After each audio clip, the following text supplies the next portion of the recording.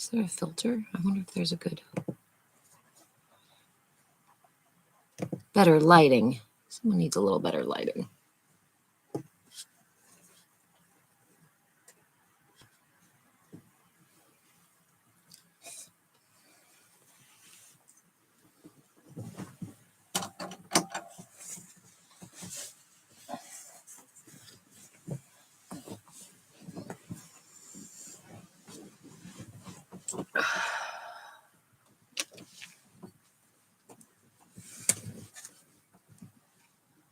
Let's see.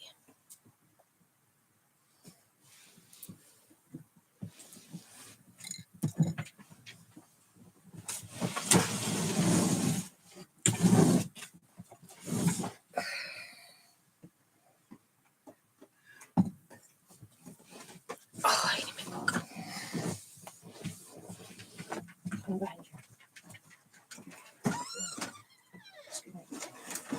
Sorry. It's okay.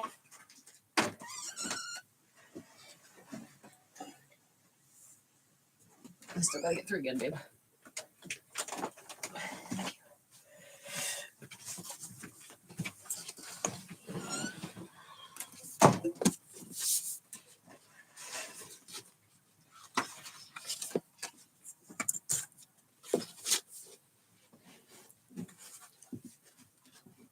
Hello. Hello, Kay.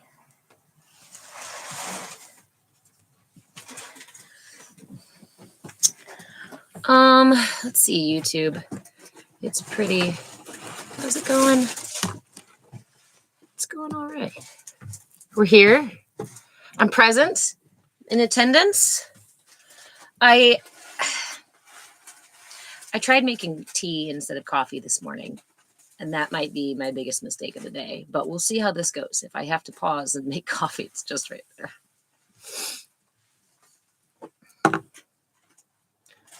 Ooh. Oops. No, Zoom.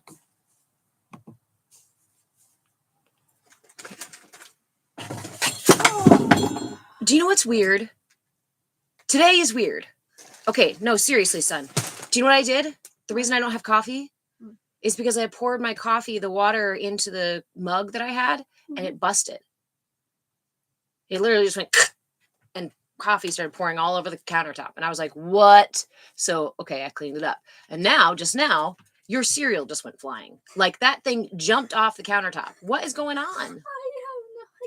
There's even cereal in my pocket. There's even cereal in your pocket. Do you have more cereal left? Yeah, luckily. Okay, good. Solar flares, you're correct, Glitterbee. Our sun has been in a solar maximum for several months. What? It's like all of 2025, I think it's been in the solar maximum.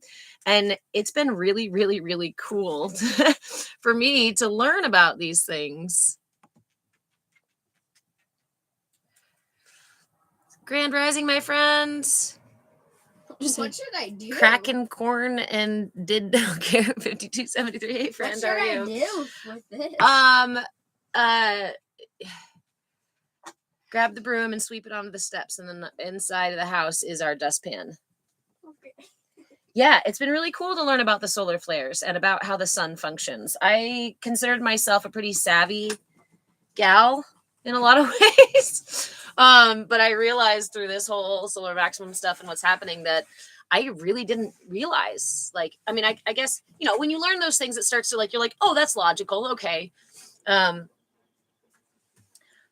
Yeah, I've talked about it on here. We can totally go down that rabbit hole if you want to talk about it. It's really, really cool about how the sun essentially during a solar maximum, there's so much activity that it kind of like, there's so much activity that it rips the like gravitational thing pull back. Kay, I'm the only person you've ever heard say Grand Rising.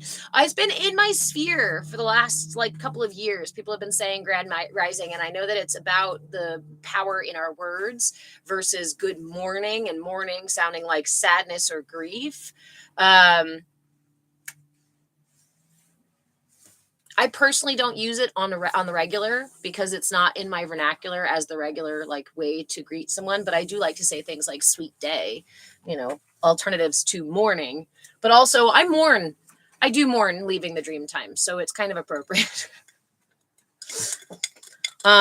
Yeah, the sun like loses its gravity and then starts to spew solar plasma radiation stuff all out into the solar system, and we all just get these like huge waves of it.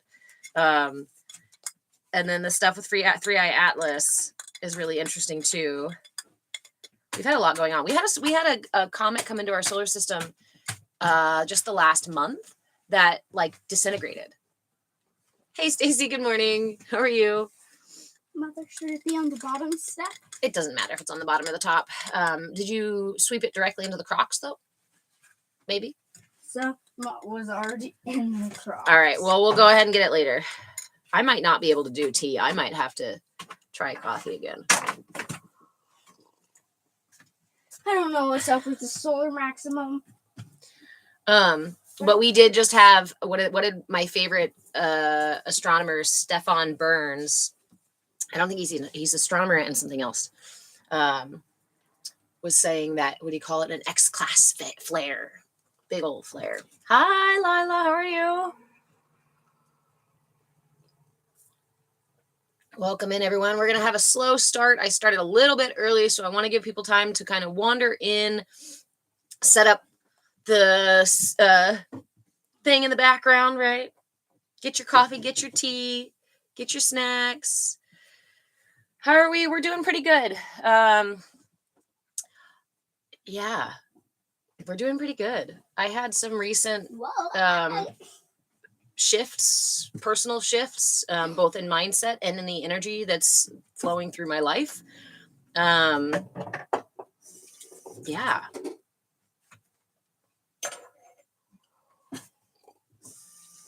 We're still not certain on our housing, though. We still don't know where we're going to live. Yeah.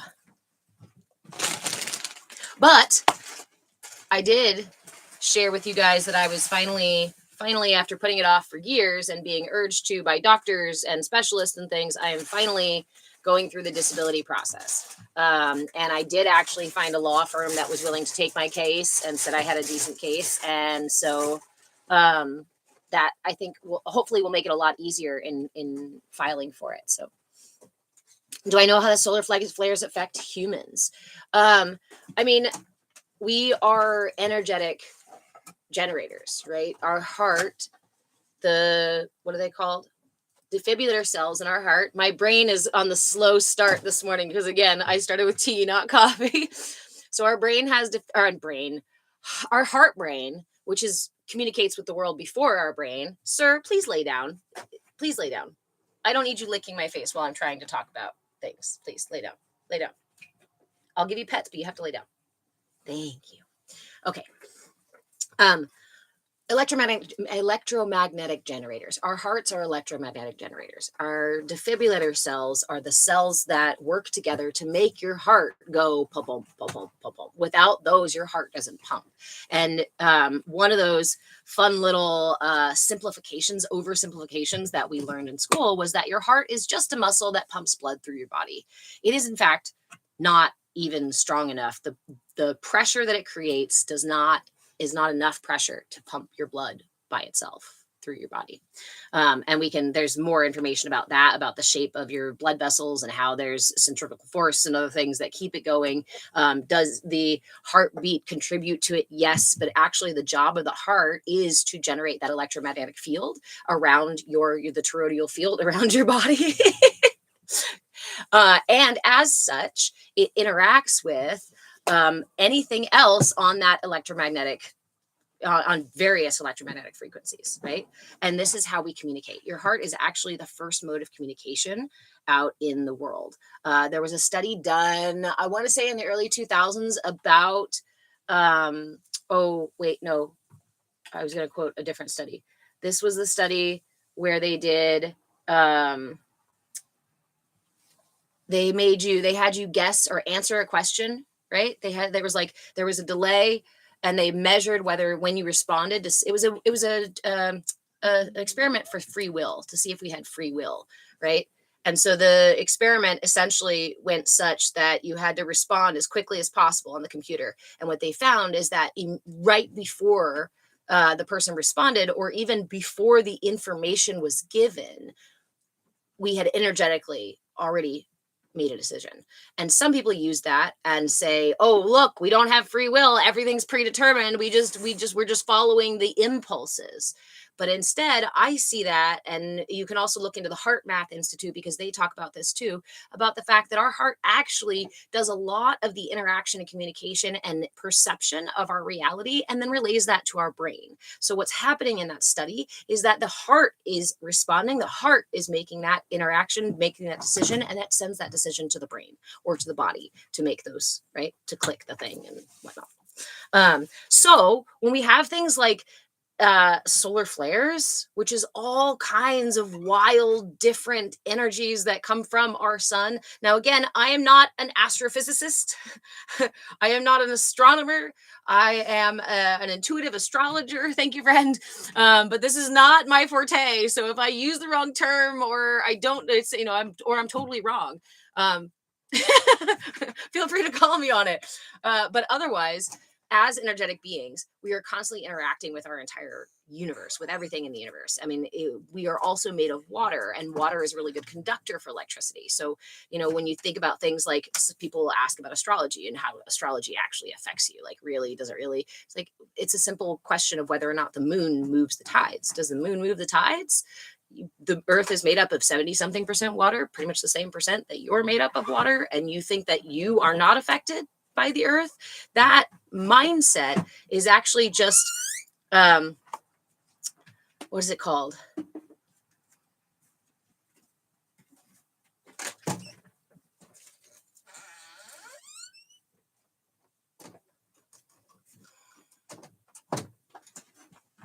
Anyway, good morning, Juliana. Good morning, friends. Good morning, Jazz. Hello, everybody. Hello. Hey, Moise. How are you? Again, we're just kind of doing a slow start, so get going. My brain has not booted up completely yet. I did not start with coffee. I did start with coffee, but my coffee mug just busted and coffee went everywhere. So we went for tea, because I like to take those moments in the universe, and I'm like, okay, maybe coffee was not the right choice today. So I'll go ahead and take that, right? Take the hint from the universe. I will try some tea, but I'm really not satisfied. I'm really not happy about it. Okay.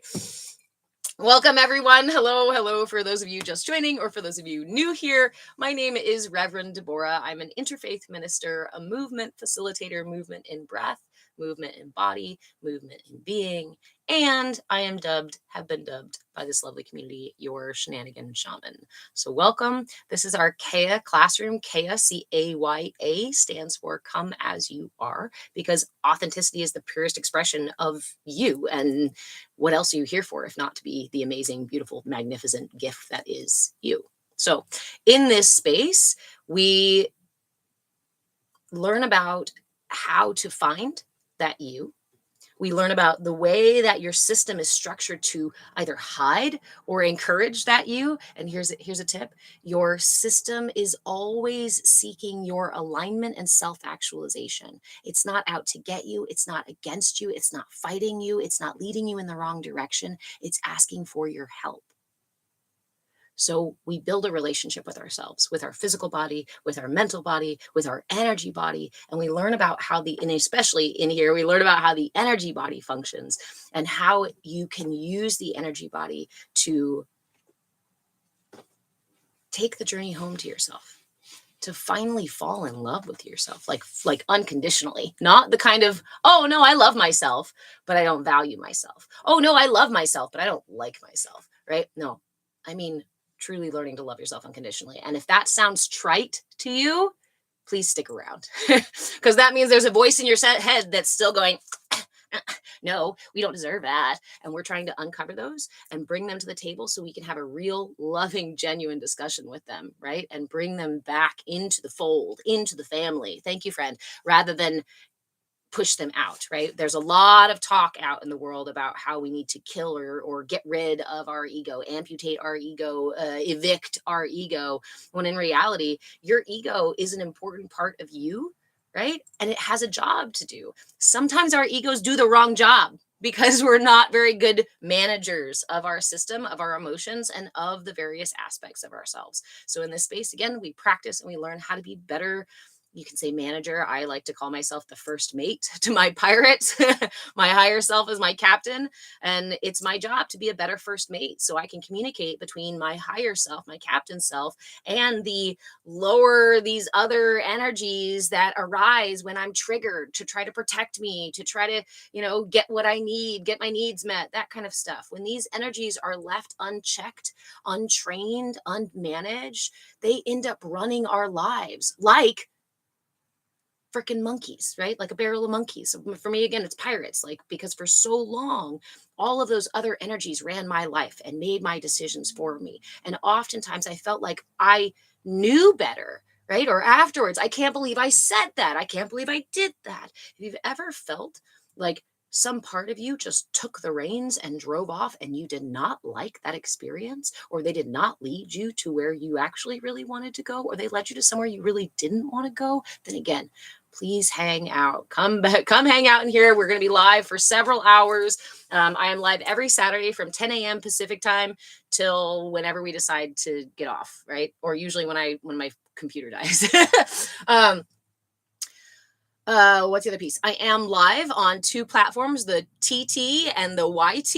I have to craft my words specially so that TikTok does not ding me and take me off the FYP for saying things like, there's other places you can find me. God forbid. Not like it's a narcissistic relationship with a social media app. Anyway, welcome everyone. I'm sorry I missed a couple of messages here while I was giving the whole rigmarole for coming on in. Let me see. Welcome everyone. Welcome, welcome.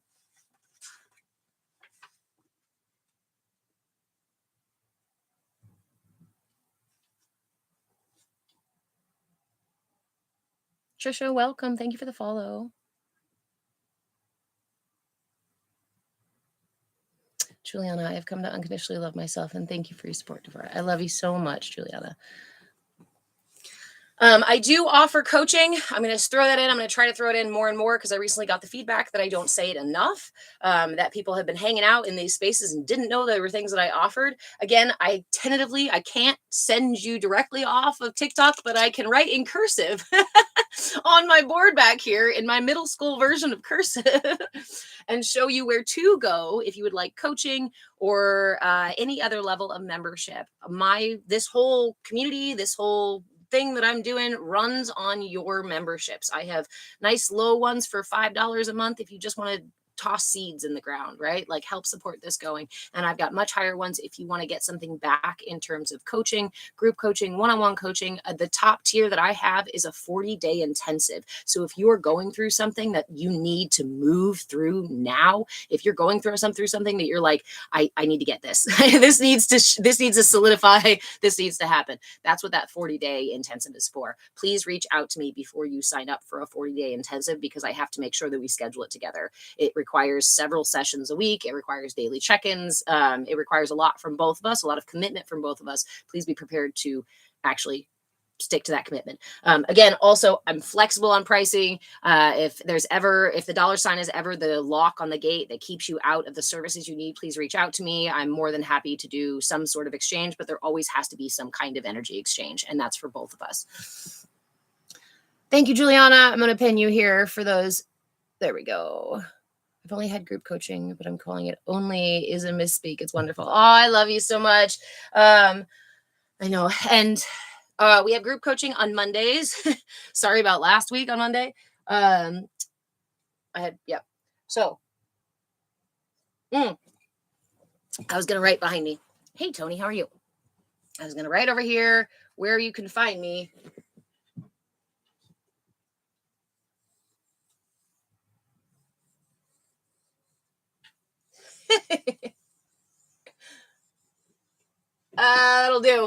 That'll do. Probably enough. Is it enough to confuse TikTok, the AI, so it doesn't know where you're going? There you go. That should do it. I am move with change anywhere and everywhere.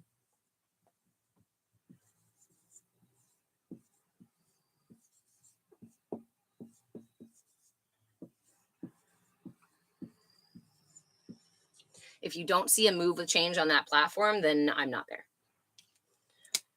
But if I'm there, that's where you'll see me.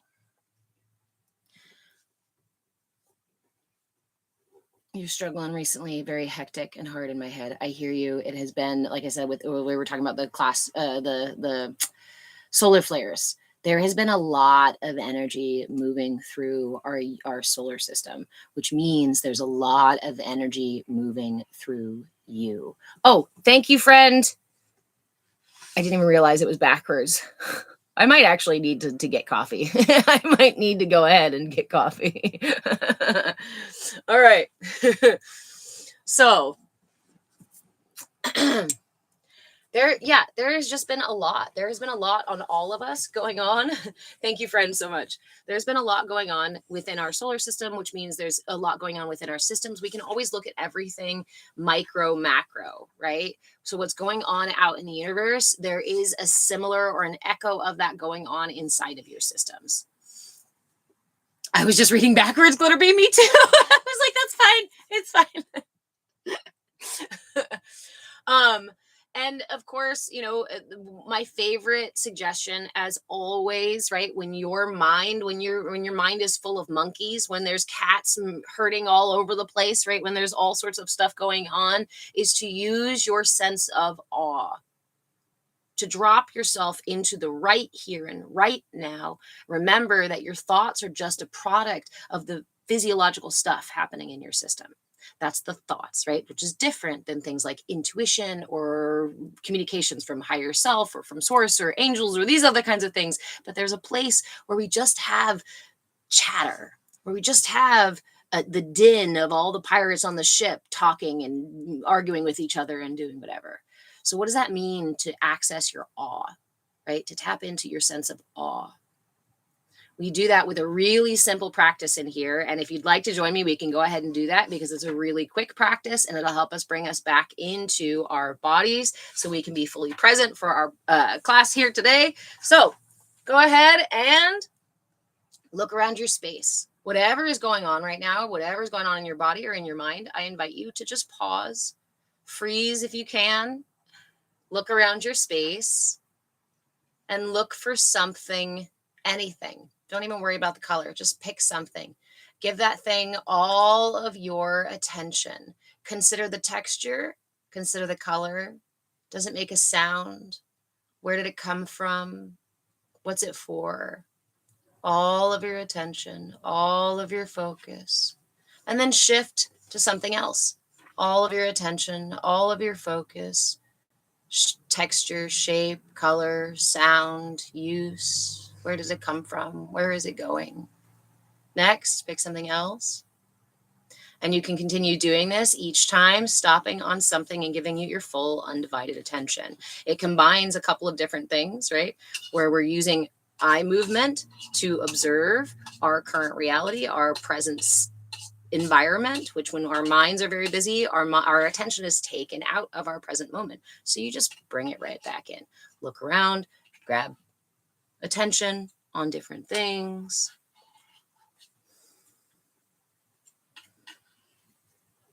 And once you've hopped attention to different places, I invite you to close your eyes and listen for the furthest away sound that you can perceive.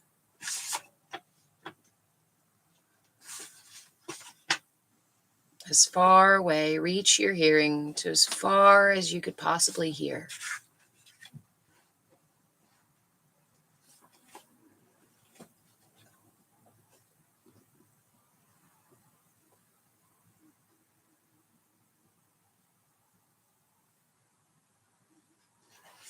And let go of that sound and bring your attention to a sound just inside of the room you're in.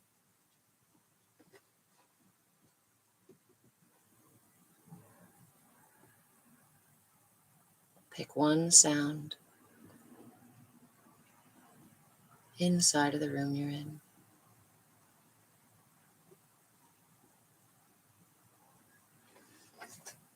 And let go of that sound and bring your attention to the sound of your breath. You can gently restrict your breathing to make an audible sound. if it helps to bring your attention to your breath.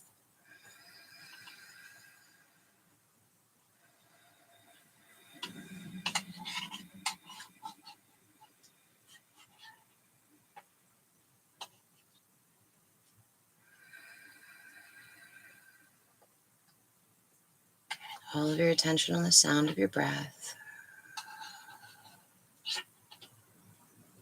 Continuing to breathe, my favorite part, shifting to the sound of your heartbeat, listening for the sound of your heartbeat.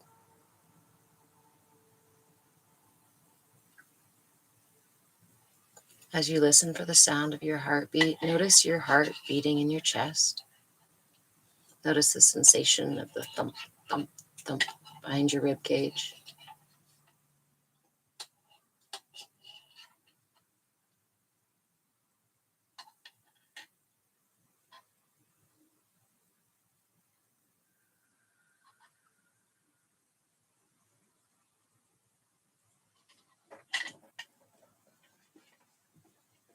Notice the way your heart rises and falls on your chest.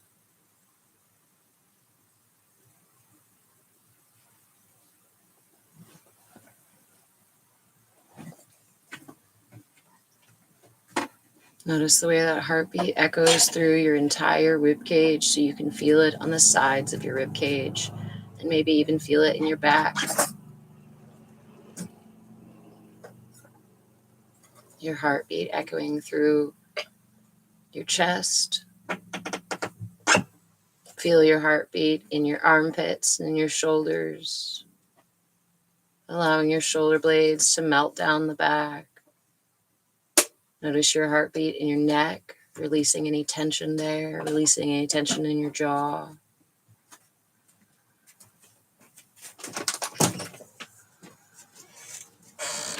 Noticing your heartbeat all the way down in your right hand. Relax your right hand. Your heartbeat in your left hand. Relax your left hand.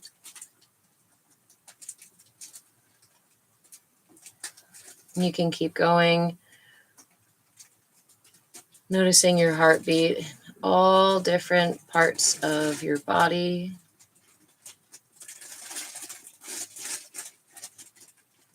As long as you need the practice to quiet the mind.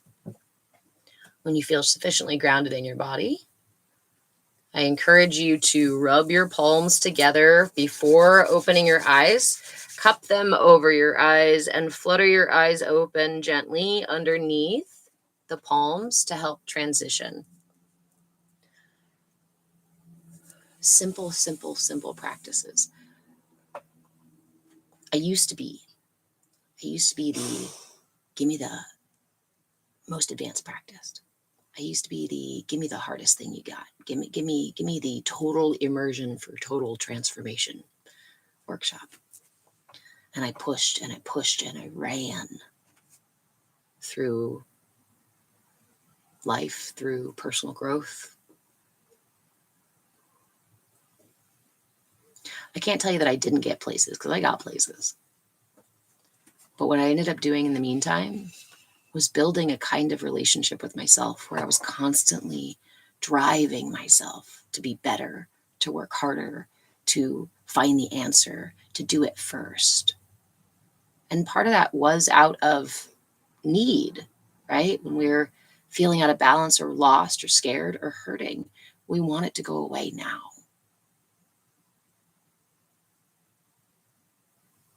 I didn't realize how detrimental it was to build that kind of relationship with myself until it almost took all of me from this earth. And it was at that point that I shifted and just focused on the simplest of practices. And for the last 4 years, that's been my focus and that's been my practice. And that's what I share and that's what I teach in here. Can we talk about more complicated stuff? Totally.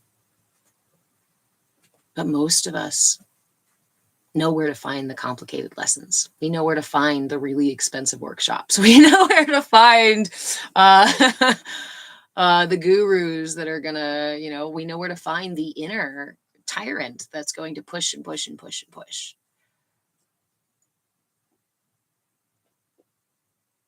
But do you also know where the mother lives inside of you that will rock and cradle you for as long as you need? Do you also know where the father that lives inside of you that will encourage you, not just push you, support you? Do you know where the inner child is? So you can tap into that joy, that curiosity, that awe, that playfulness. So instead of meeting everything with Mr. Serious,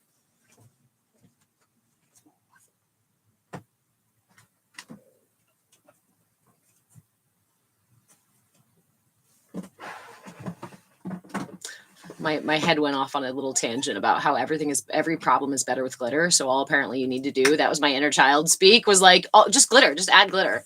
Everything is better if you just throw some glitter on it. And look, now that pile of problems is shiny and sparkly. I don't know if that's really the solution, but apparently it's one that's available. That's what I'm going to be doing from now on. So if you guys see me for a little while, this is going to be my newest practice, is to simply blow glitter on my problems. So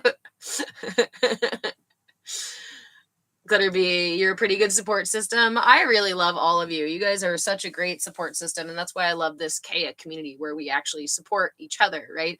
As I've shared before, I've studied this stuff. I've spent my entire life working on a lot of these pieces of this. I wrote a book about our energy systems and how they get hijacked, and I there's a lot that I do, and there's a lot that I offer. There's a lot that I love. There's a lot that I know, but ultimately I'm not here creating the CAYA community or the Move with Change business to be the expert or to be your guru, right? Or to be the one who has all your answers. As I said in the very beginning, the whole thing is us learning to come together and actually be a collective.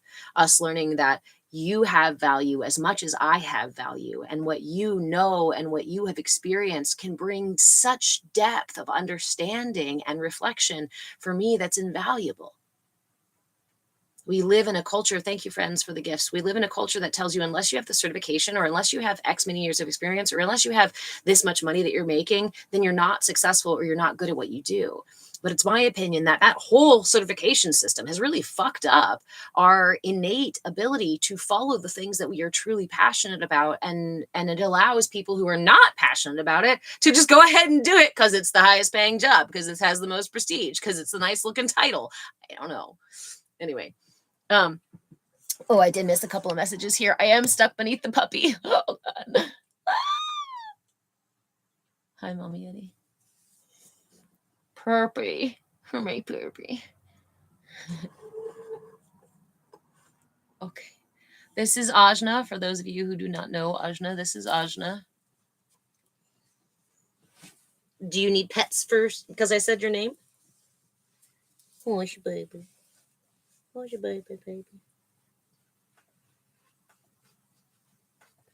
Don't let him think that he did not have pets. He had pets first thing in the morning. He weaseled in between me and my son, who had come to snuggle me as well, and he got all the pets and all the scritches. Didn't you, puppy? I love him. So, in all of that intro, thank you, friend, for the gift, and all of that hello, and all of that talking about life. We are working through our Inner Light series this year. In our Inner Light series, we go every single month through a different layer of the energy body. The purpose of this is so that we can all kind of get on the same page, or be informed or updated, right? Or whatever words, man. I have not had coffee. It's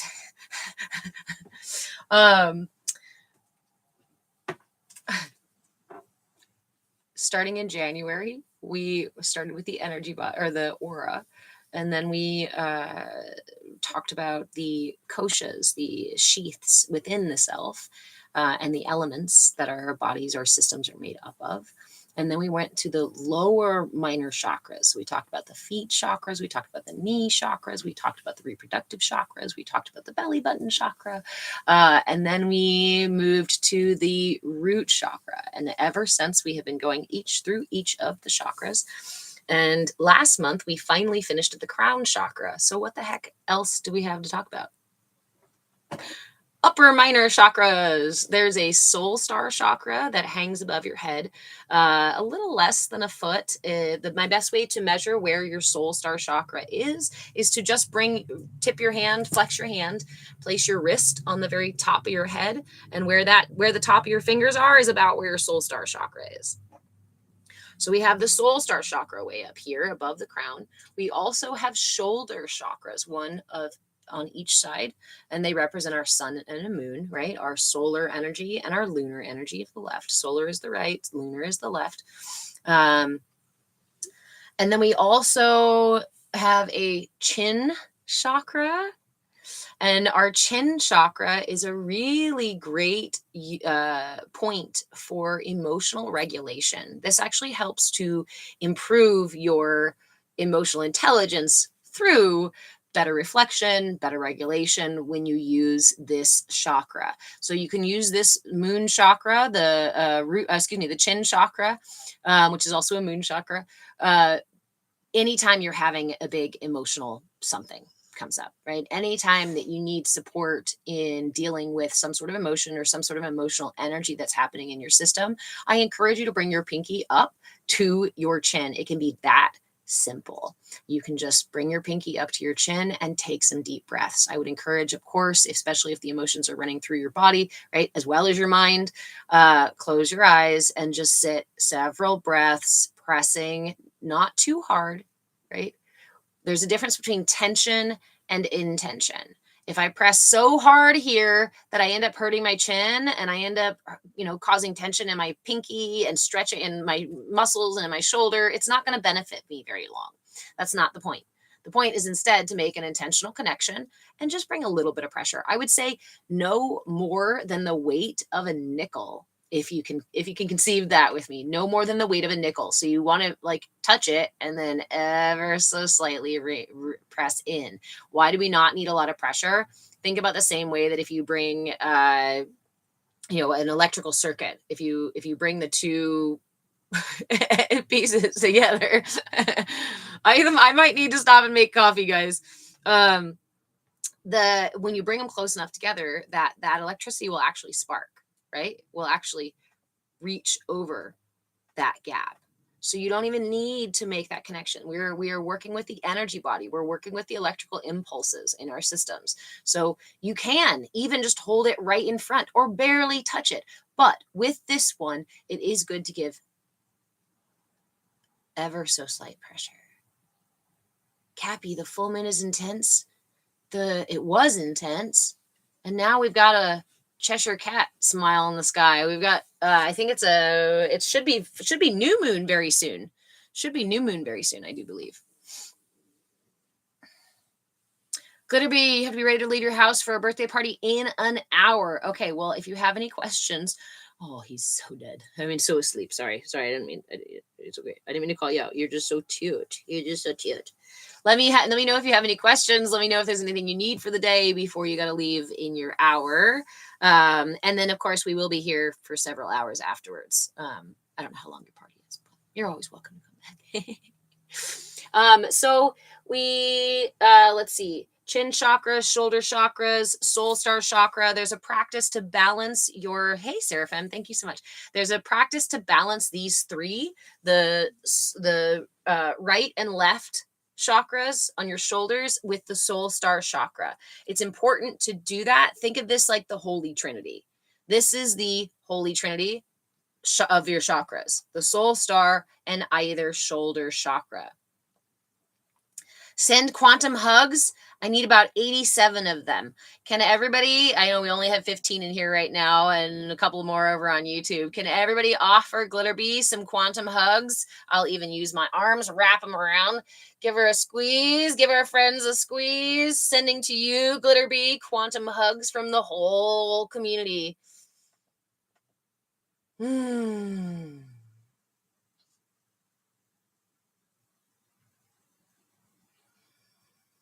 I love you, my friend. Thank you for the request. So yes, there's a practice to balance the trinity here of our chakras. And it simply looks like this practice. Pardon my drawing.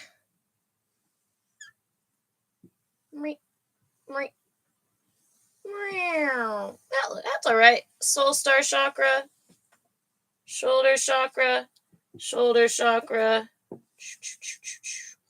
So what we do is a visualization. Oh, I'm so glad you felt it. I'm so glad you got it, my friend, through the ether. Okay, so to balance the holy trinity of our soul star and then our shoulder chakras is done by envisioning a golden light, right, of energy, a line from a shoulder to the soul star and a line from the back down to the other shoulder. Okay. Then we make this into a pyramid. So you start by envisioning from one shoulder. I usually start with my right because the right is the pranic energy. So I lift that string from my shoulder up to my soul star chakra. It connects there. And again, this is a visualization. This is an intention setting practice. You close your eyes and you just watch that light string leave the shoulder, connect to the soul star. And then it drops from the soul star down to the other shoulder. From this point, bring that string directly out in front of you, about the same length as your shoulders, the same width as your shoulders. So it would probably be about here in front of you. Imagine drawing that line out to in front of you and then back to the other shoulder. That's how we make this into a pyramid. So you did this one here, up to there, down to here, and then this comes out in front of you. And then over that way. Same thing. Go to the back side, envisioning this pyramid. Okay? Give yourself the other lines. Feel free to follow your own intuition. Feel free to follow your own pattern for how this feels most appropriate for you. But what you want to make sure that you start with the shoulder, soul star to shoulder, and then come out and make the rest of the pyramid there. Making sure you have 1 point in the front and 1 point in the back. These points in the front and back are going to correlate to your throat chakra, which is the chakra from which we create. This is our creativity. It's our truth. It's our connection to our authentic self and our ability to express and to be our authentic self and to communicate, say what we mean what we say what we mean when we say it, right? When we speak. So we want that energy of the throat chakra to be aligned with this holy trinity, right? With our divinity, with these yin and yang energy, as well as lifting us up and connecting us to the cosmos, because we are a vessel that we want this energy to be traveling nice and clean and clear through our systems. Why does that energy not get through our systems clean and clear?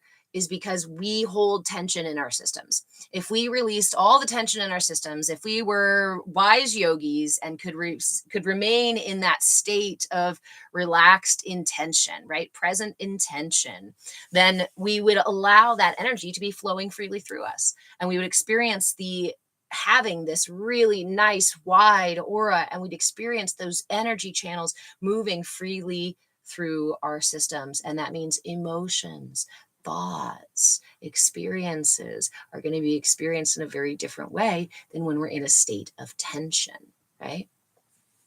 Tension restricts the flow of energy, just like water. If you've got if you kink the hose, it's going to have a harder time getting through. I want to remind everybody again, because we have this kind of idea. Thank you, friend. Thank you, Sally. We have this kind of idea in the West of that we're broken and we can't be fixed. And oh God, I'm beyond repair. You are not. If you are alive right now, if you're sitting here with me right now, your energy is both connected to source and flowing through your system. The degree of ease with which that energy moves through your system, that is up to you. And that is what we work with in this space, right? Making sure that we can release that tension, because there's a difference. We don't want no tension, no intention at all.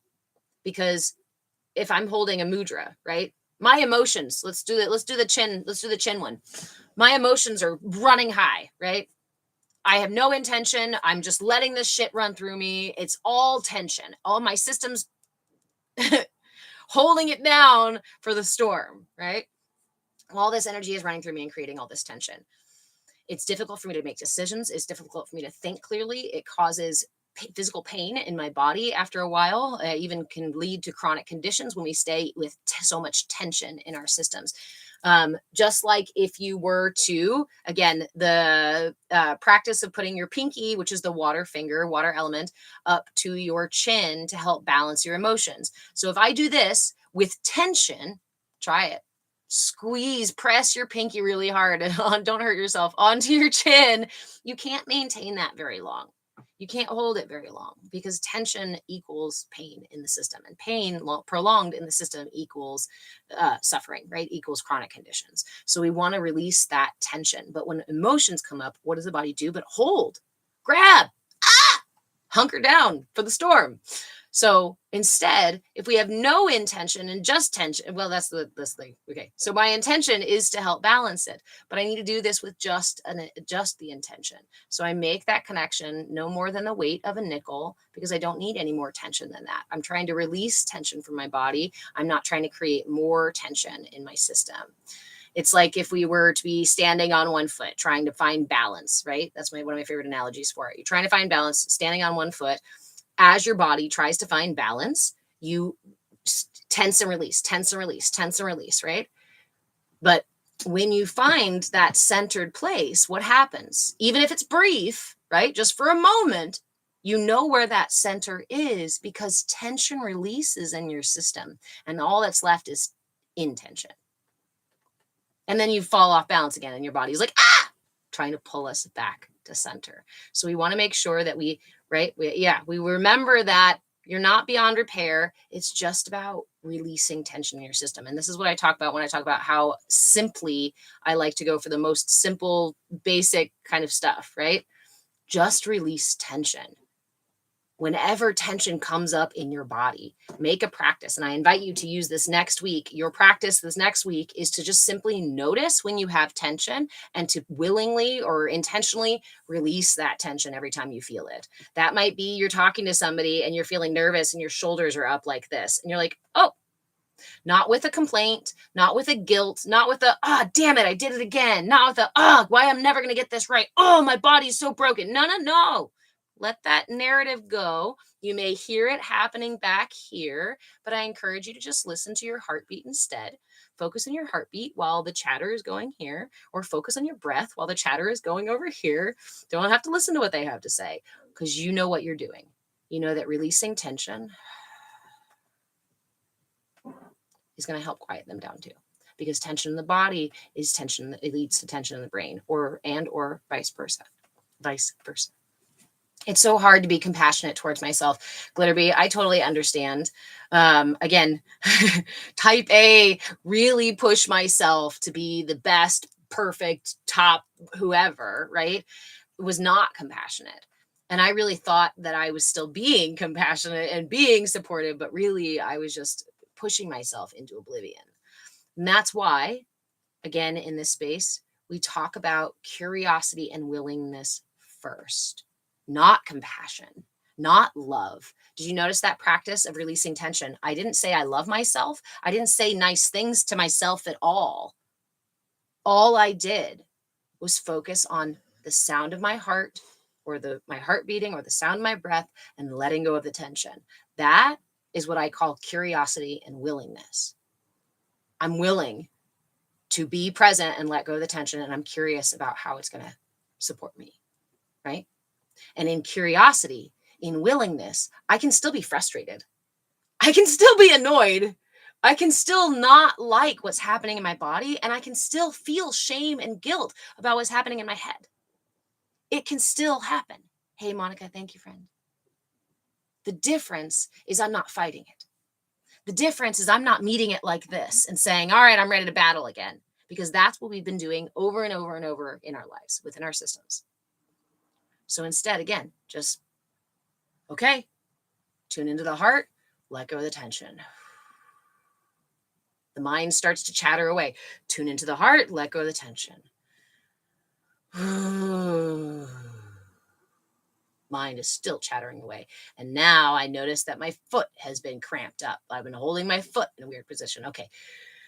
Let go of the tension. Humming helps. Breathing, heavy sighs help. These things, because we are resonance, we are frequencies, vessels for frequency. That humming, that breathing, paying attention to your heartbeat, all of this aligns you back with your center. Remember at the beginning we said, that your system is actually leading you to your healing and your self-actualization.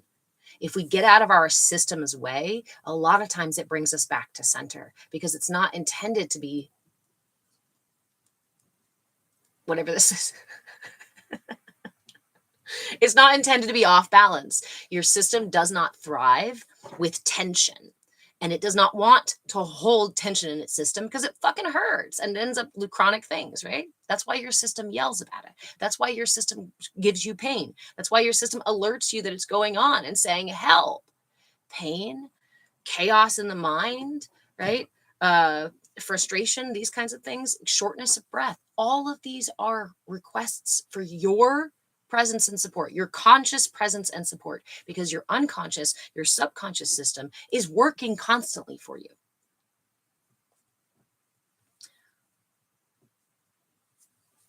Glitterby, I heard today the system wants to sign like 6 times an hour. What do you mean? Sing or sign? What do you mean? I'm curious. Sorry. I was like, huh? What? So for those of you just joining in, this is sigh. There we go. Sigh like 6 times an hour. Then sigh 6 times an hour. Then let it. Is there a reason you can't? Right? There are days, especially my son and I, right? It's just the two of us. And there's days where I'll hear him. And I'm sure there's days where I sound like that, right? But it's important for us to give ourselves that space. There's nothing wrong with a sigh. In fact, it's so important. It's so important for us to listen to the impetus, to the wisdom of our systems, because your system is trying to bring you back to center. Your system is saying, I don't like to be out of balance. I don't like to be screaming, running through life in pain and struggling and fighting my way through things. That's not peace. That's not, wait a minute. It's not what we're here for. So sigh 6 times a minute if you have to, every 10 seconds if you have to, as long as you have to. The most radical thing that I did on my path was to just listen to my system, to my breath, to my heart, to the sounds in the room around me. Presence, willingness, curiosity.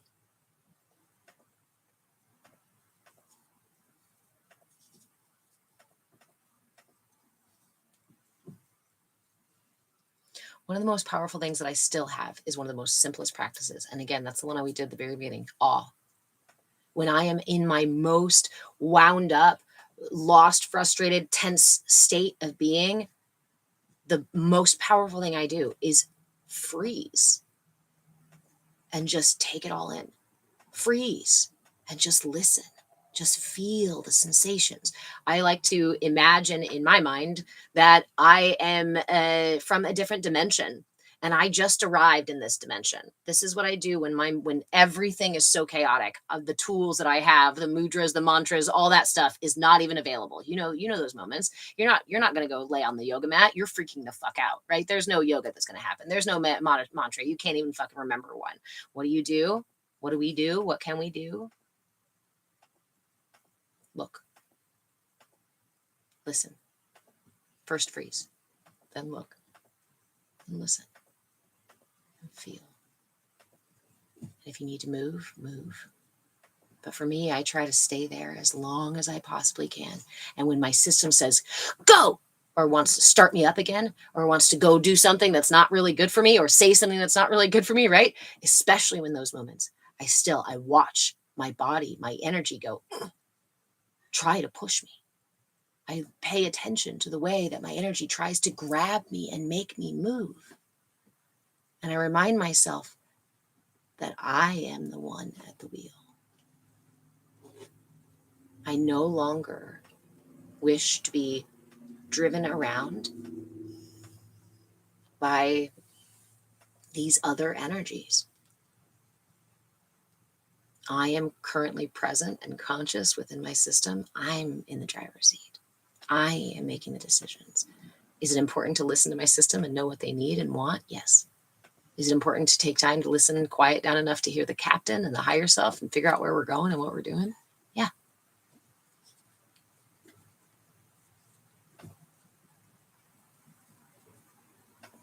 Twin mama, hey, when I'm super anxious, it comes out in light language and I let out. Nice. I let it out on my days that I remember. Nice. Beautiful. Right. And all that is the same. It's the willingness. It's the curiosity and willingness to let your system lead you back to center, lead you back to healing. And that completely changed everything about my work, about my path. It was like the light bulb finally fucking came on. And I was like, oh my gosh, I've been pushing and fighting so hard. I've been perpetuating the pain in my system. I've been perpetuating my own suffering just by the fact that I've been fighting so hard for wellness, for center, for whatever it was I was fighting for. And then I lost the ability to fight at all. I lost the spoons. I had a couple of seizures. I was pushing my body so hard, my mind so hard, and other things going on, and stress and trauma and whatever going on. I started having seizures and I lost my ability to think clearly. I lost my ability to articulate things. I lost my ability to argue or to fight with myself, with my son, with anybody. And so every single day, I just sat on my yoga mat because that was my space. I was like, you have to come every single day for 15 minutes. Every single day I sat there for 15 minutes and just listened until something came up. And for a while, what came up was anger, was rage, was wanting to beat my fists on the ground and kick my feet, was wanting to scream, was wanting to sob, was wanting to hold myself and rock myself. And then came some stretches, and then some more crying. And then came a mantra naturally up inside of my mind, up from my system, and said, let's see if we can just a little bit. When I let my system lead me, I found my way out of that tunnel that I was in, out of the darkness that I was in, so much more smoothly than I had previously done, which was when I was in a dark space. I would just run circles and screaming, trying to find my way out, like a lot of us do. I'm trapped, please. Ah! But where are we really trapped?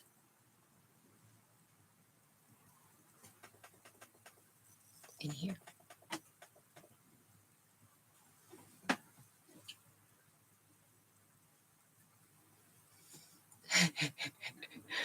He's completely asleep.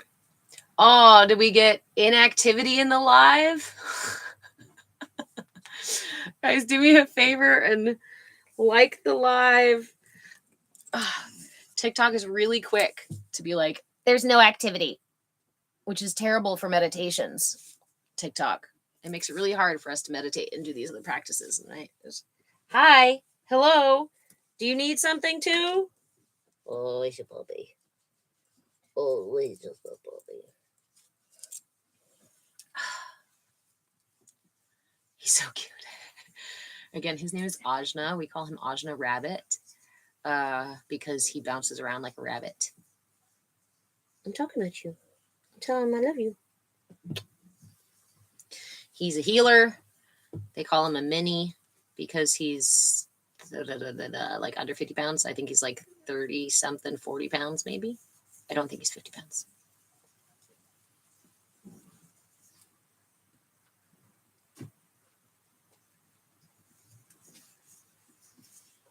Okay. Chakras. How funny, that's a mini. I know, when they told me, when they were like, oh, they're going to be mini healers. And I was like, do you mean like teacup, like little healers? Like that sounds not good. I don't want, no. And they're like, no. They're just essentially, it's the same breed. There's nothing changed or nothing mixed with them. What they do is just take the runt and breed the runt with the runt with the runt, I guess. And so they end up with these smaller, compact little guys.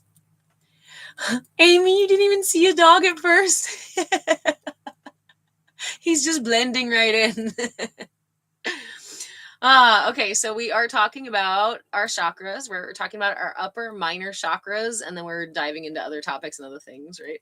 Upper minor chakras. So we just went over the shoulder chakras and the soul star chakra and how these are our holy trinity of chakras. And we want to build this really nice little pyramid with visualization. You just close your eyes and imagine the golden light, right? Or if you want to make it pink or a different color or whatever, or you want to just close your eyes and see what happens, feel free to do any of those things. Bring the string from this shoulder up to the soul star and then back down to the other shoulder. And then again, this is how I do it, but it's up to you how you want to do it. You just bring it out in front of you and then connect back to the other shoulder. You want to make sure that you have the points in the front and the back of your throat chakra, because that's going to help balance your center for creation. Remember that your throat chakra is the there's two gates there. Well, there's we can go way deep into different gates in the chakra system, but we have two gates in our 7 chakras that are really important to know. It's your sacral chakra is the first gate because it's the first place where we our energy asks the universe to participate. Our energy is, or our sacral chakra is the bread baskets. It's our umbilical cord to the universe, right? So imagine what the umbilical cord does. It satisfies your needs and takes care of everything you need without you having to really ask or do anything about it, right? And when you're in that state, you're also in the womb, so you're well held and safe and all of this stuff. So when we're out and in our own little meat bags, as soon as we need anything, the energy comes from the sacral chakra. The energy in the sacral chakra says, feed me, comfort me, rock me, care for me, love me, provide for me, see me, hold me, right? All that kind of stuff. It's a really beautiful place that we hold all of that care and compassion. And it's also where our emotions arise from, because a lot of those emotions are in relationship to the way that the universe responds to us, to our needs, to our joy, as well as to our sadness, to our hunger and our anger and grief, and as well as to our giddiness and silliness, right? And our politeness and whatnot. So what happens? That energy comes in the soul, in the sacral chakra, and then moves through the influence of the solar plexus, which is about how I act, my center for will. This is my center to get things done. What do I do? How do I behave in the world? Your heart is, how do I connect? How do I see others? How do I interact with others in the world? And then the exit of these 2 gates is your throat chakra, because from our throat chakra is where we speak our spells and our truth into reality. It's also where we speak and believe about ourselves and other people and about the world, right? So based on those earliest experiences in your sacral chakra, depending on how that energy moves through your system, is going to completely shape how the energy comes from your throat chakra. I love you too, Glitterbee. Have a wonderful time.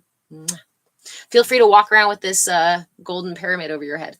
So that's why this is important, because this is a practice that not only helps balance these soul star chakras with your shoulder chakras, but it also brings energy through your throat chakra, so that what comes through you can be more aligned with your higher truth. Sorry, the camera's backwards. Higher truth, higher self, higher experience of your energy, not just from these lower places, right? Because when we get way out of balance, or we have too much tension here, or the energy isn't cultivated up here, what comes out of our mouth is super low energy, super low chakra, fear based, guilt, shame based, addiction based. That kind of stuff starts to come out of our mouths.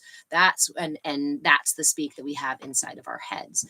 Those indicate those sorts of things coming out of us indicate imbalances inside of us, right? This is the most ridiculous that I think he's ever been during a class. He's absolutely out. I mean, he keeps like opening his eyes and going back, but he goes back to snoring. I don't know if you guys can hear him breathing heavily, but it's just got me. I'll get physical hugs and think of you while I do. Yay!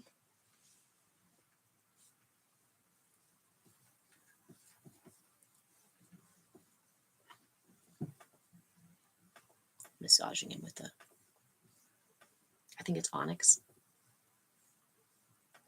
He is my soul puppy.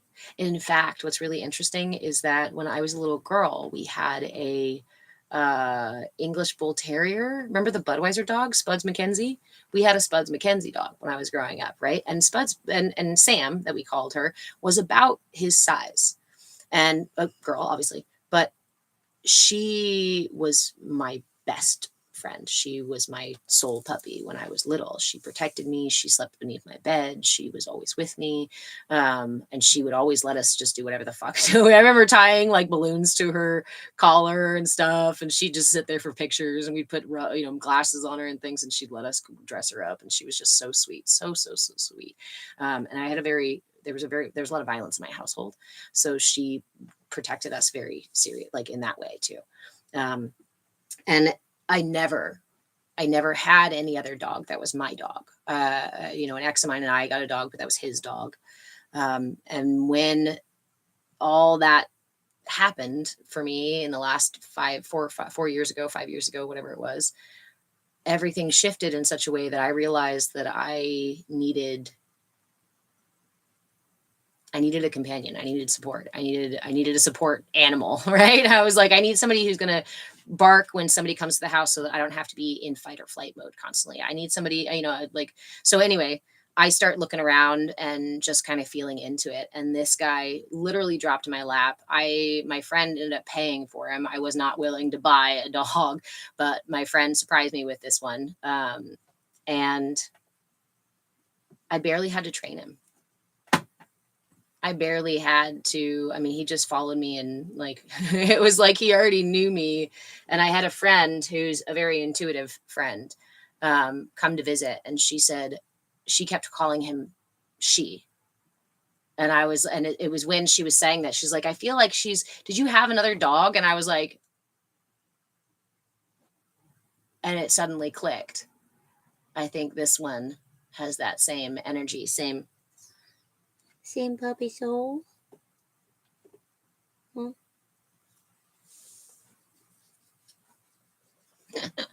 Anyway, little bit about me and my pup. So let's see.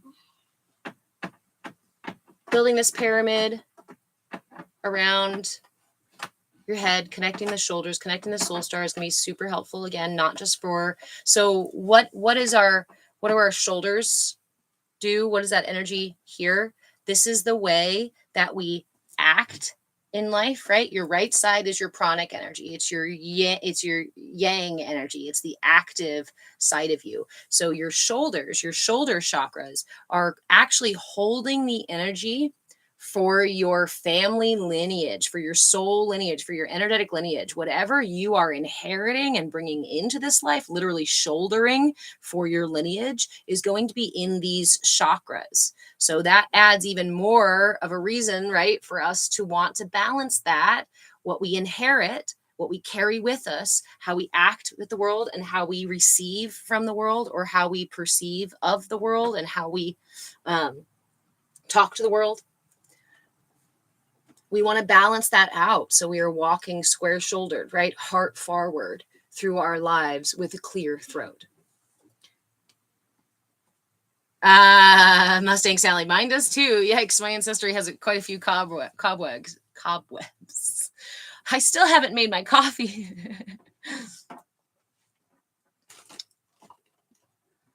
Monica, oh heck, that makes sense. Such a rounded right side, constantly pulling upward and painful. Absolutely.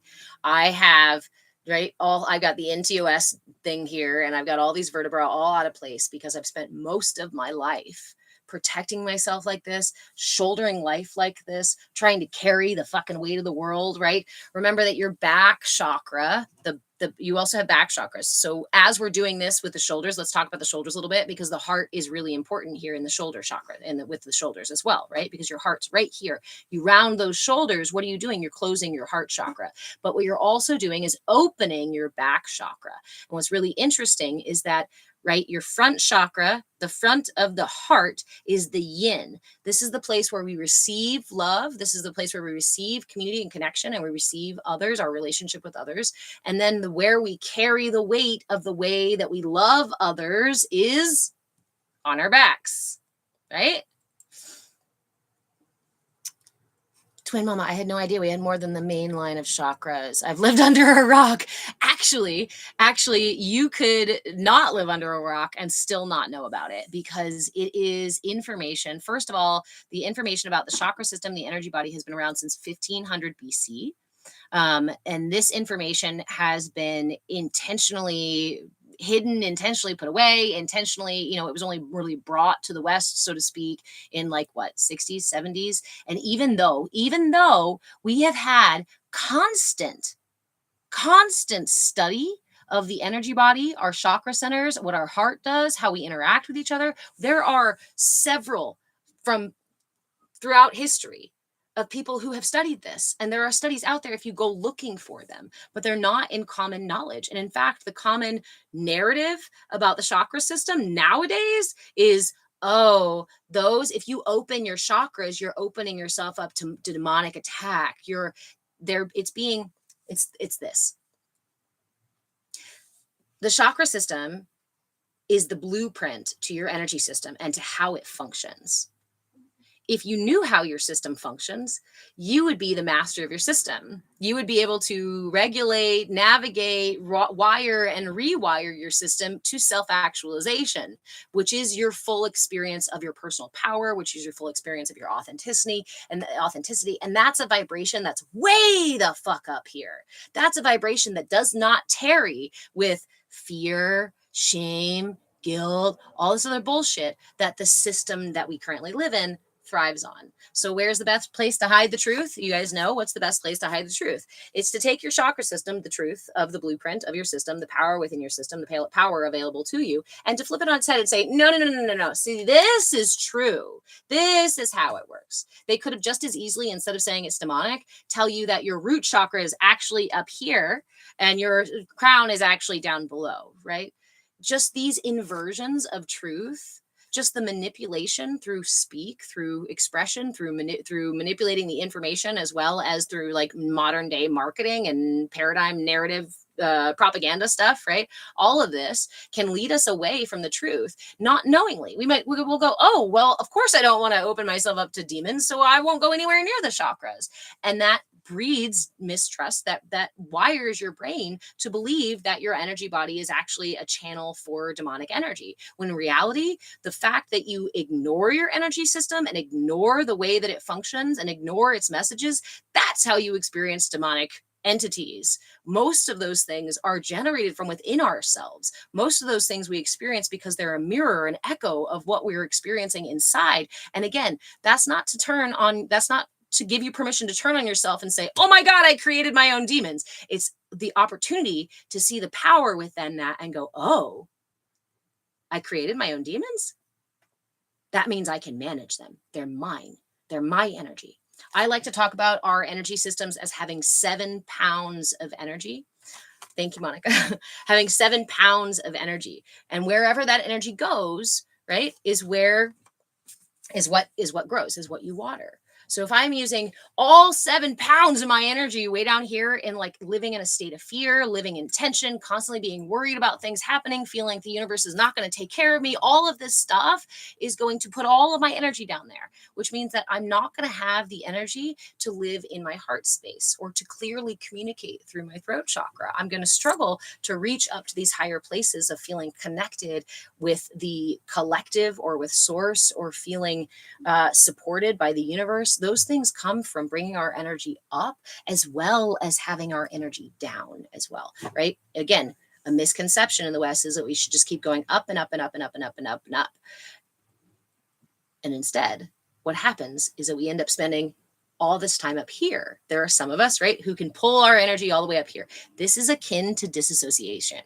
This is akin to intellectualizing things. This is akin to creating spiritual psychosis, mental illness, all that kind of stuff. Because when we have way too much energy up here and not enough down here back in our bodies, our systems still can't balance out. I actually spent, my journey started when I was a little girl, very, very young. I had some very intense spiritual experiences, out of body experiences, and energetic experiences. By the age of 7, my mother taught me, intentionally gifted me our family's lineage of energy work. After that, I went to college and I also studied the Reiki, the Usui lineage of Reiki, to understand a different perspective as well. But essentially, the chakras, the energy body, the blueprint for how our system works and how it interacts with the world that we live in is my entire life's work. This is the thing that this is my obsession. This is my lifelong obsession, because I wanted to understand why we feel broken, why we feel lost, why we give ourselves permission to do awful, terrible, disgusting, horrible things to each other and to ourselves. And if the narrative that God is omnipotent and all loving and whatnot, how can these things exist in that way? And how can it be okay for that same God that we say is loving and kind and everything to also then punish us for simply being? All of it was really confusing and frustrating for me as a child. So I went and spent my life studying it. So the information that I have is from me digging and digging deeply in some cases. So again, that's all to say, it's okay. Like, this is not living under a rock that you don't know this. This is stuff that I took the chakra information, right, and compared it to the child development stages.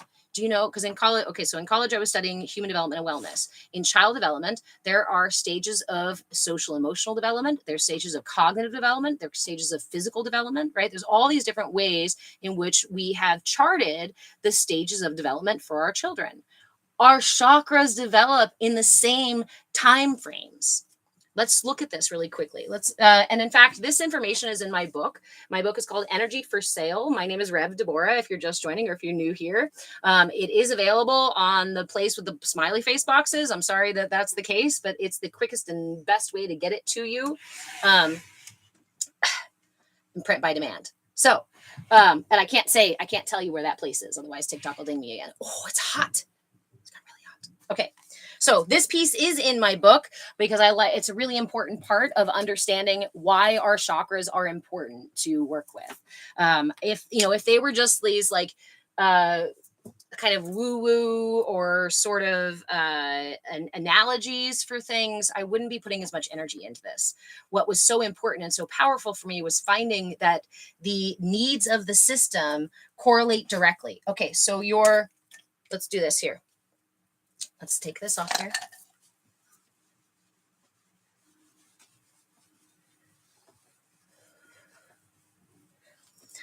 Okay, so Erik Erikson's stages of social emotional development, or let's start with physical development. Physical development. When you're an infant, your body is just right, fresh, new. You're learning how to do what?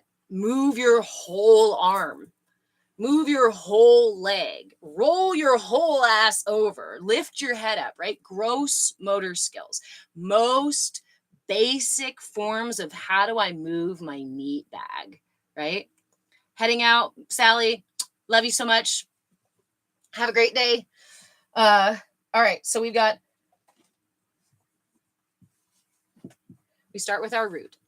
The root is developing, or let me say it this way, because developing isn't the proper term, because you have an open flowing system when you're born. What we're doing is conditioning the chakras through our development.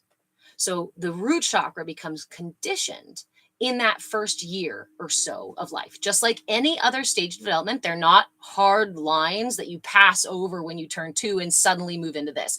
Every body, every person, every system develops at its own pace. All right. So, we say to about a year for the root chakra. So that first year, you are learning the most basic stuff about your body, right? You're doing the most basic movements, gross motor, we call them.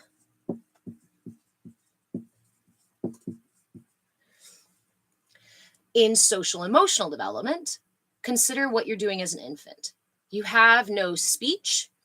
You have no object permanence, which means you don't know that when a person leaves the room, they're still outside of the room. You don't have the ability to go and get what you need, right? You don't have, so what does the infant have? What's the only tool the infant has to communicate, right? It's just to cry.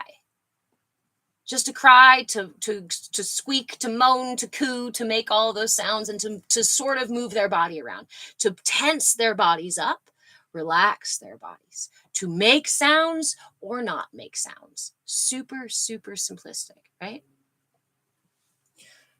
The root chakra says, I am. I exist. I'm in a body. I'm manifested in this lifetime. And as long as I am undisrupted, I can rest here in my root chakra.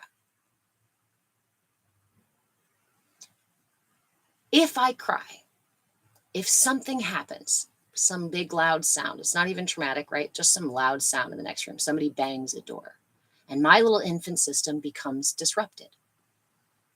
What happens? I cry, right?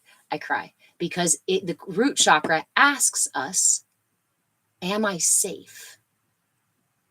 In social emotional development, this is the we are trying to satisfy trust versus mistrust. Oh, it's okay. It's okay.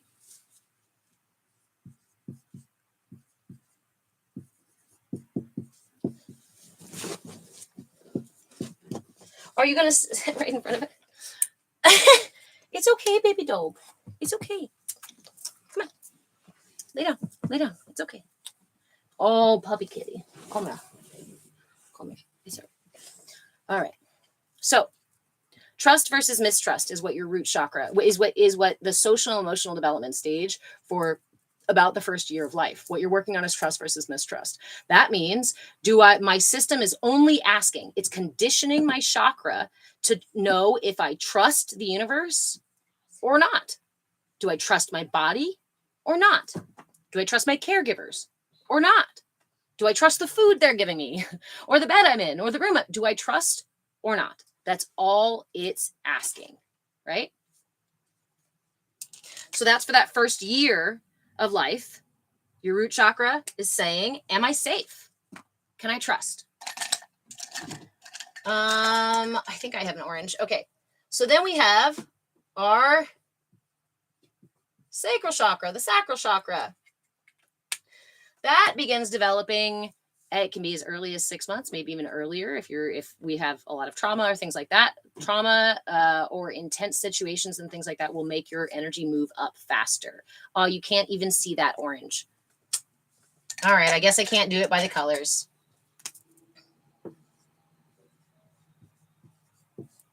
So if I'm in the root, I'm safe, I'm just hanging out in my squishy baby body, we're all good, right?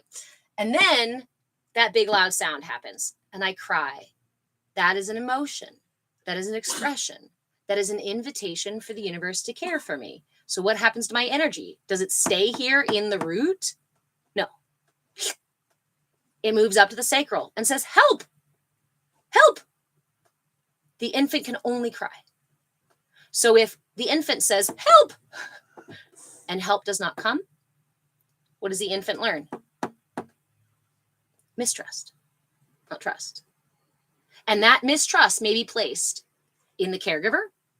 It may be placed on the self. It may be placed somewhere else, depending on the situation, right? So this conditions your root chakra to resonate at the frequency of either trust or mistrust. These frequencies can be measured. We have the scientific ability to measure the frequency of trust versus mistrust as we are experiencing it in our bodies. I have a book that shows that thing, and I should probably go get it. But so I move it to the sacral. The sacral says, I feel. The sacral asks, am I cared for? Will my needs be met? Social emotional development stage. This is autonomy versus shame. Social emotional development. Again, this is in my book. If you're taking notes right now, or you're like, oh, this is so cool, I want to look back at and like self-reflect on it. Remember, it is in my book. My book is called Energy for Sale, the Energetic Blueprint for Consumer Conditioning. If you guys would do me a favor and just like or comment or something in the live so that TikTok does not ding us. Okay. I was looking for it though.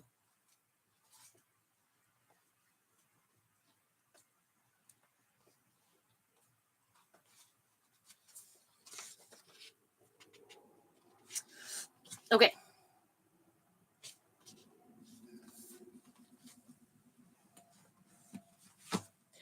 So your sacral develops around about it can be as early as about 6 months or so to about the age of 2 or maybe 3 or so. Monica, the tools and knowledge you have shared have helped me learn myself and changed. I love you so much. I'm so glad. That's why I'm here. That's why I'm doing the lives. That's why I offer the information, some of this information for free. Again, if you want to do one-on-one coaching with me, or you want to join us in group coaching, or you just want to support the work that I'm doing, offering free classes and whatnot, please go to this TikTok shop here. I move with change there, and grab yourself a membership. My everything runs on you, all of your memberships. So I'm deeply grateful. Thank you so much for supporting this work and for believing in me. That was okay. So in our root, trust versus mistrust, I feel safe. I'm all good. And then when I'm not feeling good, I go and I feel something. Something happens in my system, right? An experience occurs in my system. So my energy moves to the sacral chakra. Now the sacral chakra essentially asks, is the universe going to help me, right? And am I shamed? For example, let's use the examples of real life stuff. A baby that cries that's ignored. If we believe that a baby crying you're going to spoil the baby for responding to its cries, you're more likely to end up cultivating mistrust in that baby's energy system, and potentially even shame or guilt about having needs at all. So then we move up to our solar plexus. And this is where things get fun. Because by the age of 2 or 3, I can move my body pretty good. I can use my arms. I can use my voice. I'm starting to be able to articulate words and communicate with you exactly how I feel and exactly what I need. I have a whole lot more power here by the time I reach my solar plexus. And again, it can start developing about the age of 2 or 3. A lot of times in the West, when we say the terrible twos, we are literally referring to our children's energy trying to meet their needs. They're reaching from their root that says, I'm either right, I'm safe, or I'm not, or I don't trust the situation, or I do trust the situation. I feel something up here in my sacral, and I'm going to have some emotions about it, and I'm going to share those emotions, and I'm going to invite connection, I'm going to invite support, I'm going to ask for care.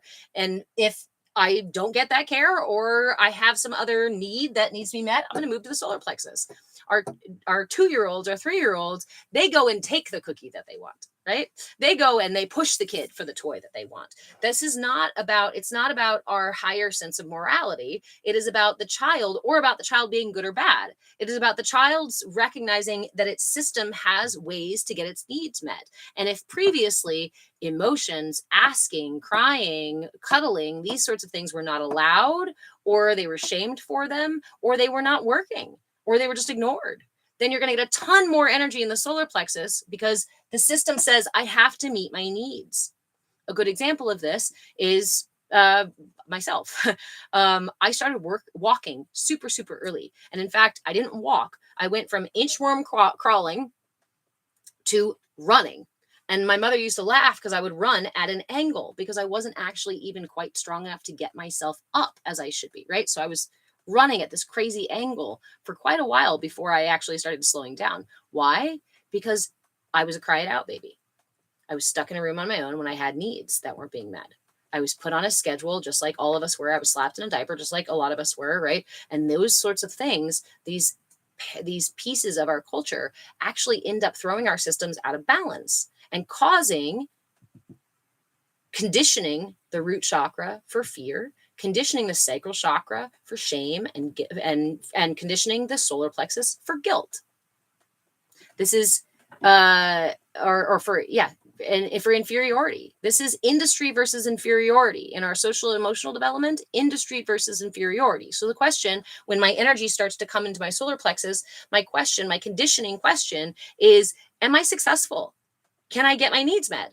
Am I allowed to run? Am I allowed to jump? Am I allowed to be loud? Am I allowed to be silly? Am I allowed to,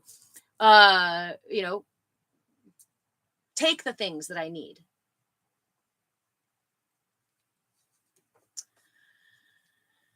Marianne, what's Marianne? Hi, friend. Tantra Talk. We are actually talking about the energy body, and Tantra is important. The energy body is very important, and the energy system is very important to Tantra, but this is not specifically Tantra. Tantra is this we're talking about our energy systems and the development, the conditioning of our energy systems as we evolve, as we grow up. As we grow up, our chakras are conditioning themselves through those first 25 years of life. And they correlate directly. This is what I got to learn in college by diving deep in here, right? Is that they correlate directly to social emotional development stages, to physical development stages, to cognitive development stages. And I do talk about that a bit in my book called Energy for Sale, The Energetic Blueprint for Consumer Conditioning. It is available on the place with a smile on the box, or you can go to my TikTok shop here and find a link for it there. You can also just message me if you ever want a link to anything, whether it be this shop, whether it be my book, whether it be our Discord space, whether it just be asking questions or things like that. Thank you, friend. Feel free to message me. I do try to get to all the messages after the lives. Okay, so you're starting to get the idea here, right? How we go through these stages, trust versus mistrust. Then the heart chakra is belonging versus isolation.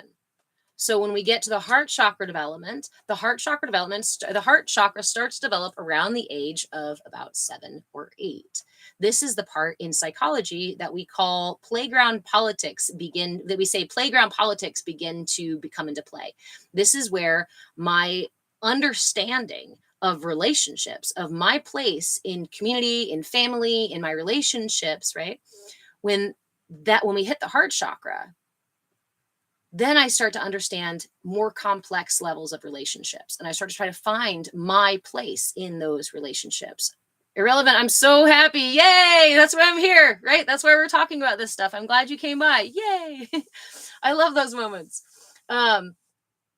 So previously, my understanding of relationships as an infant is extremely egocentric.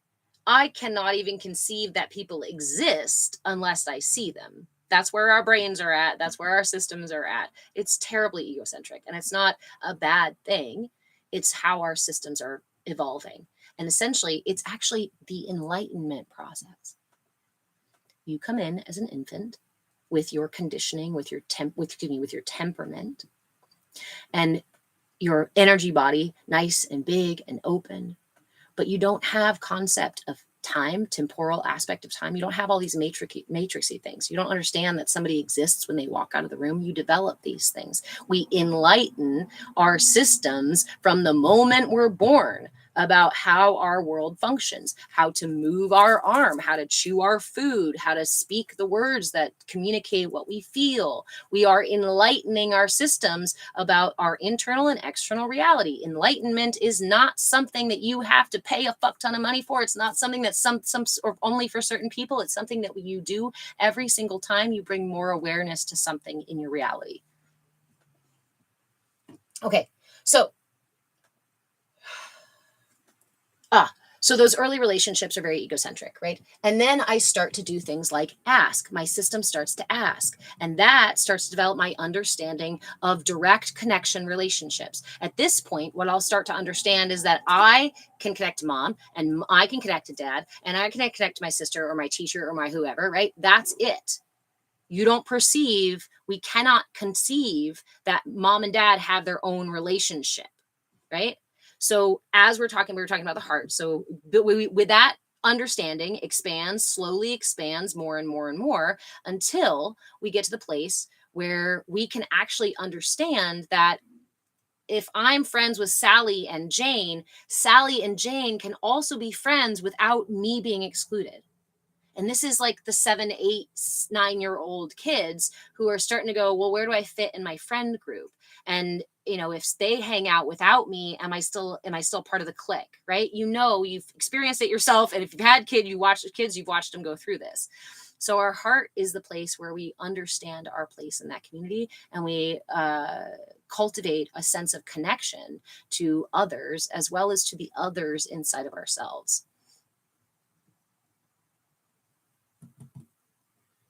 And of course, that's what your heart is for, right? That's what your heart is about.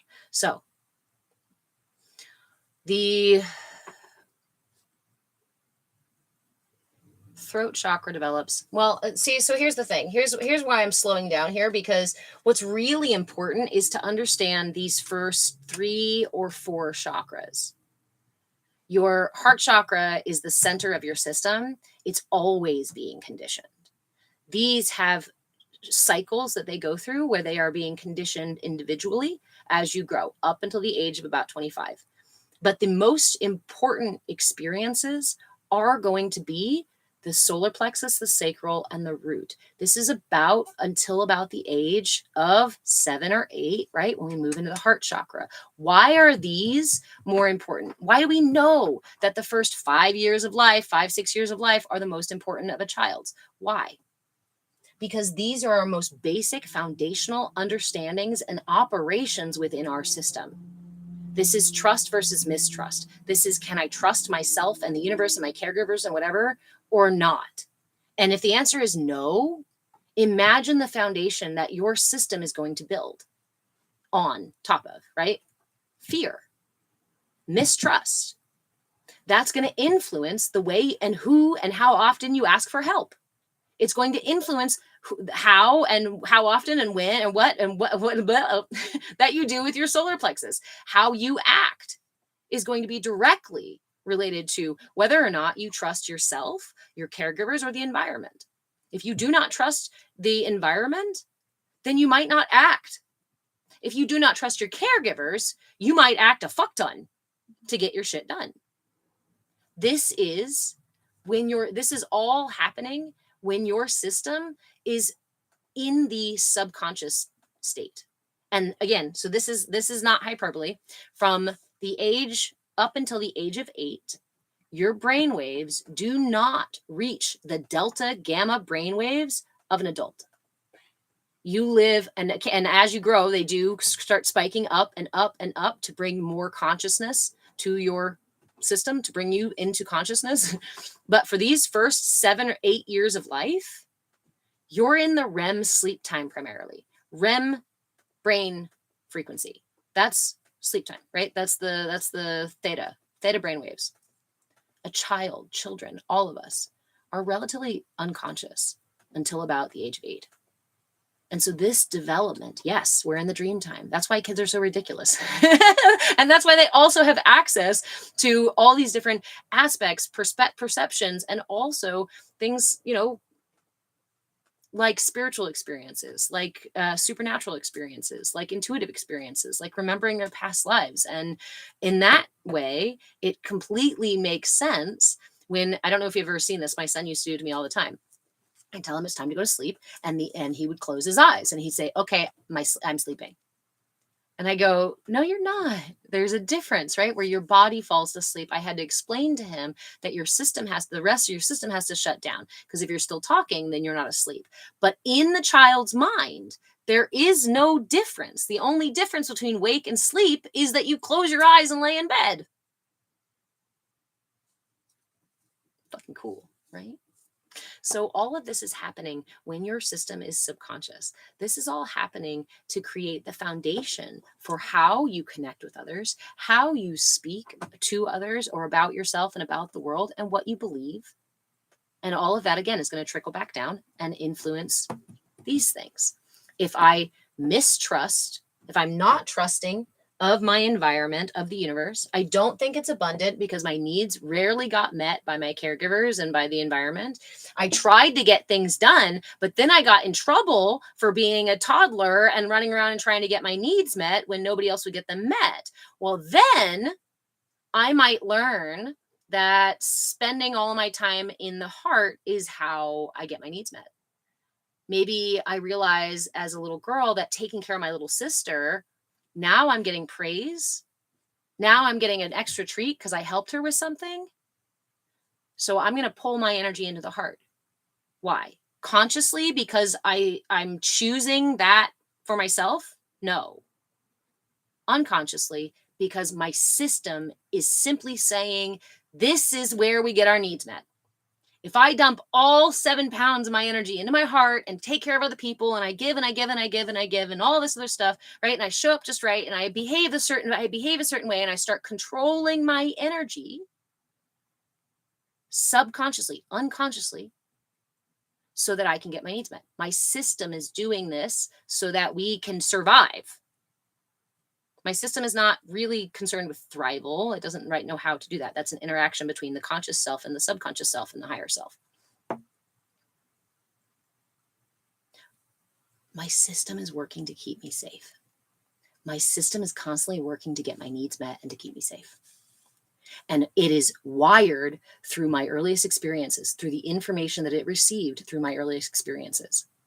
This is why it's important to do the self-work, because if you had trauma, or if you didn't get those needs met, or if your energy was thwarted in any way, which most of us are, because culturally that's how we take care of our children. That's how we raise or discipline our children, through cultural narratives, through information that actually puts us out of balance.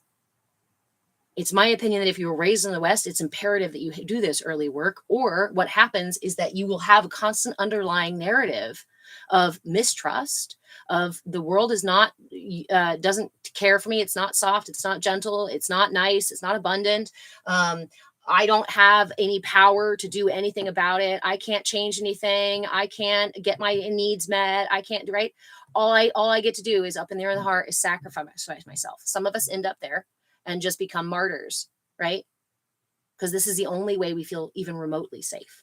But the reality is that even when we're doing that, your system will remain out of balance, right? So this will constantly keep coming up, because as we said before, your system is actually bringing you back into balance. It wants to be balanced, because tension in the system is not, we can't function that way for very long. Mistrust is tension in your system. There is no tension in your system when your energy is evenly moving through all of these chakras. As soon as we start to pull extra energy from one chakra and put it into another one, for example, maybe as I was growing, my needs did not get met. I was in an unsafe environment and there was nobody there to care for me.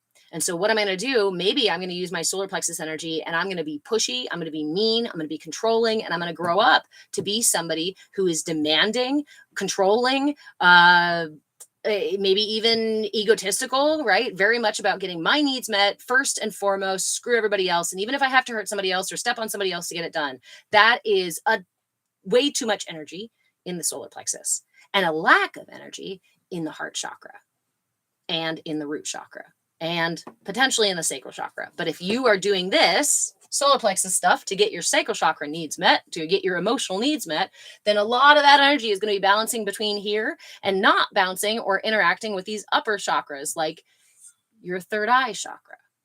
Think of the person who's really pushy, really demanding, but also really narrow-minded and really just refuses to think outside the box at all and just demands that their truth is the only truth and it's my way or the highway. And if you don't like it, you can get out of here.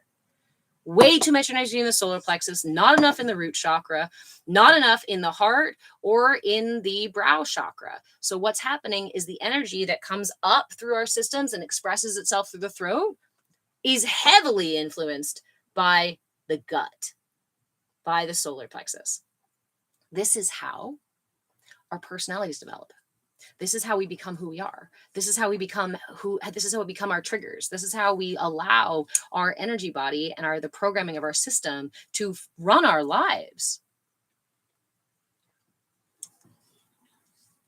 So, thank you all. Thank you for the follows. Thank you for the gifts. Let me know if you have any questions about this stuff. We were just talking about the development stages, and we're just talking about why it's important to understand your chakra system and what's the function of it. Is it just energy centers that exist inside my body? No. This is a constant interaction with the internal and external world, and it's an information relay system, right?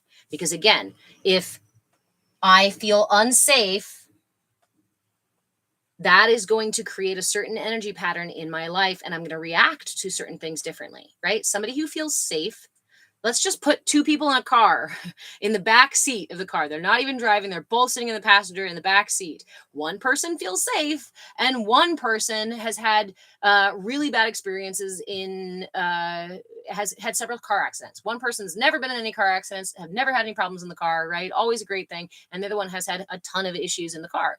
What are you going to do? The person who's never had any bad experiences is going to be relaxed, right? They might even be talking, laughing, snacking, enjoying the thing, having a great time, being centered, being present. The person who has had a bunch of bad experiences is going to be physically tensing their body, physically holding in the fear, holding their system in a state of fear. Fear is a really dense energy. That's why your system goes, becomes more dense with that frequency. Again, think of it like a wavelength frequency.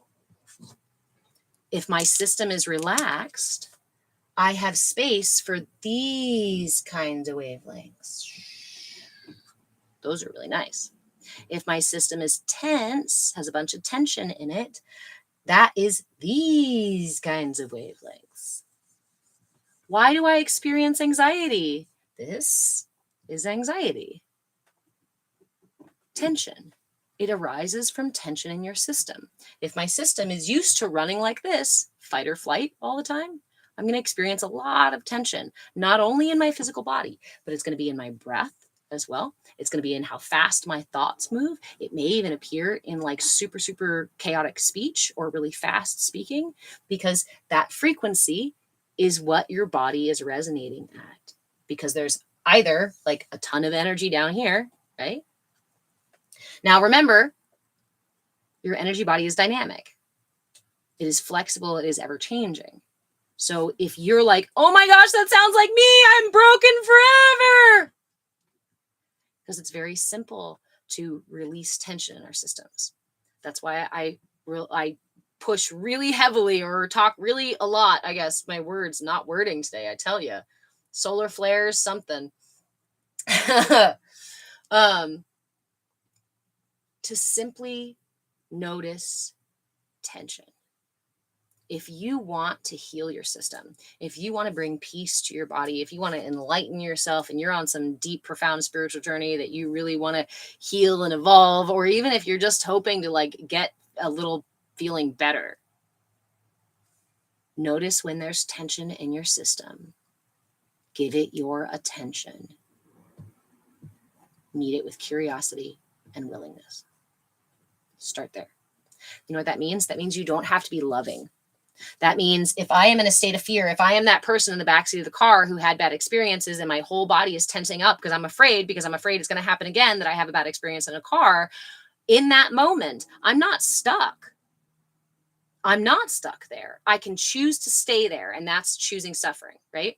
Or if I subconsciously or unconsciously choose to stay there because I have no idea what else to do, or I forget all of my really powerful tools. Maybe I have breath work, maybe I have mantras, maybe I have a mudra that's supposed to help with anxiety, right? But in that moment where I'm so freaked out and this energy is running through me, what do I do? Notice it, see it, give it your attention. I like to put my hands on my body wherever I'm feeling it. Is my heart racing?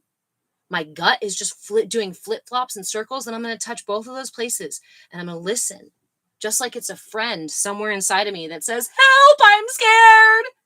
Because if my friend was sitting beside me, if I was the other person and the friend was sitting beside me saying, help, I'm scared, would I meet them with shame, guilt, condemnation? Would I meet them with judgment? Or would I meet them with, oh my gosh, I'm so sorry. Do you need a hug? What would you do if you were that person who was completely relaxed, had this nice calm wavelength running through you, and the friend next to you is this one? Would you talk to them like you talk to your own anxiety?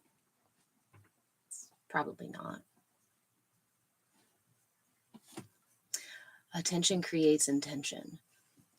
Our attention can create our intentions. I often use the analogy, I think you've heard it, Twin Mama, right? Where our intention is the guiding light. It's our star that we put out in front of us.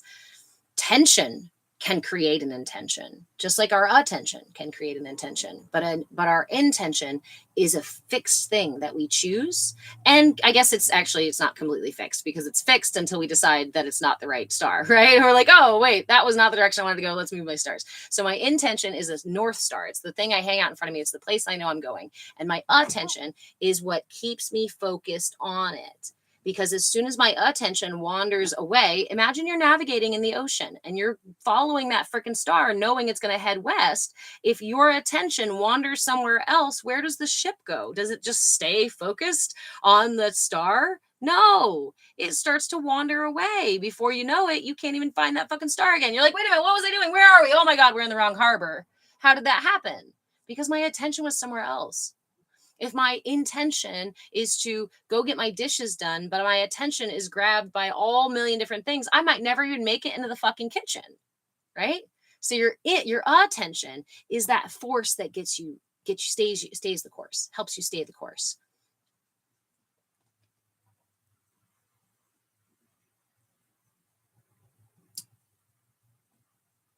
Right. Rachian. I don't know what that is, my friend. Thank you for that term. I'll look it up. I always love to learn new things. REICHIAN.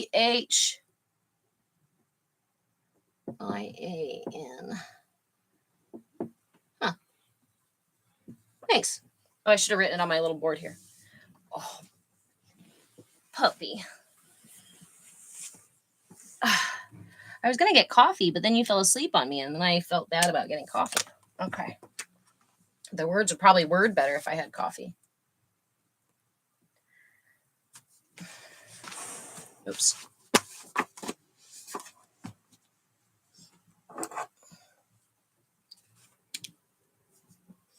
So, the most important practice, the most foundational practice that you have is just your awareness, is using your attention and the intention of letting go of tension. How do we let go of tension? By meeting it with curiosity and willingness, because curiosity and willingness are open hands. Curiosity and willingness are not anger. They're not frustration. You're not trying to battle anybody with curiosity and willingness, right?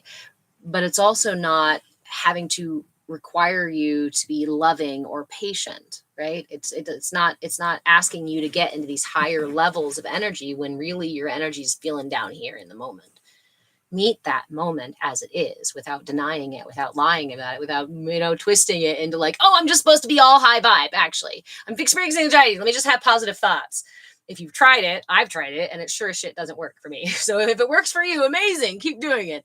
But for me, It wasn't about forcing myself into a different wavelength. That's like forcing a guitar string to play a different note without tuning it, right? That's just demanding the guitar string that's tuned like this makes a different sound. You're not going to get that. That's not going to happen. You have to tune the guitar. And a lot of times when we tune the guitar, what do? We actually loosen the string before we bring the tension back in to find the right tuning.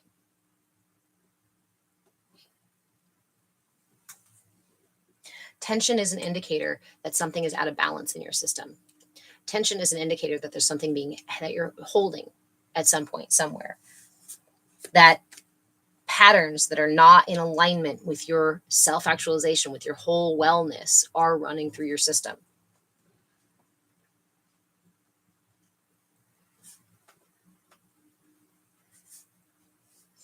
And I've been doing more research about tension and the way that the myofascia, interacts with tension, the way that your body can your body produces a kind of debris from having tension in your system. And that sort of debris can get stuck in the channels, the energy channels in your system. And that creates pain. Tension creates pain because tension's not supposed to be in your system. Okay. I encourage everybody to go grab some water, upgrade your whatever it is, warm up your coffee, warm up your tea. I'm going to make some coffee here really quick because I still need coffee. I still want coffee. So, we will go over the hand chakras again. So we'll do like maybe 2-3 minutes here. Go grab your stuff, use the bathroom if you have to, and then we'll come back and talk about the hand chakras, and I'll offer some mudras, okay, for these upper chakras, balancing upper chakras. Ooh. Look at you. Oh, come on.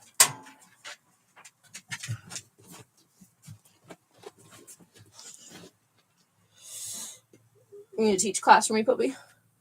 Mom. Yeah. Do you think I'm doing good on that? I noticed you were doing your homework. I'm glad. Can I look at it afterwards? Because I got to get back to this. I'm not going to go quite as long today, okay? Okay.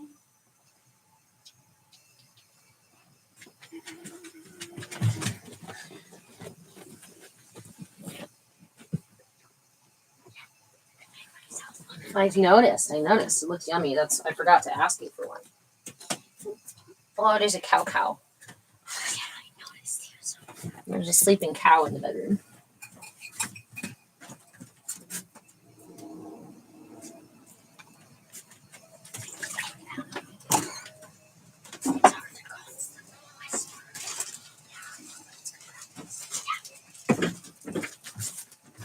You don't have to constantly whisper. Yeah. Okay. Thank you. You can use the butter knife I use. Perfect. Thank you. You're welcome. I was kind of hoping you'd make them for me. I You did? Okay. You are? Okay. Yeah. You cream cheesed me so good last time. It was really yummy. This time I actually found out that I actually sometimes prefer the small cream cheese so it's not an overpowering cheesy cream taste. You think the flavor is different? Yeah. Oh, interesting. Okay.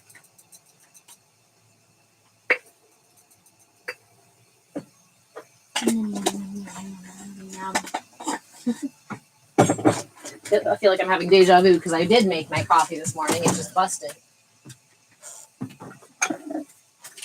Oh.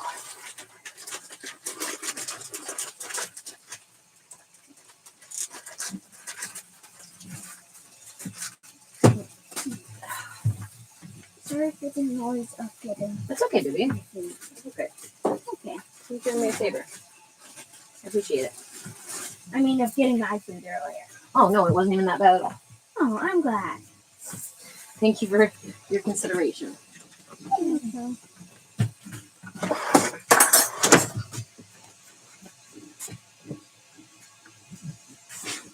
you like 2 hats or 1?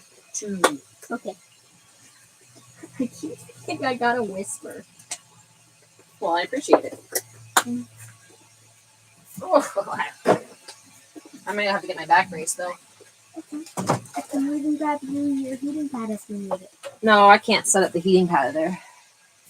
Why not? Huh? Why not? Because otherwise I'd have to prop it up against the board, and then I'd have to lean back against the board, and then the board would fall, and then And chaos. Chaos Chaos. would fall upon your peaceful little lives. Oh my gosh, that is so much dog hair. There's so much dog hair. But we love our dog. Oh yeah. If you were gonna get me a dog, I would totally love a healer. Because of how sweet and devoted they are. Yeah. I think healers might be the most devoted dog of all. Because they're a one-person kind of dog. They're pretty loyal. Most dogs are. Yeah, that's just something that dogs are. That's just very doggish. It's just Yeah, very I doggish. wonder what kind of dog Odie is.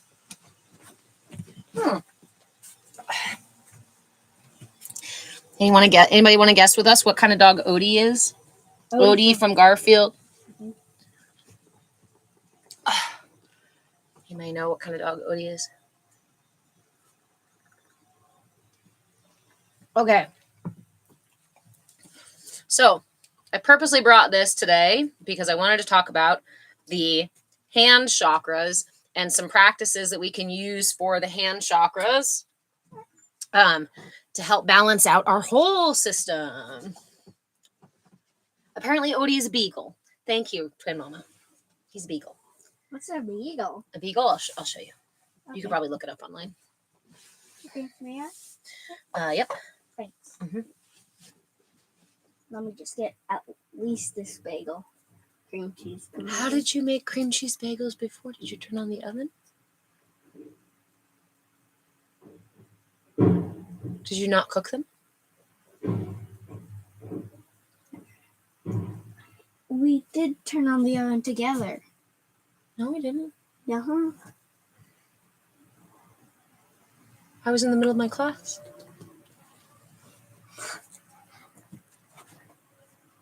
I'm just actually confused right now because you gotta light the lighter to light the pilot to turn on the oven. I think you turned on the oven before you went to your class. I swear I didn't. You looked it up. Thanks, Twin Mama. I am so confused. I am genuinely confused. So am I. All right, well, that's some good magic. Okay. Can you help me by turning on the oven? Yeah, I can turn on the oven this time, though. Thanks. Mm-hmm.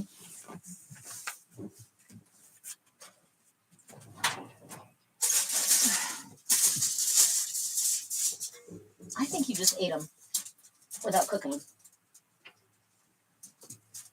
Me when I made myself bagels? Yeah. Yeah, I didn't cook them when I made myself. Oh, that's what I was talking about. Oh, I thought you were saying, I thought you were saying you cooked your bagels, and I cooked, turned it on. I was like, what are you talking about?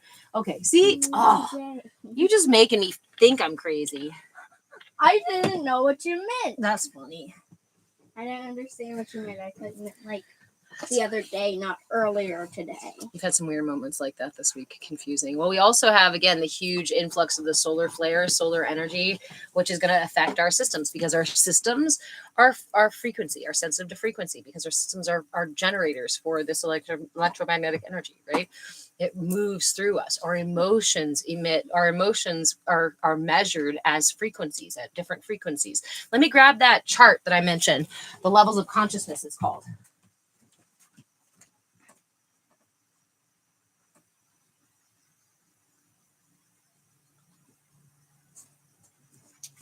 Okay, I'm gonna close this. Okay. So I know this was going around the internet maybe 2 years ago or something like that, where people were really talking about the frequency of authenticity, right? What's the highest frequency you can resonate at? What emotion is the highest frequency, right? And of course we all say, oh, it's got to be love. Surely it's love, right? It's authenticity. And authenticity here, or here it's referred to as self, is as simply being the full authentic self of you. Being completely you is the alignment of all your energy centers. Therefore, your system is resonating at the peak frequency that is available in your system, because everything is in alignment. And as I talk a lot about the 7 pounds of energy. The reason I say that is because we use that as there's 7 major chakras. Each of these we call a pound of energy, so that we can use this idea to say, if you move, right, if you exist, if you operate in fear or in mistrust, you're going to have a lot more energy dropped down into your root chakra, and not as much up here for higher processes of the mind, for clearer communication, for better connection, right? If we're mistrusting or fearful, we're not going to be so easily open-hearted to connect. We even have words in our vernacular in the West where we talk about our energetic state of being. Isn't it funny? Like, it's so true. It's so real. It so exists, that even though this information and this system is something from the East and maybe not everybody knows about it, or they're just learning about it, but we already speak about it. You already speak about it. He is so cold-hearted. She's right. She's so closed-minded, right? These are the ideas that there's not a full capacity of energy flowing through that chakra. And that happens when there's tension in our systems. And when that energy gets diverted to other places to try to keep you safe, to try to bring you back into alignment. So again, my solar plexus, if I'm using the energy of my solar plexus to control other people, to be bossy and demanding of everybody, to maybe even be egotistical and narcissistic, even like just be like, I am the best, most important, I am the whole sun in the center of the universe. I'm going to have way too much energy. Your system is a finite system and only has so much energy in it. So we use the example of the 7 chakras as 7 pounds of energy to understand that if you have a ton of energy in your solar plexus, then that energy has to come from somewhere. It doesn't just come from the ether. You don't have a balanced system and then like 20 pounds of energy in your solar plexus and 7 in the rest of them or some shit like that. If the energy is pouring out of your solar plexus, it's got to come from somewhere. And that energy, the finite system, the amount of energy, the limited amount of energy that comes from your system is generated from your heart.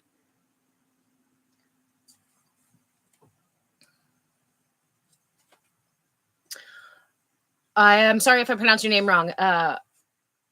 Arandu? That's a really beautiful name. 2 days ago, I was sleeping and then I felt electricity on my spine and saw fractals and colors. My favorite place to see energy is in a dark room. My favorite time to do energy viewing is as I lay in bed at night, because your eyes are more adjusted to the dark and you can see that light much better in the dark. If you adjust your eyes to do so, you can also see what I've always called the fabric of the universe. You can see the movement of energy in the very air between it in front of you. And when we are in a solar maximum like we are now, a lot of us get this sensory perception kicked up a notch, because think about what happens in the sky, right? Think about the energy. What is the aurora borealis, the northern lights? That's the energy of the toroidal field of our Earth, right? Of our Earth and our solar system interacting and all this stuff, the electromagnetic field.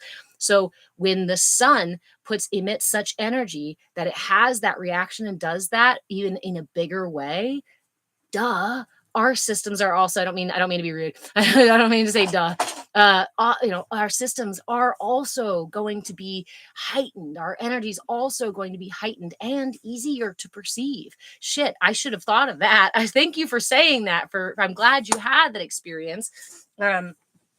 I encourage you to meet every experience with curiosity and willingness, right? We try not to meet it with fear or shame or guilt or judgment, and we try not to meet it with condemnation. But we can't always meet it with love. Like sometimes an experience like that, waking up with an electricity shock through your body and seeing things that you're not used to seeing, may put you in a state of fear, may make tension happen in your body to such a degree that we throw ourselves out of balance, and potentially even prevent us from seeing those things further. What that, in my opinion, in my experience, that's energy movement. Let's break it down to the simplest thing. It's movement of energy. It's clarification through your system. So with that, we want to get out of the way. We want to let our systems upgrade them. We want to let our systems guide us home. Your systems know how this temple is supposed to be. Your system has the blueprints and the information. Your brain does not have all of that because it's not all translated up to the brain. The brain is like the transfer station. The brain is keeps certain information categorized for you. And the brain is also very egotistical. The brain wants to be right all the time. The brain wants to prove you right. Why? To keep you safe. Because the more you know, the more safe you are. It's not out to get you. It's not fighting you. It's not trying to attack you. You're not like there's all this broken narrative.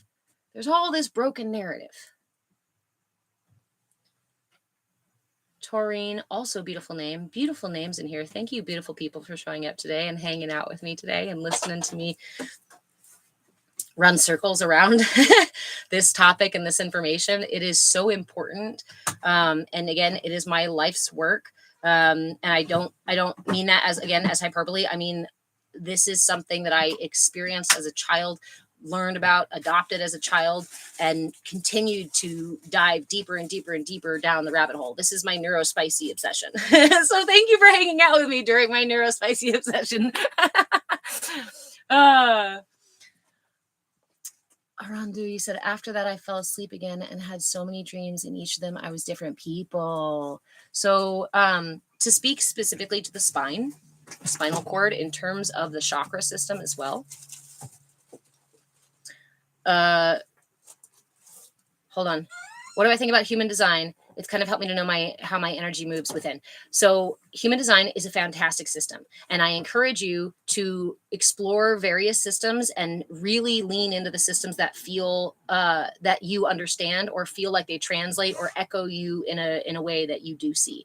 You know you more than anything else. And we spend so much time questioning ourselves that we oftentimes really benefit from these reflections back to us, like human design, like astrology, like numerology, like any of those other things. All of those have a place in this whole thing. I'm an astrologer, and so I use astrology to show what your temperament is. Children are all born into this world with a temperament, right? We know that through psychology and human development. That temperament it's your astrology. It's where it is contingent upon, right? Your temperament is contingent upon what energies are working within your system. As a Virgo, Virgo and Gemini both rule the throat chakra. So as a Virgo sun and a Gemini rising, there's a lot of energy, challenge, as well as strength that I have to work through in this lifetime around my speech, around truth, around, expression and creativity. Those are really big things for me. I don't have a lot of Leo in my system. I don't have a lot of Aries in my system. I don't have, or in my chart, right? So the issues with these other chakras for those other signs are not quite the same degree as the Virgo and Gemini, because they're so much more prominent in my chart. So when you look at your chart, whether it be astrology or human design or any of the other ones, what it shows you is what energies are going to be easier for you to work with and more difficult for you to work with. What's going to be your strengths and your challenges in this lifetime. So I highly encourage you to go and explore your reflections in any of those things. You're very welcome, Raven. And especially if it helps you. Stop. I don't mean to command anybody, but I would encourage you I invite you to stop questioning what feels right. Because ultimately, especially in a world where it's full of AI and twisted truths and all sorts of bullshit, we have to cultivate the scales in our hearts. We have to figure out, we have to learn how to be present with something that we are experiencing and decide if it's simply for us or not for us. If it's for us, we invite it in and create space for it. If it's not for us, we let it go and leave it for someone else because it's probably for someone else.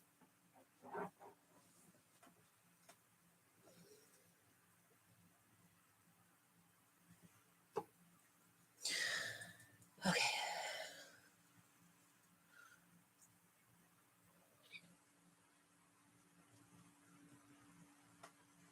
Give me just a moment. My energy moved.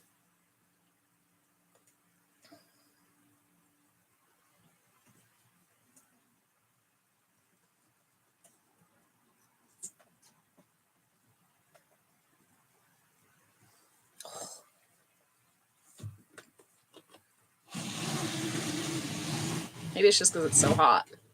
There we go. Whew. I do astrology too, still have such a hard time with introception and the somatic part of this healing. The balancing of energy feels impossible for me. Let me touch base really quickly with the spine experience. And then, because I want to go down this rabbit hole with you too, Raven. So, in terms of your chakra system, we know a lot and we talk a lot about the front of the chakra system, the front of our 7 chakras, but you also have the back of each of your 7 chakras. And so anything, as we know that when we experience a knot in our throat, obviously that's indication that energy is kind of stuck in your throat chakra. When you also equally have pain between your shoulder blades or low back issues, these are correlated to those chakras. So we'll go through those chakras really briefly because this is important. And then we'll go into what actually the spinal column and the inside of the energy system is. So the front of your chakras, we'll go through each of the chakras really briefly. If you're sitting down right now, you're sitting on your root chakra. That's your perineum. You're sitting on your root chakra. This is the bottom 1 inch. This is the south pole, right? The negative pole or the yin pole to your system, to your energetic system, to your battery. So the top, the other side of that, is your crown chakra. This channel that moves between, that flows energy between your root and crown chakra, is called your Sushumna channel. This is the major energy channel where if you look at a toroidal field of energy, you'll notice that it has like a little, like it's got 2 lobes. So that crown chakra and the root chakra is where that energy then comes and does its toroidal thing through our systems. If you ever need me to draw these things, let me know. Say, give me a visual or something like that, and I'll go ahead and do that. So that's the top and the bottom to those. That's the front and the back to that, to those 2 chakras. And then we have what I call our matrix chakras, because these are the ones that are actually parallel to the earth. So therefore, these are also the ones that we are interacting most with in our human experience. Remember, we talked about the root chakra simply says, I am, I exist, I'm here. The sacral chakra says, I feel. That's, I'm having an experience in real time, in matrix reality, right? So the sacral chakra, if you don't know where it is, I invite you to join me. Drop your fingers into your palm, leaving only your pinky and your thumb out. Make your little Y or shaka, right? Bring your thumb to your belly button. Go ahead and press your thumb gently into your belly button and wiggle your pinky down until you find the top of your pubic bone. That is your sacral chakra, your little bread basket or muffin top right below your belly button. This is your sacral chakra. The back of your sacral chakra is directly behind it. So low back issues right there, the sciatic area, that's all related to your sacral chakra. Of course, the chakras interact, but if you're feeling specific pain or discomfort in a certain area, I always suggest you start with that chakra. So if you have chronic low back pain, please address the sacral chakra and the needs of the sacral chakra, which are emotional balance, which are also intimacy and connection. It's also abundance. It's the place where we take care of ourselves. I think a lot of us in the West deal with low back pain because we don't do the self-care and we don't perceive the world as abundant in certain ways. But yeah, that's a more general. Okay. Sacral chakra, solar plexus. Take your Y again and put your pinky in your belly button and wiggle your thumb up until you find the base of your sternum where your ribs connect. Once you find that, there you go. This upper belly is your solar plexus area.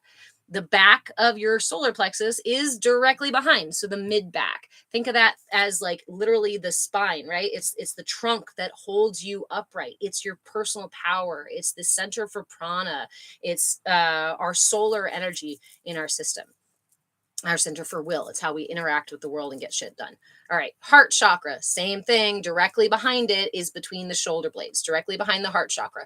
Throat chakra, same thing. Here on the throat, directly behind it. So if you have issues with your upper back, shoulders, neck area, you're going to be looking at the heart and the throat chakras, and sometimes the interaction between the heart and the throat. We want to make sure that our speech, our creativity is coming through the heart. Thanks, Squashy. Is coming through the heart, because that's where it's most balanced, where it's intended to be. And we know how it feels, and we know when we hear it, when people speak in a way that the energy does not flow through the heart, but instead around the heart, or it's very restricted as it goes through the heart, right? You can recognize that right off the bat. So heartless. That was heartless because it didn't go through the heart. We literally have the language in our vernacular. Okay. Heart and throat, Raven. Okay. And then, so here is the next one. Here's the next one, which is really, really interesting, because this is the last one of our 7 major chakras, and it's the only one that's at an odd angle. It's your brow chakra. So, of course, the point of your brow chakra is here. I really like to poke my third eye. I don't know about you, but I encourage you, if you haven't done it lately, come press your finger to your third eye chakra for a second. I was going to say, actually, the better finger is not your index finger, but it's actually your middle finger. The better finger to press to your brow chakra is your middle finger, because that's the spirit or ether finger there. Or even the palm of your hand to your brow chakra.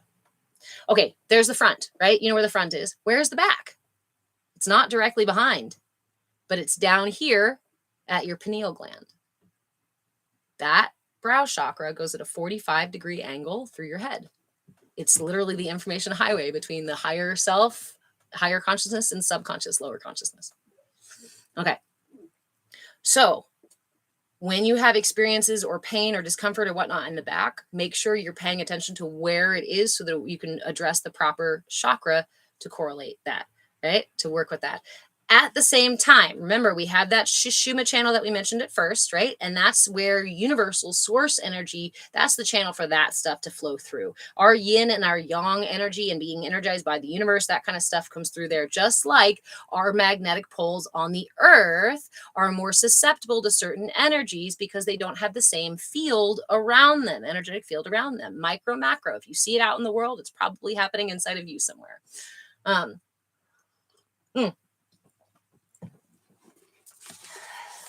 And this next piece is one of those, like, only the yogis of the yogis. I don't know. The only ones who I know who have accomplished this are the yogis of the yogis.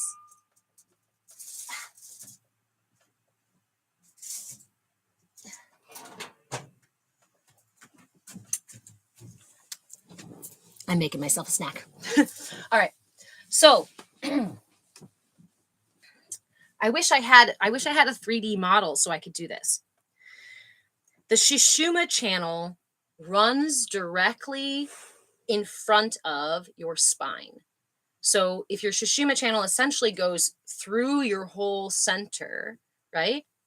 But it's also connected. Imagine that my spine is here, because I don't know how else to show you.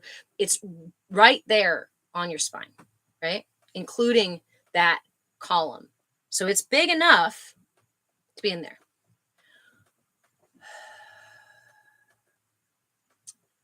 It is said by the yogis of yogis that if you cultivate your system in such a way that you bring full balance, full expression of all the energies, that the energy begins to circulate and live in the spinal column in a different way. It's as if, here's an example of it. It's as if we take our attention and our energy. Right now, you might perceive your attention and energy as being pretty much right here. We are very external centric in the West. We're very matrix centric in the West. We're very sensory centric in the West. We don't really pay attention a lot to our shadow, to our back, to our subconscious, to our inner self, right? And that's all this stuff back here. So this is where so much of our attention and focus is. When you balance your system, when you align your system, what you will experience through mindfulness meditation, as well as through just energy alignment, is that your attention begins to sink, your awareness begins to sink within the self. This is finding the seat of the observer. The yogi of yogis can live in that place of the observer. And as the observer, fully within the capacity to manage your energy body, you can choose when your life no longer lifes. There are stories of yogis choosing and letting people know around them, okay, I've done my work. I'm going to go ahead and choose to pass on now. And doing so very intentionally. Thich Nhat Hanh was one of those. Another one, I forget the other.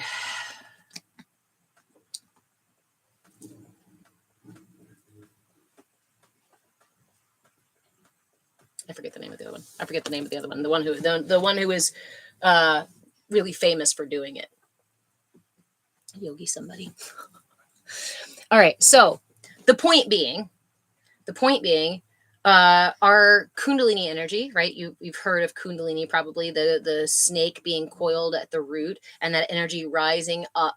What it does is it rises up through our spine. So we have these channels of up and down energy in our system. The Kundalini rising is that energy from our root reaching up and connecting with our pineal gland. When that experience happens, we also then create a cycle back down, because everything that goes up must come down. Everything that goes down must bounce up. I guess so.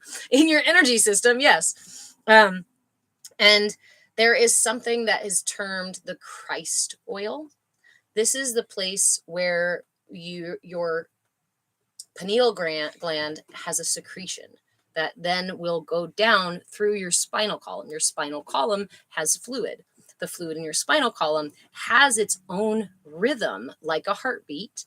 And I encourage you through mindfulness to sit with that and see if you can listen or experience that different rhythm in your system. It doesn't match your heartbeat. Energy alignment will get you to that place where your awareness and full experience of self includes the whole self. And to do that, your awareness actually sinks back into that spinal column space.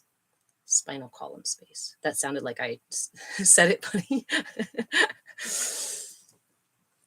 So, thank you for sharing your experience. I always encourage you to meet every experience with curiosity and willingness at first.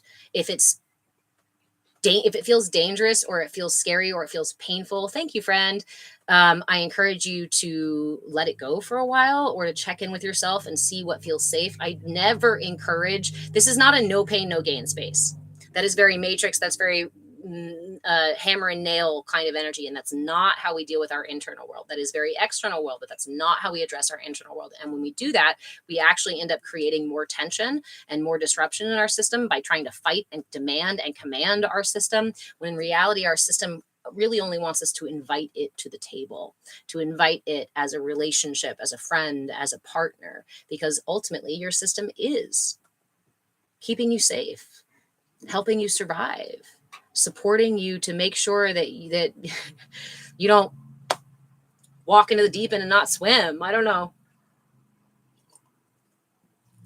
But ultimately, it's not the wisest part of you. So again, imagine your chakras. Let's just use your chakras. Imagine your chakras as characters. Each of those characters has a job to do. If that character learns to do its job successfully, then every character in your little family play here, right, will be successful and have their full capacity of power for them. Thank you, friend. Thank you for the gifts. Just like if you're doing a job that you really love and you're good at and you've been developing skill, right? This is like your forte. This is your niche. This is the thing that you do. And it's so in flow. There's no tension. There's no frustration. Yeah, you might have moments of that kind of stuff happening, but in general, it's what you love. It's what you do. It's not work, right? Whereas if you're out there doing a job that's not conducive to your wellness, that's not hours or work that you actually like or is really hard for you, it's going to be much harder for you to be successful at that job. Your energy centers, your body is just asking for you to help it manage its job, right? You're the manager, you're the boss, you're the head honcho. I call myself the first mate because I know my captain is the higher, wiser part of myself. And my job is to manage the crewmates, which are my chakras, because I have a need for safety. And I have that chakra, I have that character who says, we're not safe, who is constantly trying to keep us safe.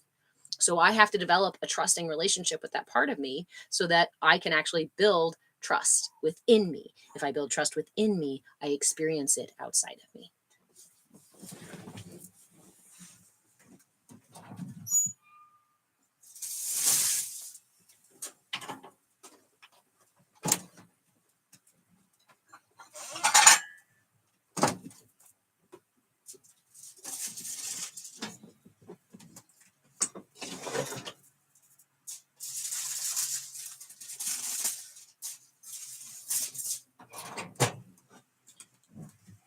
All right.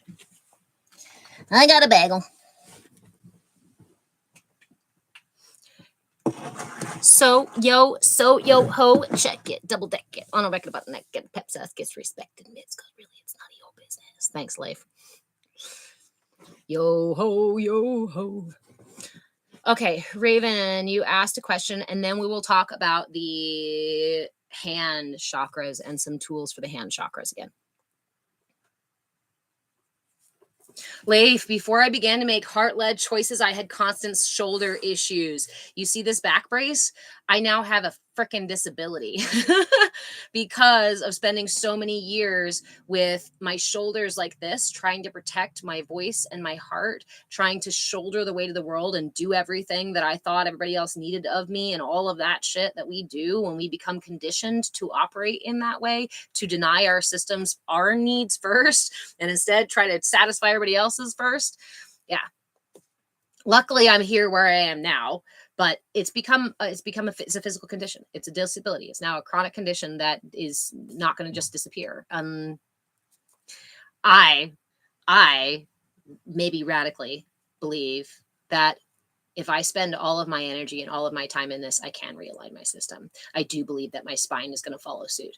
And I'm working on that. I'm putting every bit of my fucking heart and soul into that. It's why I do this work right now, because I am doing my own healing every fucking day in every way I can possibly do it, focusing entirely on that and hoping that my journey also encourages you, helps you along yours, right? Because I know what it's like to be stuck in suffering, in pain, in fear, in ego, in confusion, feel lost and disconnected. And that was way worse than anything I have had put myself through or been through since choosing to start to learn to meet my needs first, choosing to turn my inner light inward and really cultivate a quality relationship with myself.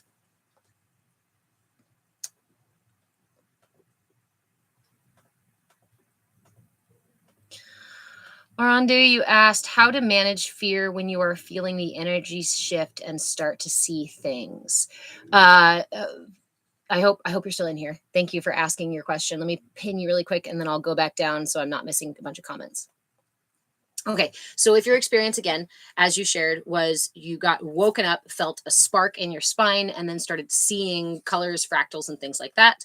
So these experiences sometimes do elicit a sense of fear, especially if it's the first time you've experienced them, right? So how would you meet a little kid or your friend? If you had a partner laying next to you in bed and that happened to them and you were there, how would you meet them in their fear? That's how you meet yourself. Start there. Start with how you would naturally meet yourself. But if you would meet yourself with condemnation, right? Or if you chide yourself, or if you turn to them and be like, oh my God, it's not a big deal, then maybe like recraft a response. But if you know you'd have like a comforting, hey, are you okay? Do you need me to hold you? Right? Shift to that voice in your head. Shift to that perspective so that you're looking at the fear not as I am afraid, I am fear, it exists, it's part of me, versus, oh, the character of fear just showed up on stage today. Oh, my friend of fear just showed up in bed and they're really afraid and they're asking for my help. Again, the simplest ways are the best places to start because it doesn't require a bunch of money. It doesn't require special techniques. It doesn't require you to fucking remember a mantra or for you to call anybody else. All it requires is for you to be fully present with yourself. Meet yourself with curiosity and willingness. Remember, I say curiosity and willingness because we can't always be patient. If fear is what erupts inside of you, it would be disingenuous to say, oh, well, I'm just not afraid. No. We meet it with curiosity and willingness like we would meet a friend, a partner, a child, right? Someone we care deeply about. Oh my gosh, are you okay? How can I support you? And you might be surprised when you start asking your system, how can I support you? You are going to get answers. Sometimes they'll be loud and clear in your head. Sometimes it'll be some sensation. Sometimes it'll come to you later. But if you don't start asking the question, your body, your system is just going to keep screaming in whatever language it can possibly scream in. And as long as we ignore it, it's going to get louder and louder and louder. The body whispers until it roars. And it does that so that you can heal because it doesn't want to be out of alignment. It doesn't want to be in tension. It doesn't want to be in pain. Your system says, pain, hey, help, let's align this. Let's get through this. This is not sustainable.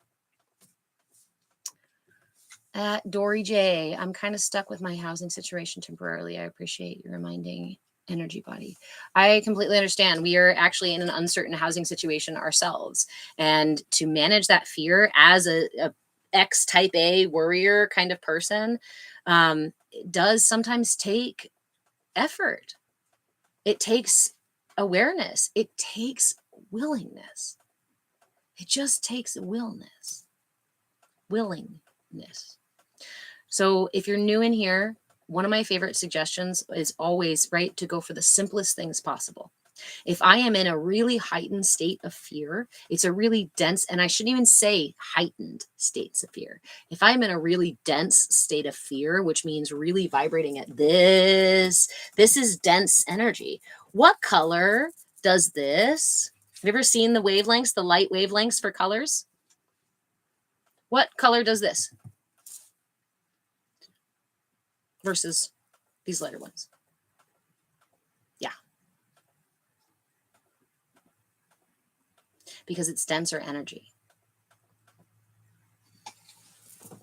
So that tenses up in your body. So when you feel that tension in your body, tension is your red light. Tension is your red flag. Tension is your check engine light. Tension says something's amiss. You don't have to know the story. You don't even have to know how it happened. You don't have to know why it got there. You don't even have to have the quick fix. You don't even have to have all the answers. If you simply acknowledge, oh, tension, hi, where is it? Oh, interesting. What does it have to say? If you simply start the practice of touching that part of your body and asking, what do you need? I can't make any guarantees to you because I'm not in your body. But I would wager that very quickly you will start experiencing the toning down, right? The lightening up, the loosening up of that tension because you gave it your attention. Your system is always leading you to center, back to center, because it doesn't want to be out of alignment. It hurts to be out of alignment. It takes energy, it takes effort to keep us in tension and pain and running and fight and fear and all of this stuff takes energy. Why are you exhausted? Because your myofascia is trying to hold all your shit together because your energy is not balanced and moving through it freely. Raven, it was wonderful meeting you. Thank you for joining us today. Thank you for the follow. Everybody, please be aware, TikTok does not like my content. So if you followed me today, you may need to refollow me. You may not see my content on your FYP. So I deeply encourage you going into my content and digging through that kind of stuff. Remember that if you have any questions at all about the energy body or about any of the tools and things that I talk about in class, or any other random question that you have during the week about the energy, about mudras and about mindfulness and that kind of stuff, drop me a comment on my content. TikTok is really great for this because I can make you a video response. So if you ask me for, you've got a headache and you want a headache mudra, I can turn right around and offer you a mudra via video with you tagged tagged, and you can download it and keep it forever. It's my favorite way to interact with the social media place, with the community, because I can just answer you. And I can answer you more like if we're standing in person versus if, just via text. Here, you put your thumb in like this, and then you go like this, and then So feel free to ask questions. Remember, please, to go follow me over on this TikTok shop. I can't say it otherwise. Sorry for the middle school looking cursive, but AI doesn't recognize it like this. So there it is. I am Move with Change on that TikTok shop. If you find me there, you can follow for free, and then you can stay up to date when things changes, when I offer classes, when I post new things in my shop. I also have digital downloads with cheat codes for every single layer of the energy body, from the whole aura to the koshas and the sheaths and the elements within, to the lower minor chakras, upper minor chakras, and all of the chakras in between. I have $5 download cheat code PDFs that's like 3-4 pages of all these different tools that you can use. It's not an exhaustive list by any means. There's a ton of ways that you can address and align your chakras, and those are really, really powerful.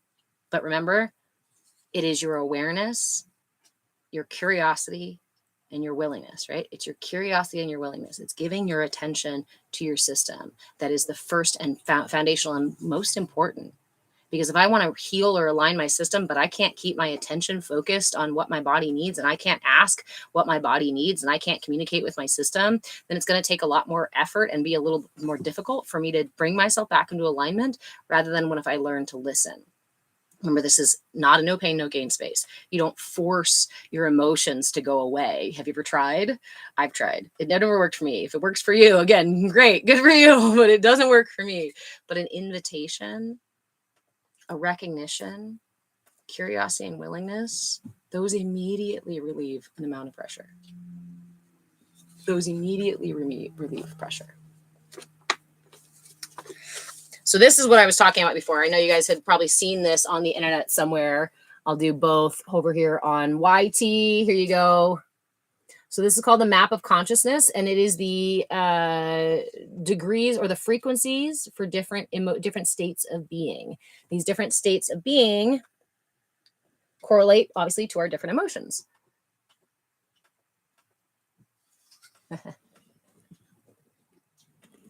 So you can see in here that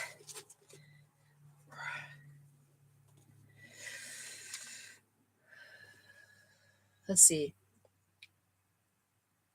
Fear is down at the level of 100. Then we've got grief below that, apathy below that, guilt and shame even lower than those things, right? And then what's interesting is that on these lower levels of energy is also desire. Maybe you've heard the concept that even the things we desire, right, in desiring is still attachment. So desire gets placed down here just below anger. And this, again, is not arbitrary. They're not just choosing to put these here. This is the measurement of the different frequencies of the experience. Desire, as much as we think that I want something, and if I want something so bad, then it's going to make it happen, we don't realize that the wanting is actually a form of tension, versus inviting is not a form of tension. I want it. I need it. I got to get it.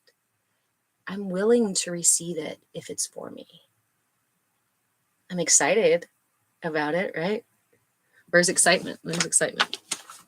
Let's see. Ooh.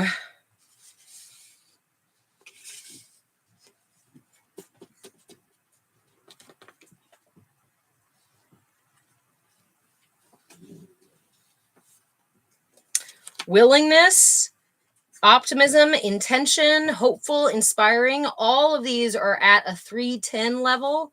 And then we get up to acceptance, understanding, love, joy. So joy is one of those high vibe frequencies. Joy with only peace and enlightenment on top of it. And enlightenment equates to self-actualization, right? Into enlightenment or self-actualization equate to having a balanced, functioning, flowing, expanded energy system. But remember, your energy is not dynamic. Your energy is dynamic, right? It's not static. So once you reach enlightenment, or once you reach this self-actualization state, it's not a permanent state. There is still fluctuations that happen in your system. The trick is just this. Instead of fluctuating like this and this and this and this throughout your world and throughout your day, you fluctuate like this. This is that state of being the yogi of the yogi, right? The guru of the guru, or something like that, is where you find this state where you can be fully present with that expanded energy body. And when anger arises in your system, it doesn't mean anger never arises in your system. It means that you can experience that thing as not in control of you, but instead witness it as a process that happens inside of you, just like you watch a shooting star streak across the sky out at night, right?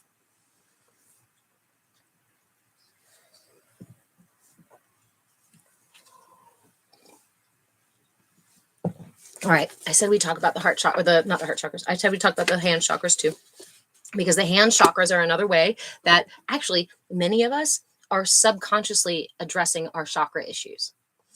Your hands correlate to each of the 7 chakras. This one, if you know the elements that run through the body, if you know which element each finger represents, you might be able to get closer to which one that goes for each of the chakras. I will start by saying, we'll start at the top. The crown chakra is actually at the base of your hand, right? Right here. This area is your crown chakra. Remember, this is what I said when we were talking about finding the soul star chakra. When you're trying to find the soul star chakra, where is your soul star chakra? You actually place your wrist right here on the top of your head. Sorry, I got to come down. And then the tip of your fingertips is about where your soul star chakra is. It's going to be up there at the tips of your fingertips. So you're placing the crown chakra on your crown chakra to find your soul star chakra. So crown chakra is here. The third eye chakra is, you want to guess? Anybody want to guess? Where's the third eye chakra? I'll let you guess while I take a bite of my bagel. We'll do this one a guessing game, because we did talk about it before. But if you're new here, that's okay. Where's the brow chakra on the hand? Anybody remember? There we go, Dory. Yes. Middle of the palm. Middle of the palm. That's why it feels so nice to do this.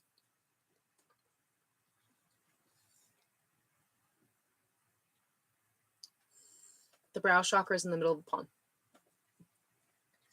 palm. Let's see. Which one is the thumb? Which chakra is connected to the thumb? So each of the other chakras are on the fingers. Remember how we were, yeah, okay. Matrix chakras. These are the matrix chakras that we work with. So we've got crown chakra here, brow chakra here. Then the thumb is ruled by the element of fire. Hey, Tiziana. So which chakra is ruled by the element of fire? Anybody take a guess?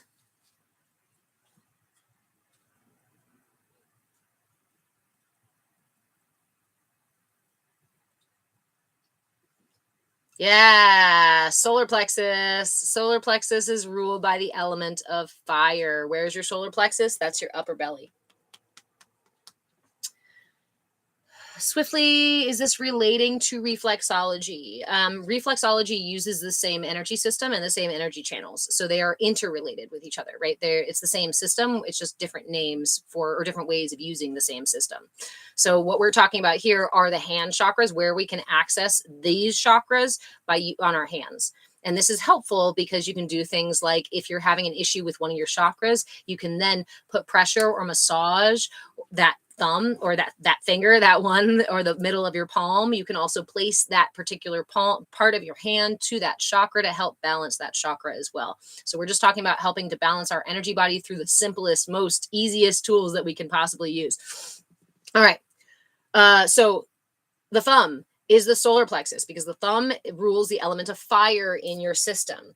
That means if your solar plexus, right, rules your digestion on a physical level. This is literally your digestive fire, right?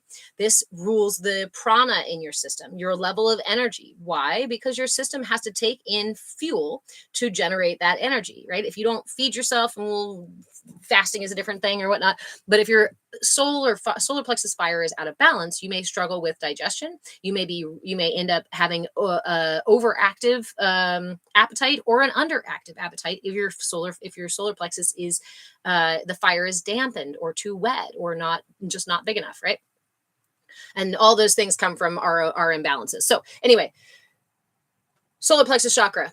The index finger is the element of air. Do you remember which chakra is ruled by the element of air?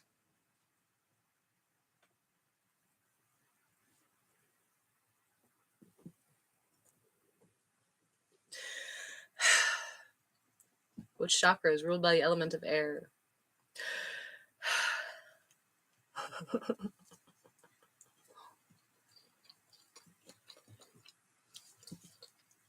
My son's guessing over there.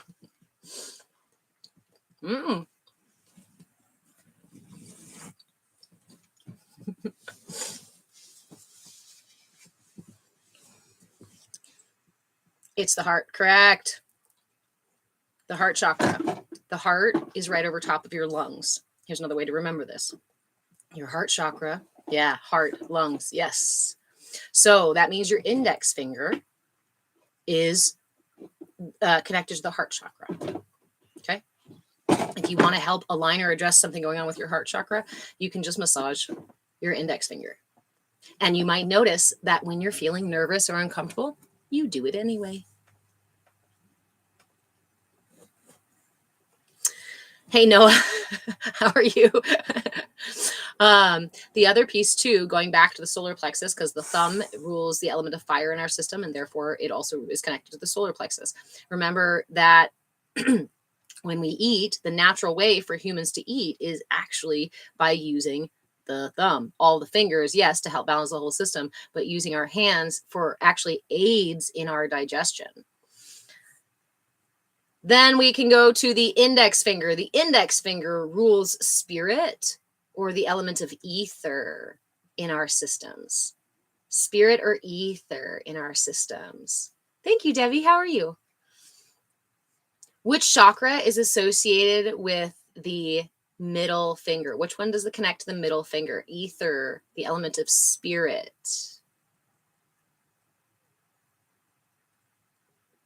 This one's a little bit harder. And if you want to skip it, we can skip it. We'll go to the other two. The element of ether. We've already covered crown chakra here, brow chakra here, solar plexus here, heart here. We've only got 3 left. Ether. There we go. It is the throat. It is where we express our spirit. It is where we speak our spirit into creation. It is where we create with spirit, interacting with source, right? So the throat chakra is actually ruled by the element of ether. Yes, it's communicate. It's how we communicate the unseen, the impetus, the energies within ourselves, right?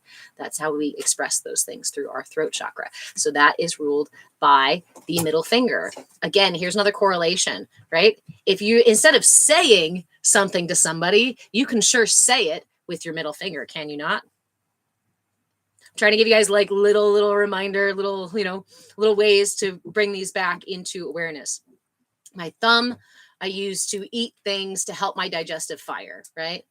The energy rise up in my system so that have that energy to move through my day and to digest, right? Digest whatever I'm going through in life, right?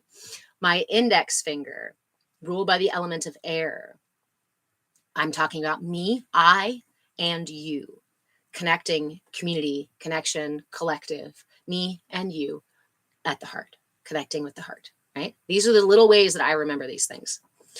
So the middle finger then is connected to the throat. And if I really want to say something without saying something, I use my middle finger to say that thing, right? Okay. Then we have 2 left, last 2.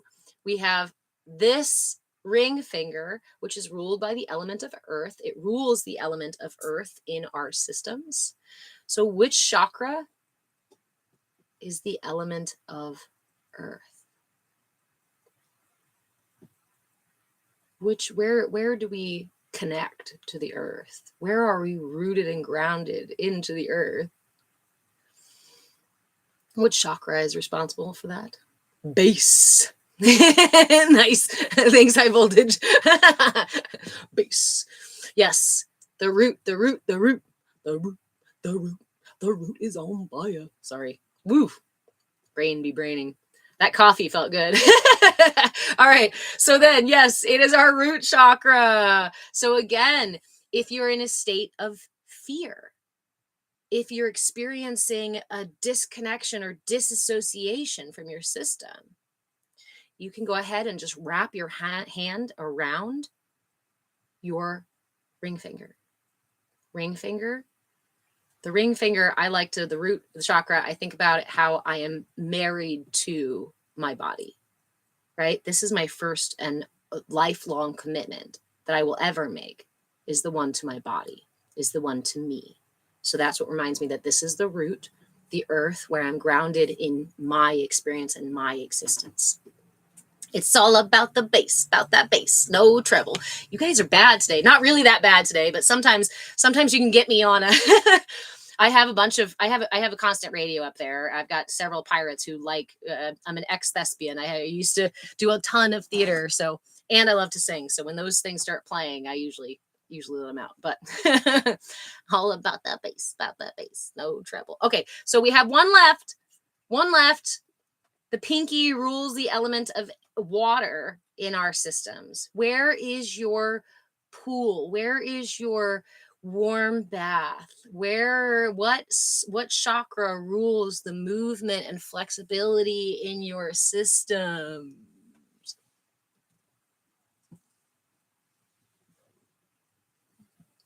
Alejandra.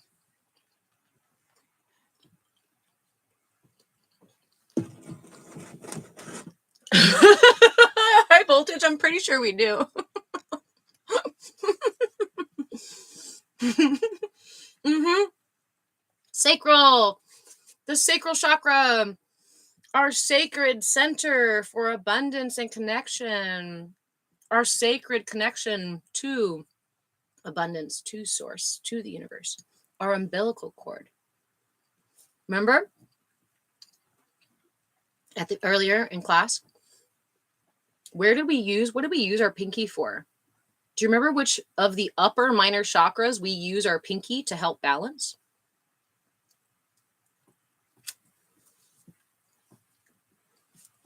We did this a little bit earlier, and if you weren't in here, that's okay. Yes, Heather, the chin chakra. The chin chakra is directly connected to the sacral chakra. Your sacral chakra is your water bowl. It's the womb. It's the basin for where all of your emotions rise up, right? When you think of what you water grows, think about that, cultivating that garden way down here when those things rise up. Amanda, does having a full hysterectomy affect this chakra? Any surgery, any piercings, any tattoos, any modification, physical modification for the physical body is absolutely going to affect the chakras. Absolutely. However, again, your energy body is very dynamic and ever changing and ever flowing. So for example, if you've got piercings like I do, you might go, oh no, did I like fuck up my chakras in my ears or somewhere else? No, temporarily. Yeah. Temporarily, you definitely had a redirection of the energy. It had to redirect. With surgeries or with traumas to the body, we often need to redirect that energy ourselves, or at least know how to keep it flowing. Otherwise, it will get stuck in our systems. So if you had that full hysterectomy and haven't really done anything to balance that energy back out, you'll probably experience some misalignment in our systems. But again, I just want to remind everybody, like, it's okay to not know how to do this.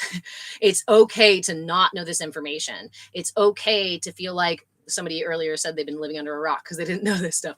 I literally went and like studied this most of my life. So this is stuff that I've dug way down to find the connections and the correlations so that I can actually translate it to you as something like, hey, look, this is helpful. Hey, look, this is effective. Hey, look, this is like how we understand. If I know how to take apart, if I take apart the remote, then I can learn how to put it back together. And that's essentially what I did with the self, with the energy body, and with, yeah. Flow with mama in the sacral. Absolutely. It's the womb. Okay. So the chin chakra then is about emotional regulation. If your emotions have risen up from your sacral chakra and they are expressing themselves in a way that's out of alignment, in a way that feels too intense, in a way that feels scary or uncomfortable, or you're just not okay with, bring your pinky finger to your chin chakra. Remember, we want no more than the weight of a nickel, or maybe a little bit extra is okay on the chin chakra, because we want to create an intentional connection here.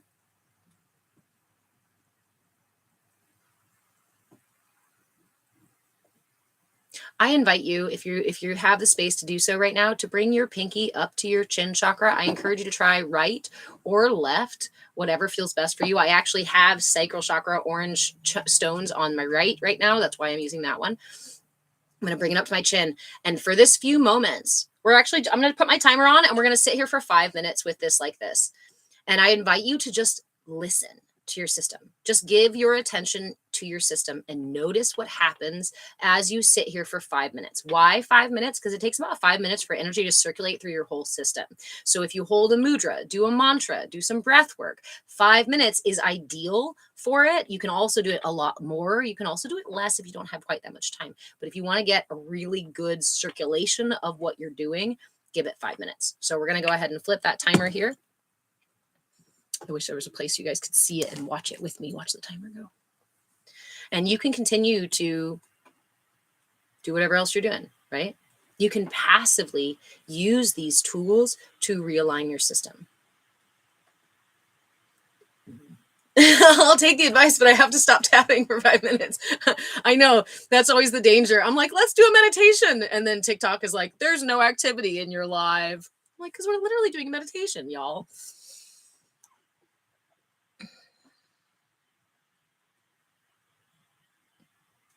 High voltage. Well, I can see it by your name too, the high voltage hippie. My mother always told me that I was like, hey, cousin Jody.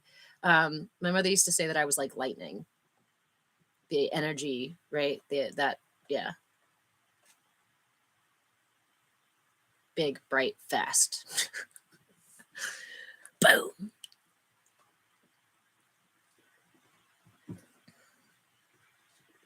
Lightning McQueen.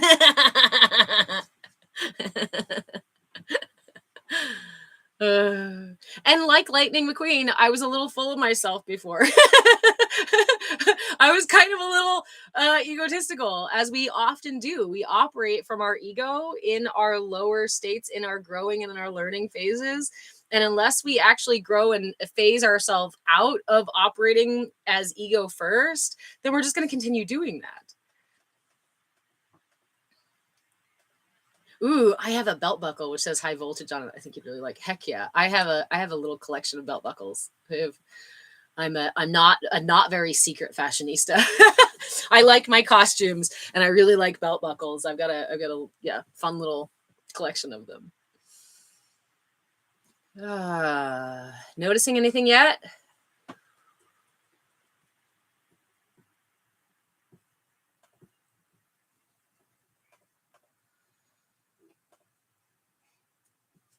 This is one of my favorite lesser known chakras. This is one of my favorite, this is one of those things that we accidentally do, right? Bring a finger up to our chin, or we don't, not accidentally, subconsciously do. Holding our chin when we're trying to sort something out, right? Emotional regulation, processing those energies, those emotions, bringing ourselves back into balance between mind and body and heart and emotion.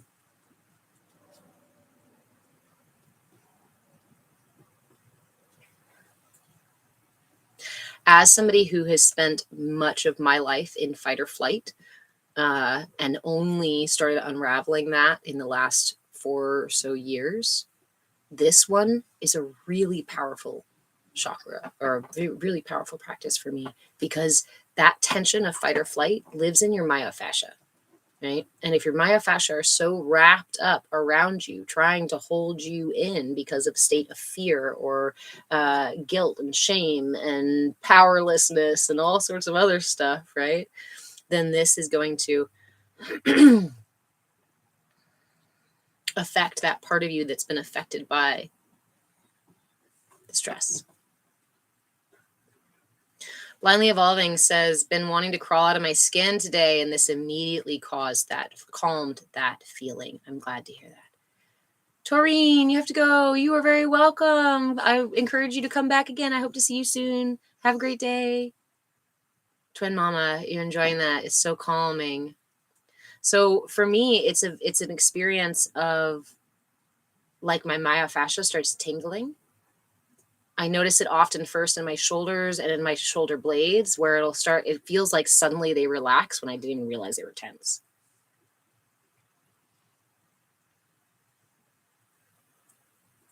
We're not even done with the 5 minutes yet.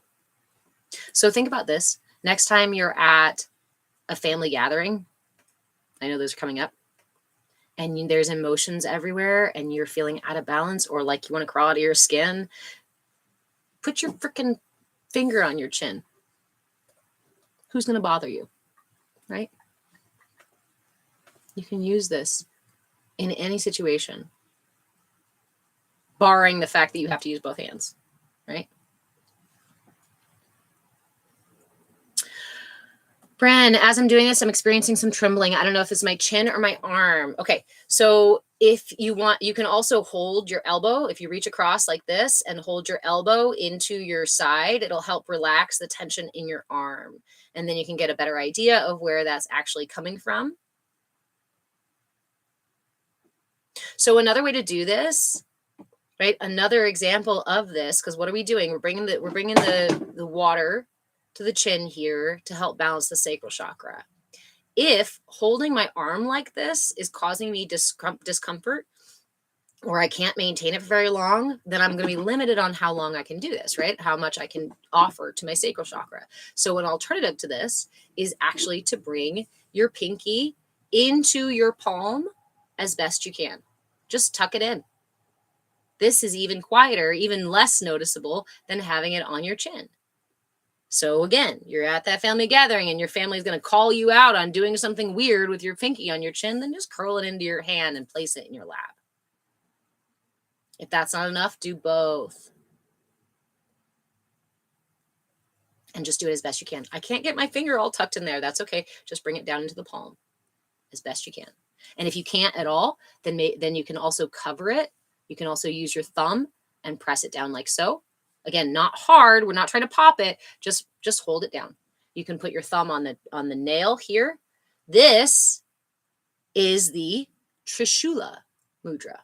When you bring your thumb to the top of the nail, not connecting, the top of the nail like so, it creates tridents. What is a trident? Who holds a trident? The king of the sea. This is our water. This is our own ocean down in the sacral chakra. So if you want to fight away the shadow and the demons and the things coming out of the deep in your sacral chakra, coming out of the shadow, rooted in fear and mistrust, pull out your Trishula mudra.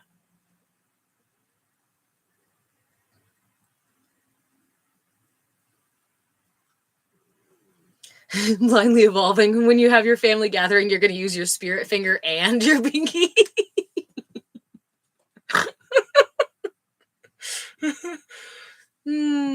Sorry. There's got to be some funny thing to be like, just showing spirit, guys.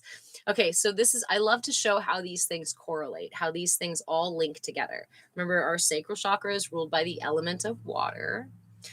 And our chin chakra is also called your moon center. Your moon center, because it brings balance to the tides within you. And you can bring your pinky up to your chin to help circulate that energy, help encourage that, Or you can bring your thumb to the nail of your pinky and bring out your trident to help clean out that energy, to help protect that energy.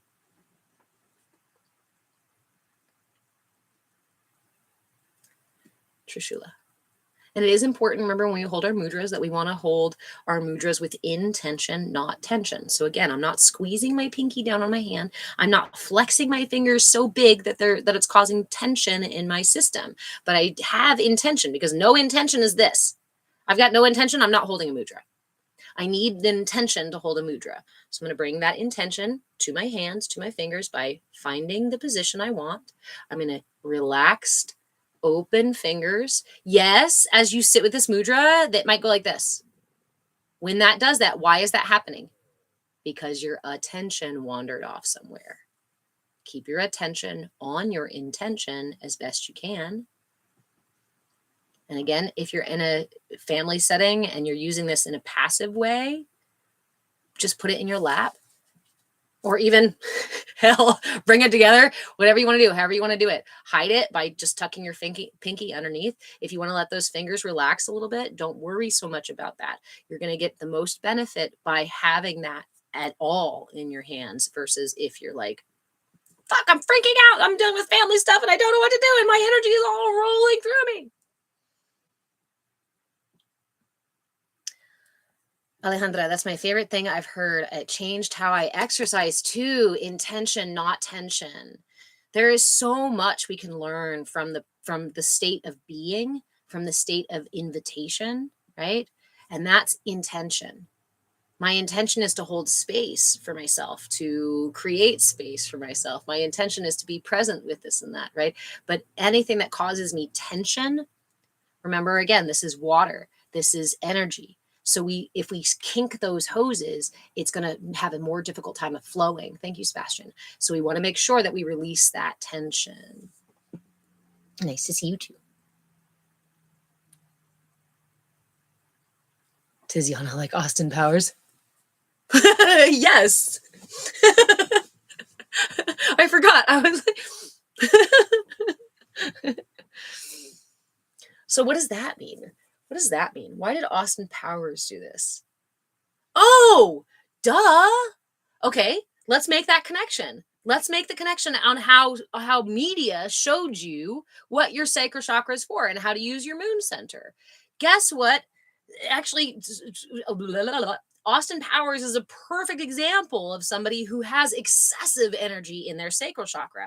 Your sacral chakra is the space for intimacy. It's also the space for pleasure, our experience of pleasure and connection, physical connection. This is also where our reproduction happens. It's also the womb. What was Austin Powers but like an absolute horn dog the entire fucking time? Yeah, baby. Yeah. It grosses me out. Sorry.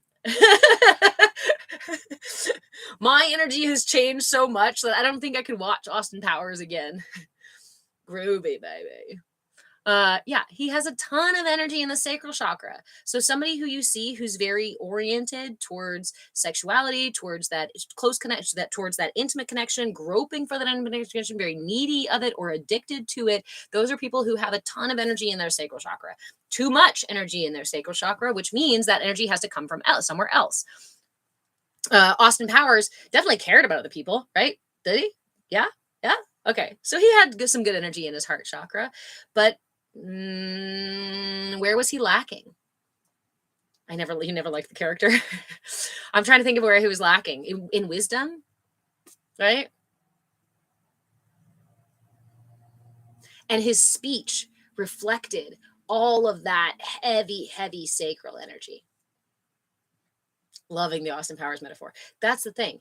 Your energy is pervasive throughout the entire universe. And the same frequency is always going to match the frequency. It's like music. You can't manipulate it. The heart chakra, you can shift it, but the heart chakra has this frequency. It's the same frequency as the color green. Hey, Faith. It's the same frequency as the sound that matches the heart chakra. If you want to use sound to balance your chakras, what do we use? You can use the Bij mantras. You can use Sanskrit. You can also use the scales. Do, re, mi, fa, sol, la, ti. That might not be perfect. Don't come for me. But you can balance your scales. These are your scales because they correlate to the exact same frequencies. It's the same thing as the color grade. Do, re, mi.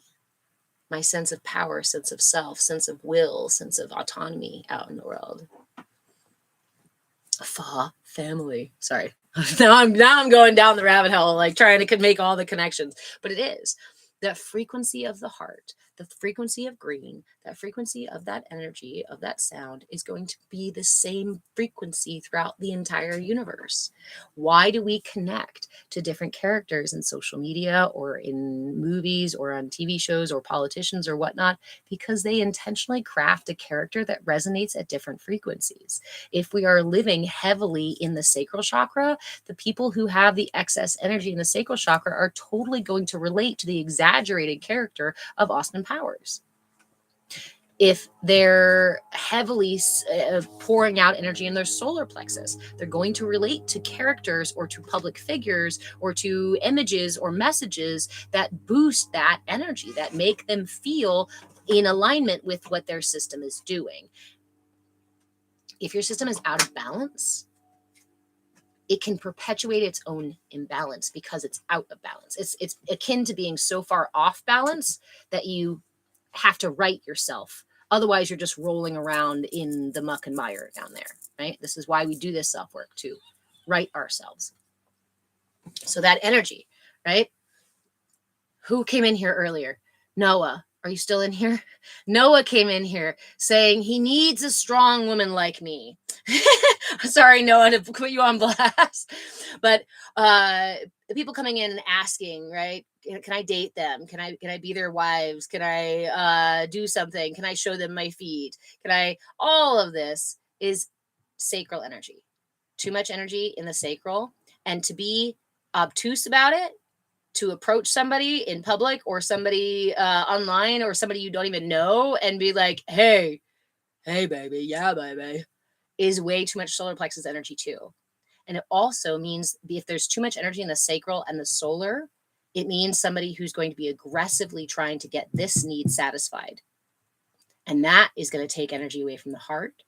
It's going to take energy away from the third eye, because these are those places where, right, if I have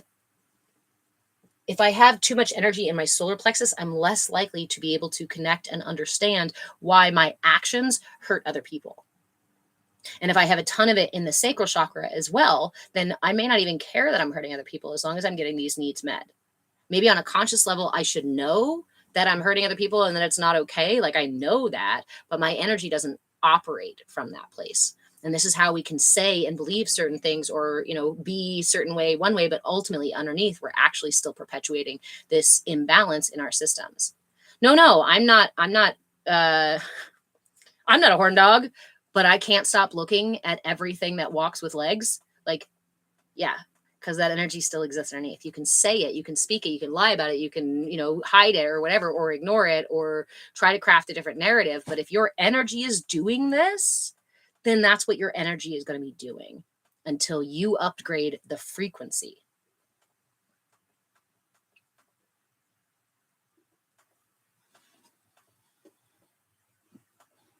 All they told them and teach them was maturation is natural. We live in a system where we live in a paradigm. We live in a culture where we are systematically programmed or conditioned to be out of balance, and to be out of balance on purpose. Why? Because it's really hard to control this many people as there are on the planet unless you put in the miswiring. Basically, from the moment we're born, and even in utero, and our parents and our parents and our parents, whatnot, parents have been conditioned for quite a long time. And the conditioning is just getting more and more intense, more and more intentional. as they try to maintain, as the ruling class tries to maintain control over the masses. They need you in a state of fear. They need you in a state of groping and feeling like you can't get your knees nailed and you don't know how to manage your emotions. They need you to feel either overconfident or underconfident, right? So you can be controlled. They need you to feel disconnected in the heart so you don't feel like you're part of the collective, which makes you fucking way more powerful than the handful of them that there are. We as women have been breaking free of that programming. And actually, as the collective, in my experience, so this is something that I've been studying, especially this aspect of the manipulating of our energy body and how it gets hijacked by our energy system. If you're interested in learning more, I did write a book on it. It's called Energy for Sale, The Energetic Blueprint for Consumer Conditioning. And I go through the history of it, as well as what's happening now, the social, emotional stages of development, cognitive stages of development, how your chakras develop, and how that marketing targets your chakras. Because if you are in a state of fear, then fear-based marketing, fear-mongering marketing is going to work really well on you because it's going to trigger that state of fear and it becomes an unconscious experience that you act out of the state of fear that was triggered by the marketing. Sacral chakra. We live in a culture that is so heavily saturated with way too fucking much energy in the sacral chakra. So what's really, really popular? What's a problem now? Right? And all the marketing, put extra makeup on her, put her in a short skirt, make sure, like, how many times I'm scrolling through social media and it's a yoga thing, right? I do yoga, I teach mindfulness and whatnot. So they show me these yoga ads, but these women are, I'm like, this is soft core. This is soft core. I'm not interested in watching this on my feed, but that's how they're marketing to you. Because if that marketing triggers you, it means your sacral chakra is out of balance. The marketing that tells you that you're all powerful and that if only you buy this thing or own this thing or look this way or act this way, then you're powerful, you're controlling, you're the center of the universe, you win, you're the successful one. Solar plexus. Amanda, I can absolutely go over the hand again. Yep. Let me catch up on comments here. I missed several. I apologize for that. So we are all being conditioned. And yes, women are moving our way out of this. Men are also moving their way out of this. But that's the thing. So again, the controlling class wants to maintain control. We are evolving past the point where they can maintain the control in the same way they have. So they're doubling, tripling down. And what we're seeing with a lot of our men in the West, unfortunately, is that, or not unfortunately, is that they are recognizing their conditioning, but they are also heavily being marketed to say, don't worry about your conditioning. It's not your problem. It's someone else's problem. You're perfect in your unconditioned or in your imbalances and conditioning that makes you feel like you're hungry for this thing and it's owed to you. Like you should just demand what you want and step on other people. Those are out of balance. They cause mental illness. They cause physical illness. They cause societal collective dis-ease when we operate from these lower energies like that. And the marketing and the paradigm and the propaganda right now says, go ahead, keep being pushy. Go ahead, be mean. Go ahead, don't care. Go ahead, fight with your neighbor. It's their fault. It's his fault. It's their fault. No, it's not. It's the process and program of conditioning us and taking away our ability to make conscious decisions for ourselves that are actually aligned with ourselves. This is a piece, like I said, this is my soapbox. This is like my neurospicy obsession, is the fact that we have been so conditioned like this for so long that it literally programs us to believe certain things and see the world in certain ways. And it can literally make you blind to what's right in front of you. A big piece of wisdom that I got many, many years ago about this system is that, as an example, if we were to collectively suddenly forget that fire hydrants exist, right? Let's not that we all just decide we don't want them anymore. Nope. It's forgotten, right? Like your energy body was forgotten because of conditioning. Give it a couple generations and they will start conditioning, saying there's no such thing as this thing. It doesn't exist, right? This is not a fire hydrant. It's a flagpole. And after enough conditioning, if they hit the chakras just right, you will look at a fire hydrant and see a flagpole because your mind does craft your reality and experience to such a degree that it can fill in things even though you don't see them, even though they're right there. Have you ever not found the milk even though it's right in front of you in the fridge? Because you're operating on a different place and not being fully present and perceiving this environment. Does that mean if they did that conditioning, we can't see it? No, because you can't hide the truth forever. And if there's a fire hydrant right in front of you, and we just try to ignore it, eventually somebody's going to see it. Somebody's going to trip over it. That's why they have to take it and say, no, no, no, it exists. It's just not what you think it is. It's actually a flagpole, because we know it exists, and we know that if we just tell you to ignore it, eventually somebody's going to find it, and the truth is going to be out. So we have to manipulate the truth, turn it on its head, invert it, and tell you that it's something else, so that you and your parents' parents and your parents' parents' parents can then condition each further generation to keep us in this place of ignorance of our true capacity for personal power. And that is why TikTok does not like my content. And that's why the social medias don't like my content, because I'm not out here trying to sell you something. I'm not out here telling you I have all the answers and that I'm your guru. I'm not out here trying to get you to bicker or create more divisive content. I'm trying to teach you, not trying to teach you. I'm sharing with you how your system works so you can fucking unplug those buttons that cause you to operate from fear, from shame, from guilt, from disconnection, from lies and mistruth, right?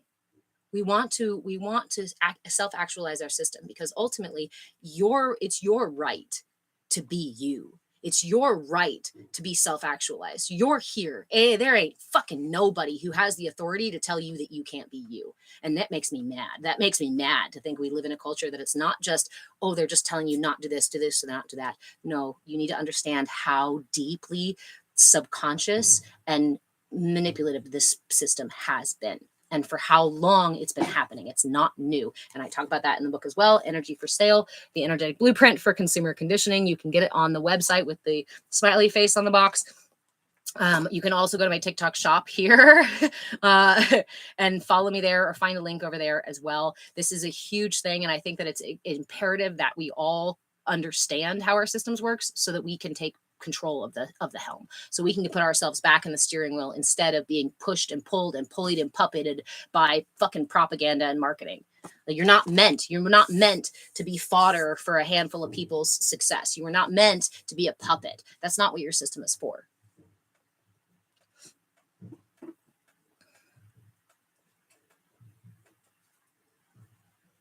Tiziana, you said, so if we are lucky, we'll spend a lifetime to find our power. I believe that we are past the point of it takes a whole lifetime to find our power. That's why we're also past the point of somebody like Christ, a singular person, coming back and leading us to our self-actualization or to our enlightenment. But instead, as the collective, we're experiencing a quickening. We're experiencing a movement of time that's moving faster, and a movement of our evolution that's moving faster. It's why more and more people are waking up, having these spontaneous experiences, having intuitions, having insights, having out-of-body experiences, right? All sorts of cool stuff is happening. And I, again, have been working on this since I was a little kid. I've been watching marketing manipulation since the 90s. And I can tell you from where I sit, it's happening, and it's happening fast. And people are it's just like pop, pop, pop, pop all over the place. The water is warming and we are evaporating. There is actually so much less you have to do. This is not about having to work and toil and drive yourself into the ground to make enlightenment happen. That's a very Western, very material, very matrix idea. And it actually keeps you from your work, from your healing, because what we do is invite it. Energy doesn't flow with tension. Energy flows when I'm willing and curious to allow it to flow. And that means both my emotions, my thoughts, as well as the events and things happening outside of me. We need our wholeness. Our wholeness is imperative. It is an evolutionary imperative. And that's why there's a quickening happening, where we are getting to that place naturally, where we're waking up in that place. And the sun is helping. All this solar maximum, all that energy being washed over the earth is also upgrading the energy of the earth as well as yours. It's changing the frequencies. Yeah. It's basically like cleaning house. It's really fucking cool when you dive into that piece of it, those pieces. And people are taught to compete again. So here's a great one of those. As somebody who studied human development and wellness, in human development and wellness, in psychology, we know now that the idea that humans are naturally combative and we're naturally competitive is bullshit. If you look everywhere else in the universe, including at humans, we are naturally cohesive. In fact, we need each other to thrive. We're much more like pack animals, right? But what do we hear in the current narrative? What do we hear in the paradigm? The marketing is not true. It's the opposite. They say, oh, you're stronger when you can stand on your own. Oh, you're weak if you ask for help. Oh, check me out. I'm a lone wolf. Lone wolves die on their own. Lone wolves die on their own. They might survive for a while, but they only thrive in another pack. Lone wolves don't survive, don't thrive on their own. But the narrative of the paradigm says you should be a lone wolf. See how I tricked you? See how I said, actually, you need each other. And yes, we need to take time on our own as well, but ultimately we need each other. We are collective animals. We're pack animals. No. You don't need each other. Damage to the heart. I don't need anybody. I don't need connection. Or when you're trying to connect, other people saying, don't try to connect. Weird. You're weak. What do you? This is how the paradigm becomes the reality that we experience. Okay. Oh, Tiziana, thank you. I'm going to pin you here. And then I'm okay. Amanda, I am now 30 messages behind because I got up here. Let's go over the hand chakras really quickly. Instead of making you guess, asking you to guess, I will go over the hand chakras. And then I'm going to scroll down and catch up on everybody. I apologize that I'm missing stuff. Okay. Hand chakras. Here are the hand chakras, and the hand chakras correlate directly to the 7 chakras in your system. You also have feet chakras, and the feet chakras are the same, where they correlate to the 7 chakras in your system. You have other minor chakras that have their own jobs to do, but in the hand, they go like so. The base of the hand here is the crown chakra. Okay. I was going to add the reminder pieces too, but let's just go over it directly. Crown chakra at the base of your palm, where your wrist is. The middle of your palm is your third eye, your brow chakra here. Your thumb, ruled by fire, is your solar plexus, right? It made my solar plexus move. All right. Your index finger is ruled by air. Air is your heart. You connect, right? Heart. Your middle finger, which is spirit or ether, is your throat. If you're going to say something with your finger, if you're going to say something without saying something, you use one finger to do that. That's the throat chakra one. This is where we express the unseen. Our spirit comes out and comes into creation here as well. The ring finger is the earth element, and therefore our root into the earth. I like to think about it like because it's our ring finger. It's our commitment finger. My first and most important relationship is the one to myself, to my body, and to my experience, to my existence, right? So that's the earth one here. I'll go back over them, okay? And then the pinky finger here is ruled by water. It is connected to my womb, right? And whether you identify as male, female, or biological or whatnot, you still have a womb where you incubate parts of self and aspects and energy of self. And that's the sacral chakra here. So one more time. Oh, Jam Schmidt. Getting hit in the solar plexus feels like an electric shock that steals my breath. Do you mean getting physically hit? Because if you're physically hit in the solar plexus, your diaphragm is in your solar plexus. Your diaphragm is right here, and so it can actually physically take your breath away. And the experience of getting energetically hit into your solar plexus can also cause issues with your breathing, because your solar plexus rules your diaphragm. Your heart chakra rules your lungs, but your diaphragm is actually here. Your diaphragm to... Okay, so here we go. One more time over the chakras in the hands where they all correlate to. Okay, yeah, physically hit. Yep. Okay, because that's your diaphragm. Base of your hand here is your crown chakra. If I'm going to find my soul star chakra, which is the chakra that's way up here and connects me up into ether, up into spirit, I'm going to place my wrist on the top of my head, and up at the tip of my fingers is where my soul star chakra is. Your crown touches your crown to find the soul star up there. My brow chakra is on the palm. If I want to address overactive thoughts, if I want to invite premonition or wisdom or conversation with my higher self, I put my palm directly over my third eye. You can also do the palm directly on the back of the third eye chakra, which feels so good. The back of your third eye chakra is your pineal gland. So just wrap your hand, making sure your palm, thank you, Debbie, Bring your hand to the back of your head, to the base of your skull, and just hold it there for a few minutes. I encourage you to just sit with this for a second because it just feels so good. Okay. And then we'll go over the rest of them. So the palm is your brow chakra. The thumb is your solar plexus. It's ruled by fire. We use our hands, ideally we use our hands to eat, right, with. And that thumb is your energy upward. This is your center for prana. This is where prana develops and is literally generated in your system through digestion. We talk about your digestive fire, right? So that's the upward pranic energy in your system. Then you're in the element of air. That's the heart chakra. And for the heart chakra, I talk about me and you and me, and we connect in the heart, me and you. The pointer finger is air and connected to the heart. And then your middle finger, if I'm trying to say something without saying anything, it's connected to the throat. It rules the element of ether or spirit. If I'm going to communicate what is unseen within me, what is ethereal within me, I need to use my throat chakra. And again, if I want to say something without saying something, I use that finger to say that thing. Over here, we've got our ring finger, and our ring finger is where we make our very first commitment, our commitment to ourselves, to our body. We marry our body to become, the spirit and body become married in this matrix reality, right? That's the element of earth. So our root chakra, earth grounds me down into my first commitment in this lifetime, right? My first commitment to me in my lifetime, is to my earth, is to my body, is to my grounding. Pinky finger, the last one, is your element of water. This is your womb. This is think of it like the littlest one, right? The baby finger.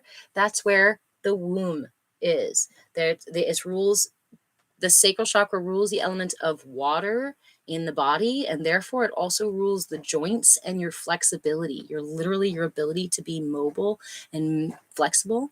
And it's also your ability to be energetically or emotionally or cognitively flexible. If you're very stiff in the sacral chakra, you're going to hold your body in a very stiff way. You're going to struggle to be fluid or move flexibly, and you're also probably going to deal with rigid thinking as well, or rigid perception of your emotions and stuff as well. Water and earth, body being adjacent, connected makes sense. Yep. So this is the way we talk about our energy. So thank you for asking again. And you can go ahead. I got to take my hand down from the back of my brow chakra. The front of your brow chakra is here. The back of your brow chakra is back here. A lot of us are aware of the front chakras. So I always encourage you to address your back chakras as well, because they need your balance too.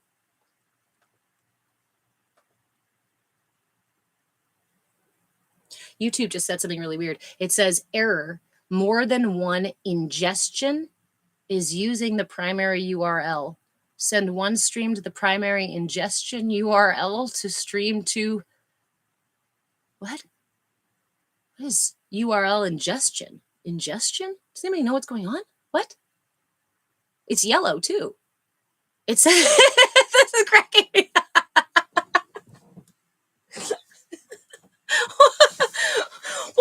What the actual universe? What? Thank you, blindly evolving. Okay. Yeah, jam. It's like giving my cerebellum a nice hug. It felt good. Good. Okay. So we were talking about how energy moves through our systems. Think about it this way, right? When we're building up the self. Here, we'll use the book cover. Remember, I wrote a book. And I offer coaching. I offer private coaching, and I wrote a book. Those are the two most important things that I got to keep repeating, because I keep forgetting to repeat those things, because I want to talk about this stuff to you, not about the things that I do. So I offer coaching, and I wrote a book. You can find this one on the smiley face box place, and you can go to this TikTok shop to find the other stuff. So am I being hacked? I do believe that my stuff has been hacked. I just recently got a new phone, and it was initially working really, really well compared to my other one, and it started to slow down again. But I recently got a tracking blocker, and holy crap, like 6,000 blocking attempts were blocked just yesterday on my phone. But I don't have that stuff on my computer, so I'm probably on a list. I'm sure I am. Data ingestion refers to the raw data you send to YouTube. Thank you. I figured there was a reason for it, but I was just laughing about it. Okay, so it doesn't say it on that end, but you can still see it live. Good. All right. Well, it's just okay. So, how does our energy move? Think about it this way. Here's our root chakra, right? Your root chakra is the element of earth. It is your first commitment to yourself. It's your experience of being in the body. Your root chakra says, I am. It just says, I am. I exist. And during this stage of development, of your social emotional development, it asks the question, it asks the conundrum, right? It has you resolve trust versus mistrust. I exist. My first question is, do I trust this existence? Do I trust this reality? Do I trust the people around me, right? So this is me at rest. This is me in my body. This is me in existence. I just am. The first time anything happens in my system, I feel that energy moves up to the sacral chakra. Think about this. Think about the infant who's laying there, who knows, in the crib or something like that, or laying there on the floor, and a loud sound happens nearby. What do you see the body do? And in fact, you can pretend that you're the infant or you're the child, or right now you are sitting where you're sitting and suddenly you hear something loud and it startles you. I invite you to, what happens? Move your body like you would if you were startled. Where does your energy move? Does it move down? Does it move out? Or does it contract? It pulls in and up. So your energy moves from your root, the I am, I exist. And then as soon as you feel there's an experience, it goes and pulls up to the sacral chakra.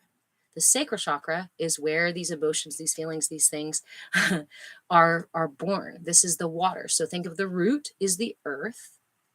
And then we water the earth, right? So those seeds can grow. This is where we plant our seeds. And when we water them through our emotions, through our experience of those emotions and our interactions with the internal and external experience, whatever grows will begin reaching towards the sun. The solar plexus, ruled by fire. We also need that energy to help grow those things. And when those things grow within us, they reach up towards the sky, right? They reach up towards our fire. As they reach up, then we begin to realize that we're not singular, but actually we're in a garden, right? I am a tree in this garden. You're a tree in the garden. There's a flower over there. There's a skunk cabbage over there. There's a poisonous plant over there. We're actually a whole earth full of all these things together. It's not just me here as this little garden growing and experiencing, but there's many other little gardens that are going on in here.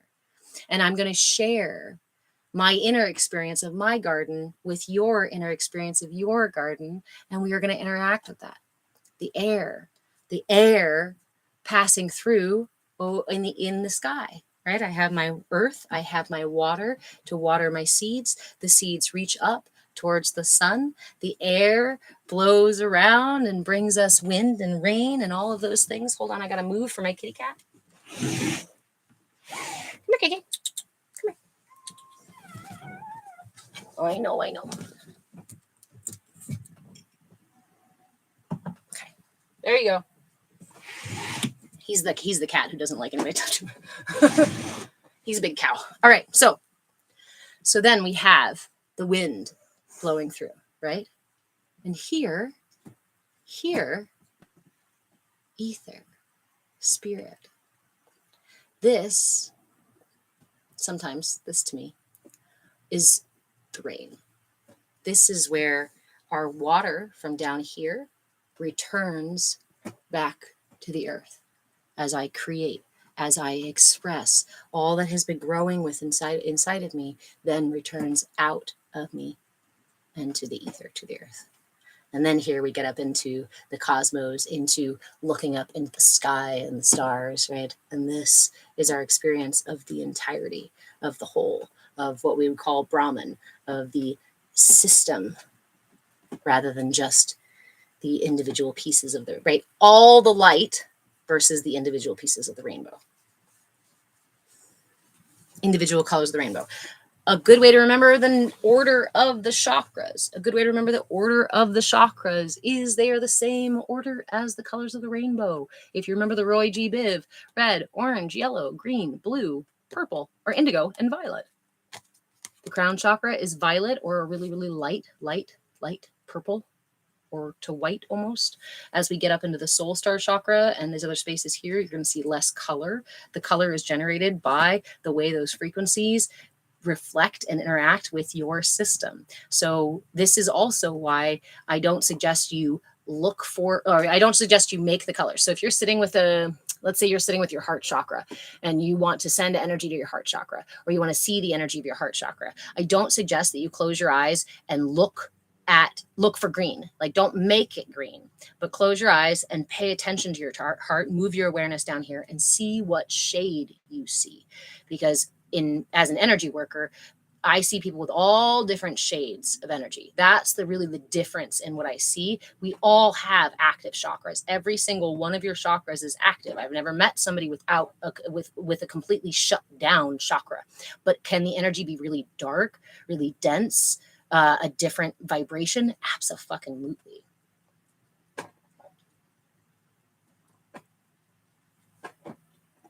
Jam, same as the color of fire. The redder, the cooler, the less energetic. Your system, this is, why is this truth? How do I want to say that? Truth is simple, and it also correlates everywhere else. Like, you see it reflected in everything else. And so when we look at the chakra system and we see it reflected in music, in sound, in sights, in all sorts of other experiences, we go, oh, this is the language that transcends the different experiences and pulls them all into a self, an experience, right? A wholeness. Thank you for the gifts, friends. Thank you for the loves. Okay. So yeah, we were pulling that energy up, right? So the energy moves up into the sacral chakra. And if I'm in the sacral chakra and I'm asking, okay, so I'm that infant again. I'm the infant again, and I was laying there and something startled me. So my energy pulls up and it made me cry. I feel that. I feel the tension in my body, and I'm going to express the emotion, tears, water coming out of my sacral chakra. If my caregivers see this experience and come to comfort me, which is the natural biological expectation, because an infant is not safe by itself. Biology says that as a tiny little squish, you can't protect yourself. So you have to rely on and call for your caregivers. And if you have the experience of being away from your caregivers for too long, or with new, untrusted people, unfamiliar people, you will experience a state of fear as a biological imperative to get you back to safety, right? Fear says, run, let's fix this. Let's get back to safety. We're not supposed to live in that state of fear. So as an infant, I'm existing in my cute little squish. Something startles me. I pull the energy up to my sacral chakra and I feel something and I cry about it. And at that point, let's give the out of balance story, right? My caregivers, my mother's grandmother says, don't you answer that baby. If you go pick up that baby right now, you're going to spoil that baby. Right? So my mother leaves me to cry for a few moments. And as I'm crying, as an infant, if I can't go do anything about it, I can't get up, I can't go get my parent, I can't get myself to safety. So what happens to my system? They say we learn to self-soothe. That's not the case. Typically, we learn to not trust. There's a difference between self-soothing and deciding that the world is not trustworthy and the world will not take care of you and the world is not abundant.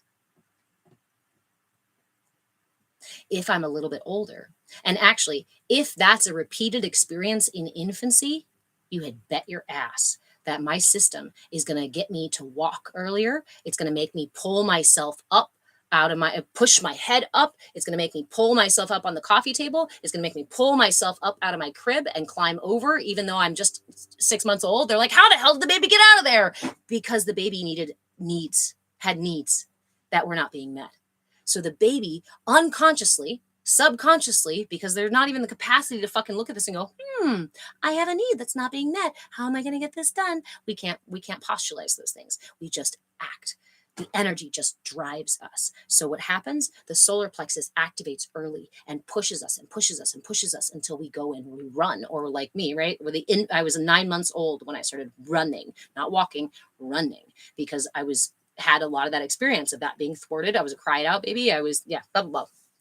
So then I get that energy in my solar plexus. And from there, I'm going to do something about it. And if my experience earlier on in life is that nobody's going to answer my cries for help and nobody's going to come help me when I need it and nobody's going to listen to me, right? And the world is, I can't trust the world. And so I have to do shit by myself. You're going to end up with a much more pushy, a much more demanding, a much more loud, fast, like active kid. And this is not to say that every active kid has a poor regulation down here. Some of us just have a ton of energy. Again, remember, if you had that Leo or Aries energy here, let's say you are a sun, your sun is in Leo and your rising is in Leo and your moon are all in Leo, you're going to be bright, loud, lots of movement. But that means that your system will have a tendency to feel safe and comfortable here, which could lead you to imbalance. So it's important as that Leo or Aries to make sure you bring balance to that, because it's going to be easier for you to express that energy there. What if you go and express that energy as a 2-year-old and you get in trouble like most 2-year-olds do when they throw tantrums and grab things from the store shelves and run around like, little chaos beasts, right? We put them in timeout. We spank them. We do the other things that we fucking do, that we've learned to do. The only things we know how to do to address what's happening in their systems. And what's happening is that their energy is expressing itself. You want to see this full expression of God, of source, as through the matrix, through humans? Look at a toddler. They are in full effect, full openness, full expression without the apprehension, except if there's fear, or if there's a lack of feeling, right? If they were punished for crying, then they're not going to use that tool because it's not safe to cry. If we were punished for grabbing things, doing things, being too loud, climbing on stuff, then you're going to learn to pull that energy in and say, okay, well, I'm not safe if I'm operating, if I'm pushy. So now I'm going to move the energy up to the heart, right? This is the experience for me of like growing up as a girl in the West. I was a cried out baby, so I wasn't allowed to cry. I was left in my crib by myself. I learned to run really fast, really fucking early to try to get my needs satisfied. But then I also got in a shit ton of trouble for running around, for grabbing things, for doing stuff on my own. So at that point, my little sister was born. And when my little sister was born, I realized that if I poured all of my attention and care into her, helped feed her, helped clothe her, helped talk for her, helped take care of her, then everybody thought, oh, what a great little girl. What a sweet little girl. Oh, she's so nice and she's so caring and she's going to be such a good mommy someday. And all the things that we culturally support for our little girls. Now I'm safe. Now my system, not consciously yet, my system starts to go, wait a minute. This is good. This is good. You love me and you will give me what I need when I do this. Okay, my system doesn't care whether it's good or bad in the long run. It works now. And that's where my system lives, here and now. My emotions and my energy lives in the here and now. It doesn't live in the past. It doesn't live in the future. It can't deliberate those things. It just says, what do we need right now to stay safe? And if you learn that pouring your heart into other people is how you stay safe and how you're cared for and loved, then your system is going to do that. And you're going to continue doing that off into adulthood. You might even choose a career where you do that. You might even for a while do that in such a pushy way that it's out of ego and out of need, out of desperation to be loved. It's just misalignment. It's just the earlier messages that you were not safe expressing energy or balancing your energy in these lower chakras. And again, for a little boy, what do we say when our little boys run around and they're loud and pushy and whatnot? Oh, boys will be boys. And so a lot of the men who have grown up in this same kind of conditioning feel perfectly okay with being in the role of control or being pushy or being demanding or having the authority, right? Or operating in their ego instead of or without as much energy in their heart. Because what do we also tell our little boys? Don't cry. You're too sensitive.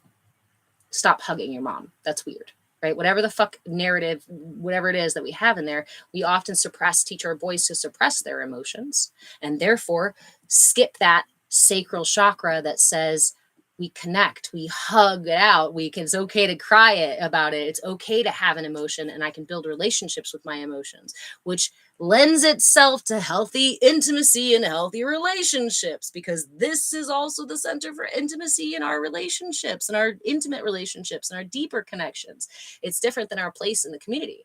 So if I'm ignoring my emotions, I do not have the capacity to connect more fully with my fellow humans. And this is how we end up with twin flames. Jim, you said it's really embarrassing that grown adults thought to fix their baby like they fix their TVs. This is the narrative. I can't even, and I used to want to blame, I used to want to poke. Hold on, I'm sorry, blindly evolving. I just missed that over there. You said if someone was a dreamer, would their energy be brow and crown? Yes, too much energy up in the brow chakra and the crown chakra can make people aloof, lack of attention, lack of focus,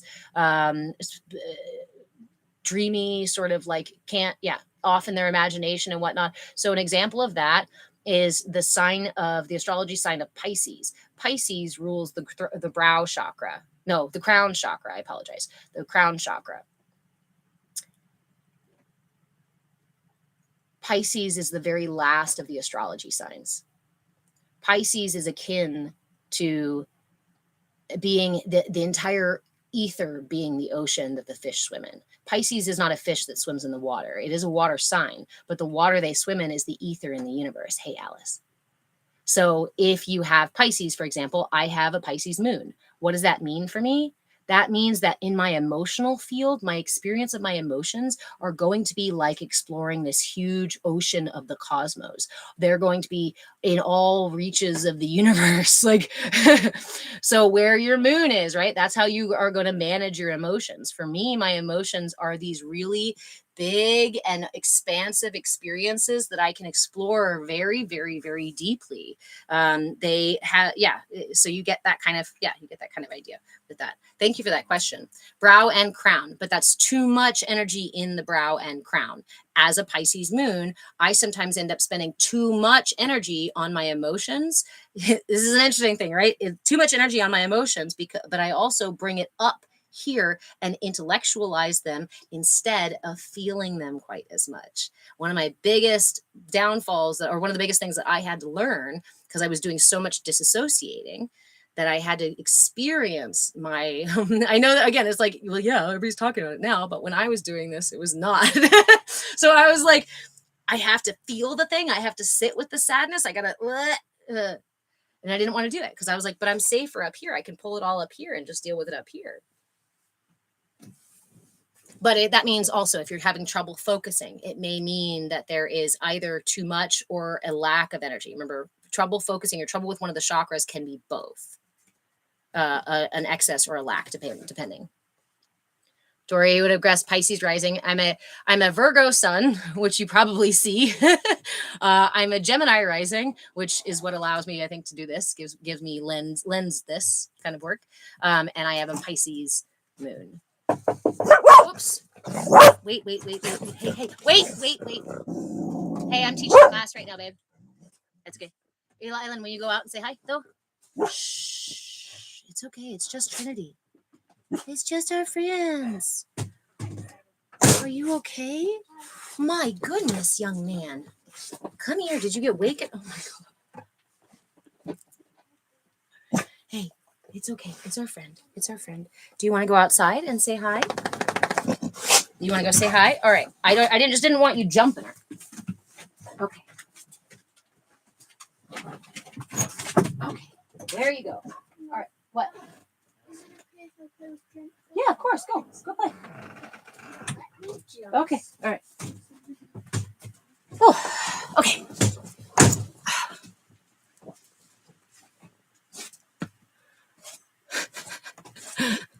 Sweet healers.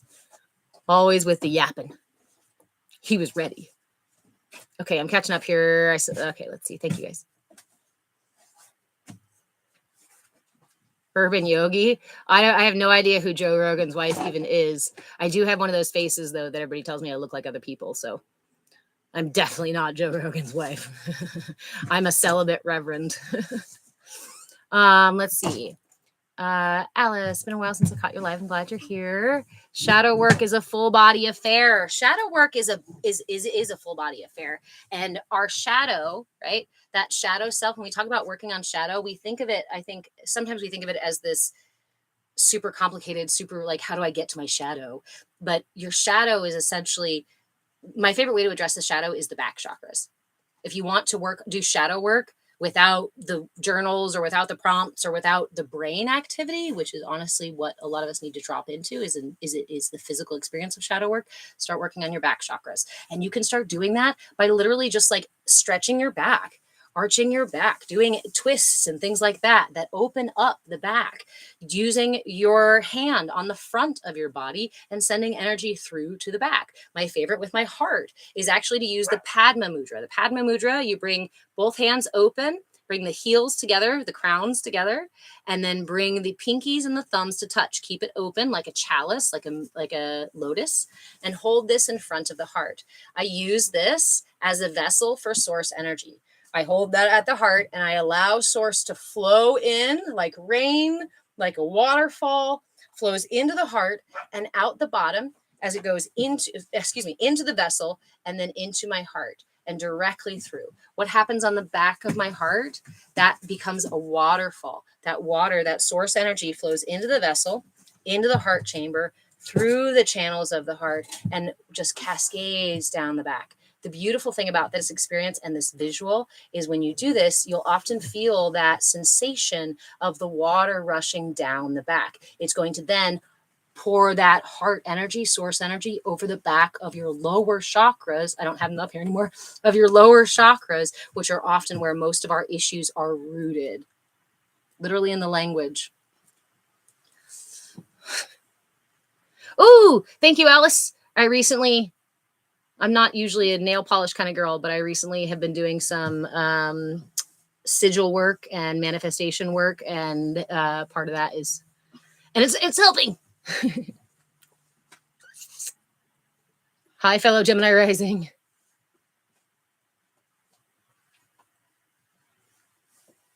Aw, thanks for all the love, Alice.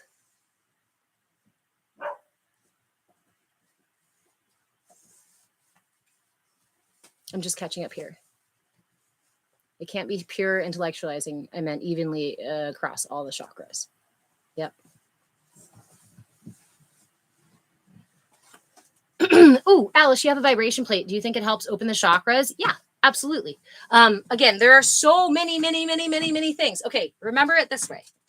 Your energy system is dynamic and ever flowing. It takes about 5 minutes for energy to circulate through your entire system. No matter what you're doing, most things are going to take about 5 minutes for it to fully circulate through your system. Your system also inhales and exhales. Your energy body has a to it. That breath happens about every 45 minutes or so. And again, it's not stuck to the arbitrary clock. So we have to use it as a reference for it, but it's not the exact, right? This is about you learning your rhythms. If you want to start tracking your rhythms, please go get yourself a fucking journal. And if you want something that's pre-crafted for tracking your energy, go to my TikTok shop here. I move a change over there and there is a pre-made journal. It's called the Inner Light Map that I sell that you can use to track your energy body every day. You can also use to keep track of different practices and different tools and how they work for you. And you can also use it in class here and write down the different practices and stuff. So that's all crafted. And again, remember everybody, you guys are who keep the lights on, your memberships, your purchases in the shop and all that stuff. Keep food on the table, keep our bills paid and keep the lights on. And I deeply appreciate it. Are you going to lay back down or are you just going to stare everybody down? Okay, cool. So I'm going to have a bite of bagel, and a sip of coffee.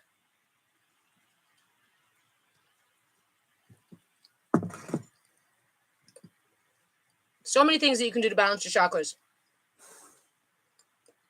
Your system is dynamic.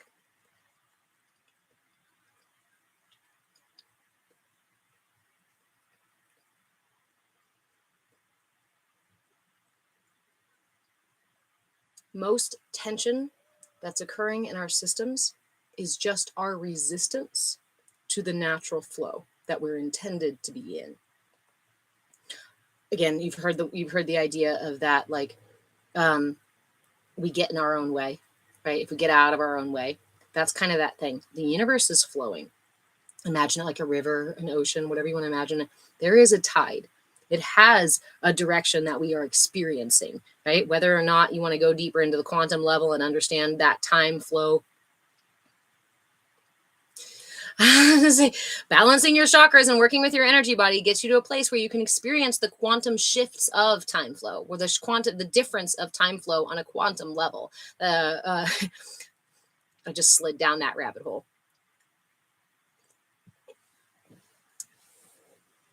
Yes, Jams, 45 minutes for what? You said it was our energy cycle itself, breathing. Every 45 minutes or so, you shift from yin to yang energy, from pranic to aponic energy. Oh, I can't put that there.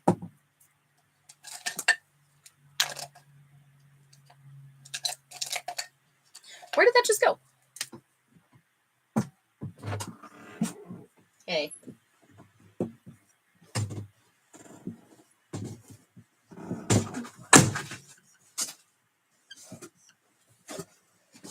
Pranic energy goes up.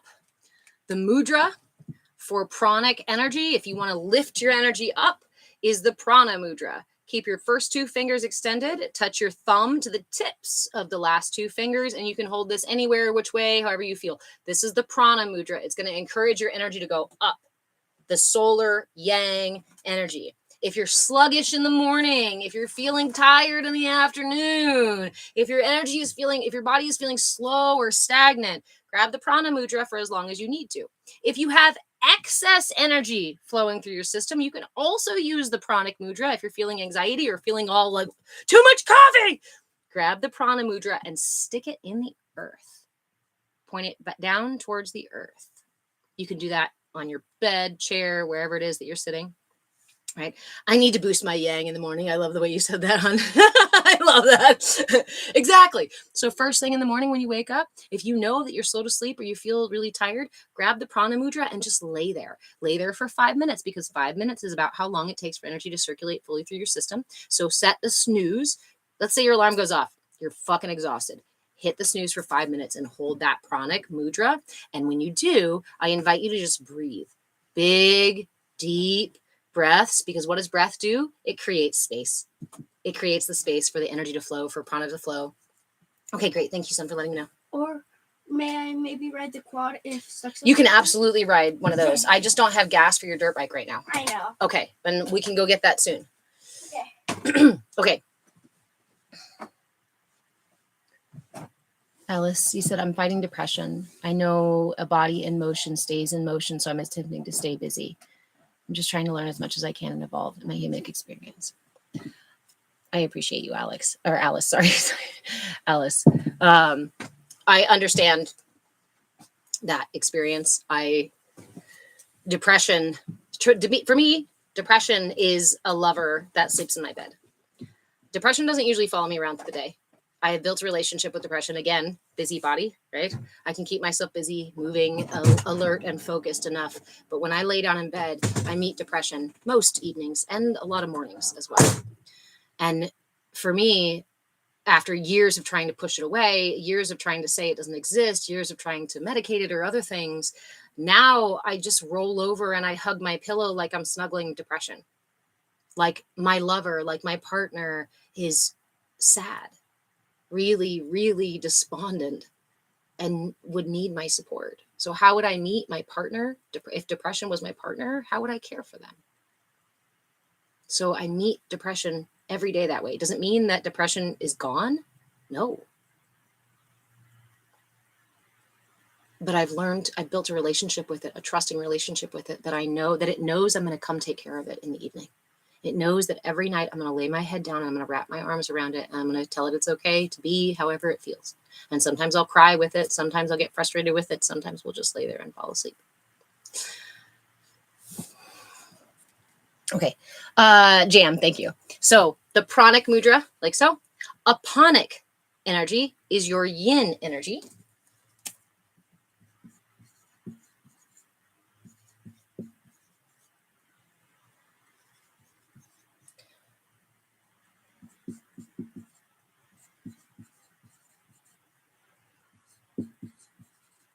whatever terms you want to use for it. Yang, solar, masculine energy, lifting up energy, pranic energy, aponic, yin, lunar, downward, feminine energy. The mudra for that one, please be careful with this mudra, because if you have just eaten or your body is in the middle of digesting, you can potentially quicken your digestion, or you can cause yourself discomfort. For example, I did this mudra immediately after I had finished a big meal, not even thinking about it. And it felt like a brick started moving through my gut. Like it moved my digestion along. So, but it's also going to quiet your digestive fire when you sit with it. So the initial energy is to go, right?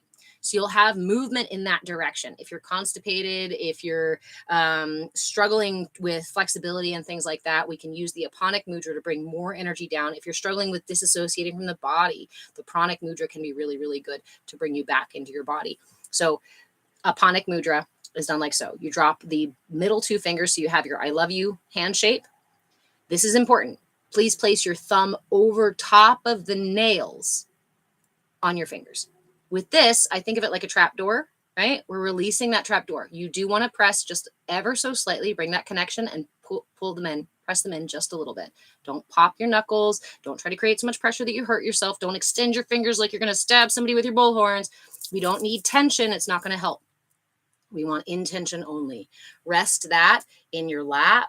You can hold it to your belly if you want to. You can hold this one anywhere. You can do it right hand, left hand, both hands, doesn't matter. This is one that's going to cool your system. Bring your energy down to that yin. And your vibration plate does that. Yes, I was going to say the vibration plate. So when there's tension in our energy body, it causes tension in our physical body. Tension in our physical body, the tension of the myofascia and whatnot, causes an actual kind of debris, like a physical debris that collects in the body and ends up causing us long-term pain. The reason you experience pain in a place of tension is because it actually like develops foreign stuff that's not supposed to be in your system, that's not supposed to be stuck in your system. This is why water is so important, because water washes away the debris that tension causes. If you're in long-term fight or flight, you're going to be collecting that debris over many, many years. And so it can take time for us to wash and clear that debris out of our systems, both by physically drinking water, as well as by learning to loosen up those channels. A vibration plate can be a really, really good way to literally shake it loose. Remember, when you use a vibration plate, I hope you do, drink so much water. Please drink so much water, because I think of it like a glitter bottle, right? If you shake it up, the glitter goes everywhere. Then that's fine. But that means the glitter may settle back down in places that it's not meant to be still. We want to flush it out rather than getting it stuck again. You thought there were scams? There are actually some really useful tools out there. I don't have a vibration plate because I personally don't. A big part of my process, a big part of my path this last 4 years has been getting rid of all the things that represent what I want to do versus finding the things that I have that allow me to do what I want to do. This is why mudras have been such an important focus in all the stuff I teach. If for me, getting rid of that debris means dancing every night. I get on my porch every night and I put headphones on and I dance on my porch, or I dance in the yard. Whether it's rain or snow or whatever it is, I am out there and I am shaking things loose, because if I don't, I feel the physical pain from that energy being stuck. I love dancing in the kitchen. Yeah, CK, maybe that's your vibration plate. And honestly, what do animals do out in the wild? If a deer is getting chased and then gets itself away, what does a deer first do? It shakes. We can observe animals getting rid of debris, the debris that's caused by adrenaline, by tension, by shaking. So if something just fucking happened, and we might even naturally do it. Have you ever had the experience of something weird or gross or uncomfortable happening and you're just like, ugh, shake that off, because you're literally shaking the energy off, the debris that can be physically created by this experience of tension. In labor, when a baby is being delivered, one of the things that causes pain in labor is if we have a bunch of this debris. And if we don't have enough water or fluid in our system, that tension of labor is going to be fucking painful, because you essentially have what are the equivalent of like kidney stones inside between your muscles and tissues and myofascia and all this. That shit hurts. It's actual debris. Please drink your water. I'm talking to me too, because I don't drink my water enough. Hey, Tammy, thank you for all the shares. And dancing through my depression. I'd like to slow waltz with my depression. The shake is necessary sometimes. Yep. Ooh, Alice, I love a good playlist. Yes, jams. Like water for the body, sleep allows the flushing and recycling of wasted brain chemistry. When we sleep, our systems relax, right? And all that tension goes away for the most part. Yes, we can still actually maintain tension even into our sleep time. If you, yeah. But your liver, right? Your liver is regenerating itself. It's why we suggest that you do not eat. Is it 3 hours before bed? Because your digestion, you want everything to clear through your system. Essentially, you want to sort of mini fast before bed so that you can clear all of that stuff, all your digestion, all the other work out of your system, so that your system can focus entirely on healing.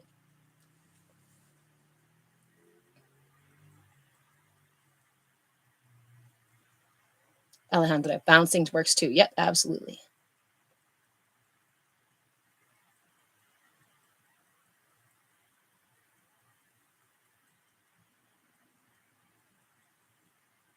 Okay.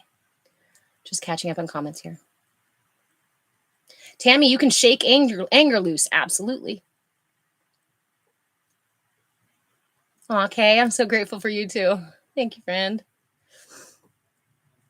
I eat all the time right before bed. I go through phases where I do. And so, again, I try not to chide myself for it, but I try to look at what is causing me during my day to then feel like I need that right before bed. And if that's something that you want to shift, I encourage you not to focus on the actual symptom, which is eating right before bed, and focus on the things that lead you to that place, right? Breadcrumb, I call it breadcrumbing yourself. You see the thing that you want to change. And so you breadcrumb yourself backwards. How do we get here? Because if I find how I got here, then I don't have to worry about the eating before bed.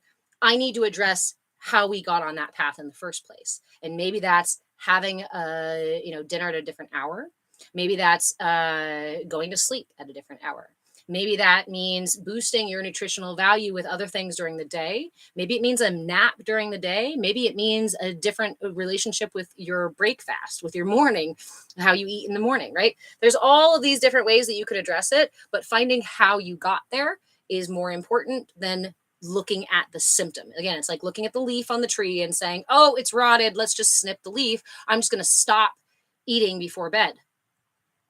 But the energy that is leading you there is going to keep moving through you, and you're going to end up fighting yourself. You hit that wall and you're going to go, I want to eat before bed. No, I'm just going to force myself. I'm just going to create a battle with myself. Is my energy flowing freely? Is my system relaxed so that I can receive and understand and move back to balance? Or am I creating a battle? Am I creating tension? A reminder from my mother. Your breadcrumbing, you're going to find out. Yeah, it's about breaking routines. Hey, thank you, friend. Thank you, friend. That was really cute. Okay, getting into routines. So my system gets tense. Oh, that's what I was going to say. Wisdom from my mother. If you create an enemy of yourself, it is a battle you will fight every day. And that becomes the war that you wage your entire life long. Do you want to live like that? No. Most of us say no. Most of us go, no, of course, I don't want to battle a war inside of me. So ask yourself, where am I creating battles? If you looked at the part of you that eats right before bed, right? I can use myself too, because I've been doing it lately too. I'll look at the part of me that's snacking right before I get in bed. And I'm going to ask myself, right? I'm not going to make an enemy of that person. That person is an aspect of me. The person who's choosing to eat before bed, even though I know that it's not healthy for me, even though I know that it makes my stomach not feel great in the morning, is still choosing to do that. If I make an enemy of them, I'm going to have to fight with them every night. I don't want to create an enemy. I need to create a friend. I need to create a friendship. I need to create a relationship, that trusting relationship, so that they will communicate their vulnerability and their needs to me. And so that I can then meet their needs in a way, they're the me, other me, right? Aspect of me that actually supports wholeness and wellness and inclusion. We treat our energies, ourselves. Thank you, Bash. Those are really fun. We treat our energy body, we treat ourselves, our emotions as friends, as our community, as our tribe, right? Ooh, that's my favorite one. I wish my hair had that kind of wave. Thank you, Bash. Thank you so much, Fred.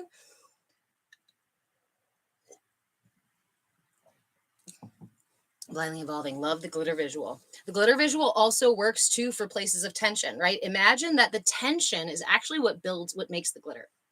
Glitter is being produced in your system when you are tense. If you're tense, it's literally like popping out little bits of glitter. The longer you're tense, the more glitter ends up building up, which the more glitter creates blockages in those pathways. If there's debris in the pathways, the energy is not going to move freely through it, right?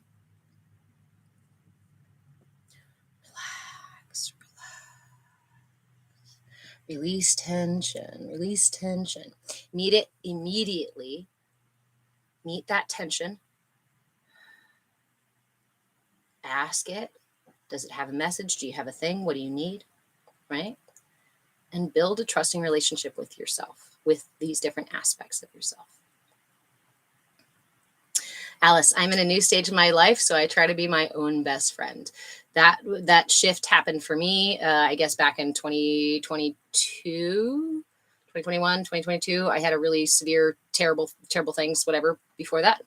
And it put me in a place where I had no spoons left to fight myself. I'd been fighting myself for so long and fighting other parts of me and fighting the world for so long. I had no spoons left. I couldn't even argue with my brain. At that point, I honestly had dropped into pretty heavy addiction to try to just manage the overwhelming emotions and fear and shame and guilt that came from the experience that I had up until that point. And I didn't know what else to do. I couldn't force myself to do the right thing. I couldn't force myself to take care of myself. I wanted nothing to do with myself. So instead, I just started to sit with myself. Because I knew in that moment I'm stuck, right? Like I'm literally stuck with myself. I can't get rid of myself. I can't amputate. I can't evict anybody. We're all in here and everybody's mad. So what would you do if you're sit and listen. That year, that several months of doing that as a regular practice and nothing else as a regular practice completely changed my relationship with myself, the way that I approach my own practice and the way that I approach coaching and the other clients and the other people that I work with, right? And teaching these classes, the information that I teach. I used to be the one who was like, let me show you all the complicated tools that I have. Let me show you all the complicated, super high, whatever, right? Super special, super exclusive, whatever tools that I can do. That was out of ego. That was out of wanting to be seen as something that my ego needed.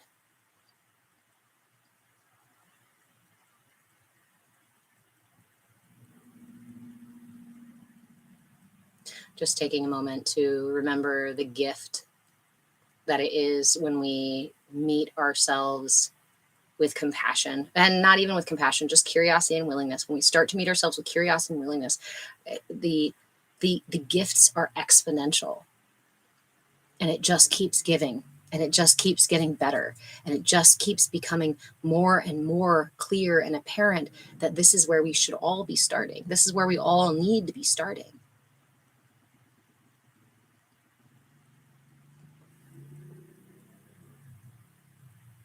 Yeah, Alice, we have to take care of ourselves like we are our own child, our own children.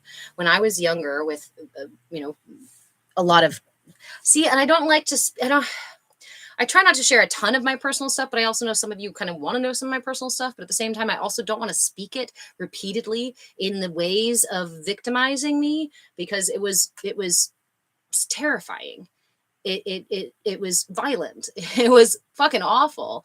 And I feel like I should share some of those stories at some point. But moving from that space as a kid and intentionally going to school to figure out how to be a good person because of who I'd come from and where I'd come from. I went to school because I wanted to be a parent one day, and I knew that I didn't want to be that kind of parent, but I had no idea how to be the kind of parent I wanted to be. It's part of what sent me to school, was to study why we tick, why we do what we do, how we end up broken, and how we heal. And I used to, even through all of that, I would beg myself, I would beg for some answer to this sensation of feeling unloved. If my entire early experience was were these parents who had little to no care for me or put me in harm's way so many times, right, to such a degree that I felt so completely hollow, devoid of value in other people's eyes, worthiness in other people's eyes, I didn't know how to satisfy that. I didn't know how to fix that. How do you reparent? Like, for me, what I thought in my matrix brain, in my external, in my ignorance at the time, I said, how do I replace what I need from outside of me? Right? Parenting is something that we get from other people. Well, how am I supposed to give me something that I get from other people? It doesn't make sense. And I was really stuck behind that narrative for a long time because I literally just kept speaking it. How am I supposed to experience something that was supposed to be given to me from outside? That was before I realized that we can create our own internal families, that we can separate these parts of ourselves. And it actually is beneficial to say, I am feeling angry right now. I am feeling alone right now. I am feeling grief or shame or whatever it is right now, but it's temporal. It's just the same as a passing cloud. It's a freaking fart or a belch that's trying to get out of my system because something's out of alignment. And if I swallow it back down and hold it in, it's going to hurt my system long term.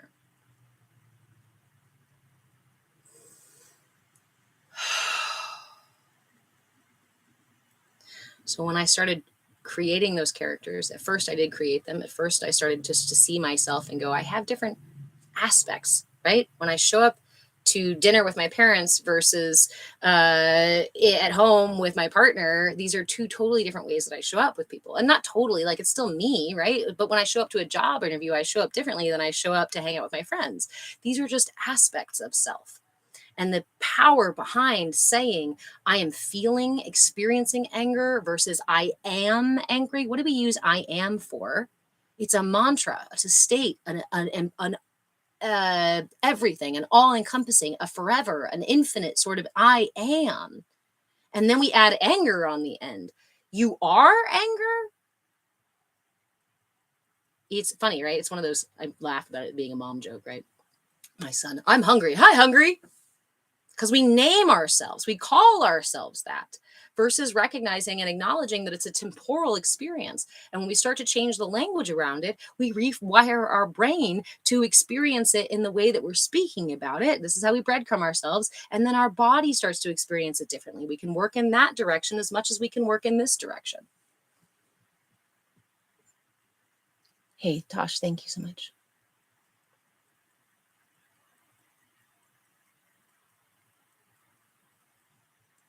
I had deep self-hatred and I only recently let go of. I completely understand. Okay, my boyfriend used to say I would act different around my cousin. So this is how we interact energetically with people, right? If the energetic program that I use at work is different than the energetic program that I use at home, but some pieces are the same. For example, I used to be a type A overworker, and I would overwork myself at work, at home, in my relationships, in my personal life, fucking everywhere, right? Because it's what my energy was doing. I was trying so hard to earn my value that showed up everywhere in my life. But then, of course, when I show up to work, I'm going to show up with a certain aspect, presentable aspect of me, an ego aspect of me, because it also feeds my ego. And I'm going to show up with my partner as the submissive one, because I learned that if I care for other people and have no sense of control or ownership over the situation, well, then you'll love me, right? Does it mean I'm being disingenuous in one situation or the other? No. It's how my energy keeps me safe in that situation. I behave a different way when I go to the grocery store and I'm experiencing anxiety because my system keeps me safe in a certain way in different situations.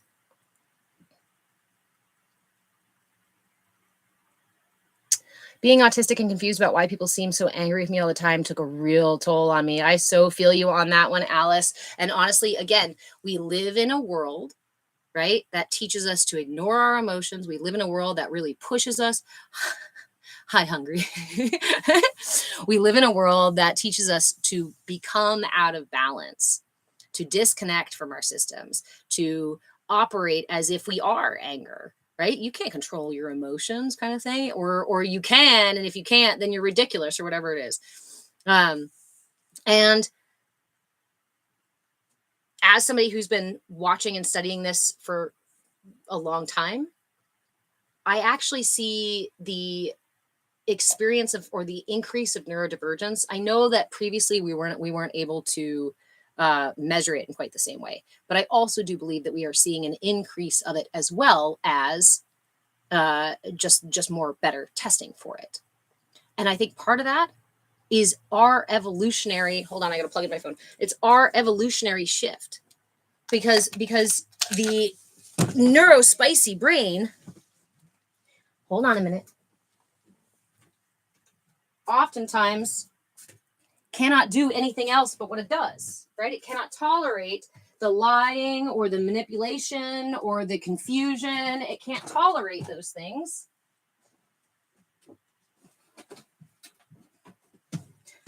Because it functions differently.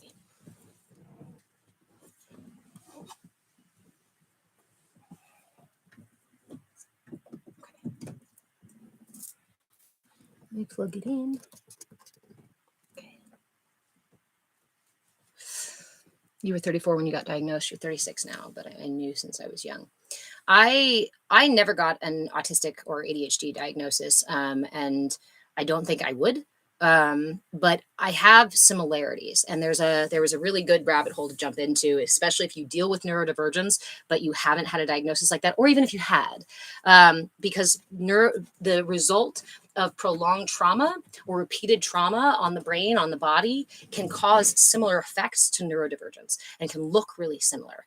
I think the key is just, one is self-preservation focused because it's fear-based or trauma-based, or versus the other is just it's the way the system operates. It's the way the system was wired in those early experiences. But again, that begs the question, where and when is neurodivergence really being put into the system in those lower chakras because of a state of fear or because of culturally systematic traumatic experiences? For example, slapping a diaper on your baby, who babies have a natural impetus to tell you that they have to go. Babies do not want to lay in their own excrement. In fact, if a baby does so, it usually tries to roll the fuck out of it. It cries. It tells you it's uncomfortable because we have a natural inclination to not sit in our own shit. But culturally, we say, traumatize that child. We say, slap a diaper on them and teach them to ignore their own bodies. Teach their root chakras, teach their sacral chakras to not function properly, to operate on this lack of function sort of space. Is that culturally? I mean, I know culturally it's throwing us off balance, but more and more and more of that, could it lead to evolutionary shifts in our brains and our bodies so we can no longer tolerate stuff like that? Hey, friend.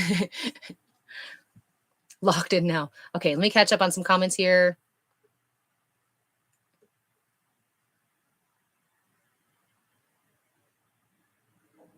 And I think not being able to mask anymore is really just the acknowledgement that what you're seeking is your self-actualization. So you have to take off the mask to be able to self-actualize, to be able to be truly authentically you in each moment. And as we are, neurodivergent, unmasking, it's healing. It's a healing process. It's a recognition that The value is within you, is who you are, not in how you present yourself, not in how you hide yourself.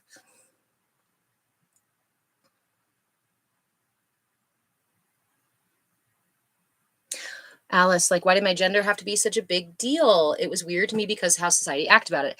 That is a conditioning program, right? Okay, so remember how at the beginning here, let me pin you really quick so I don't lose track of what we're talking about. Um,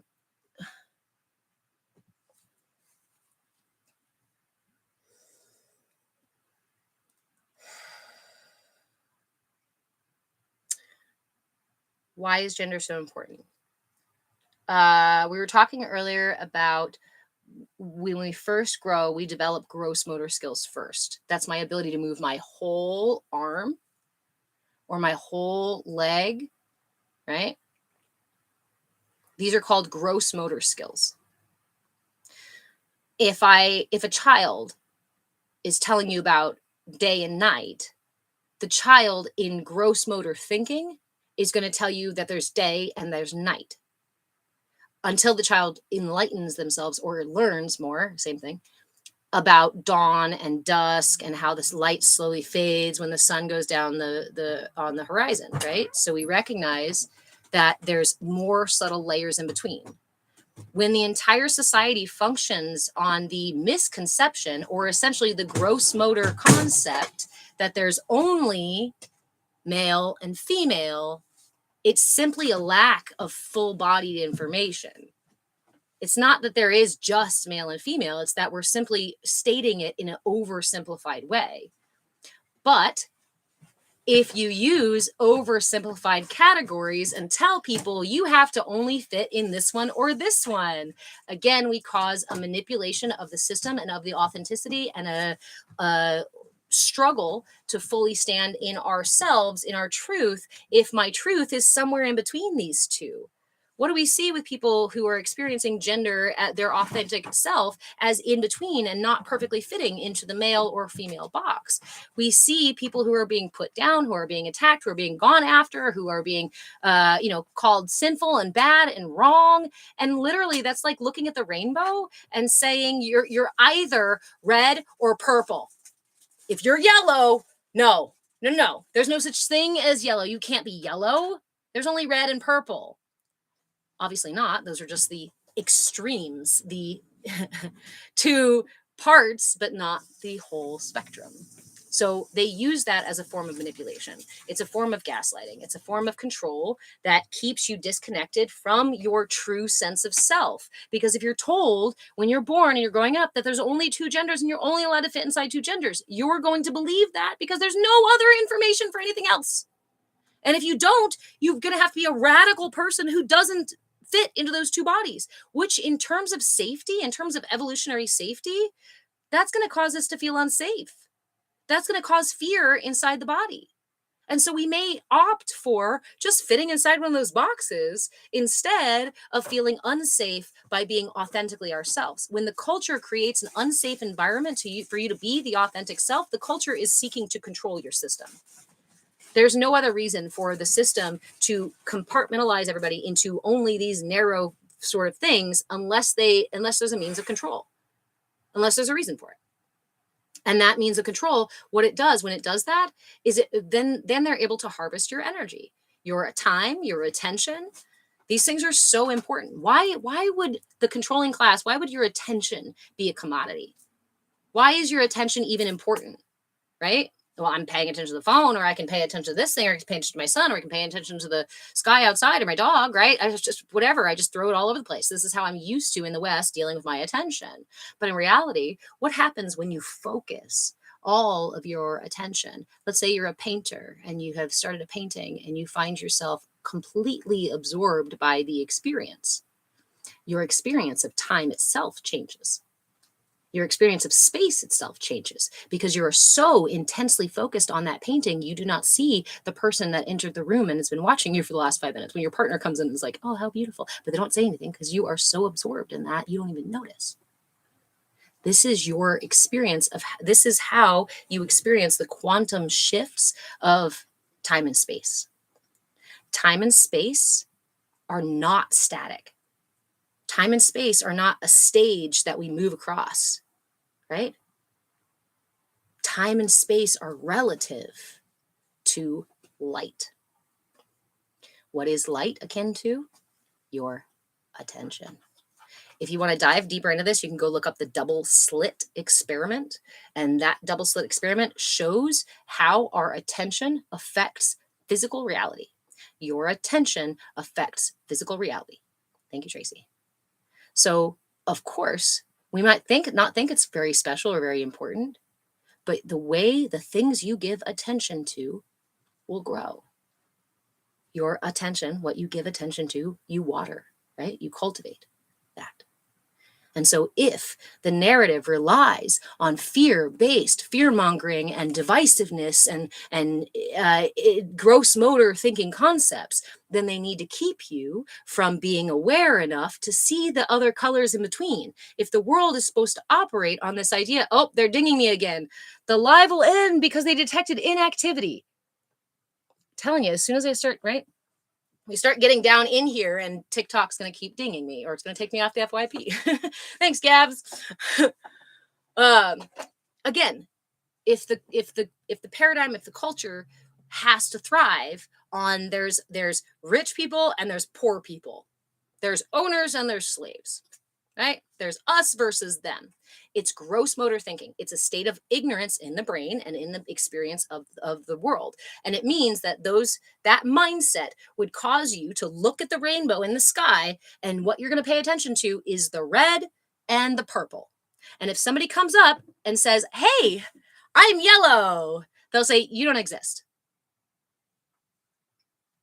You can't exist, because all of my understanding of my reality says there's only purple and red.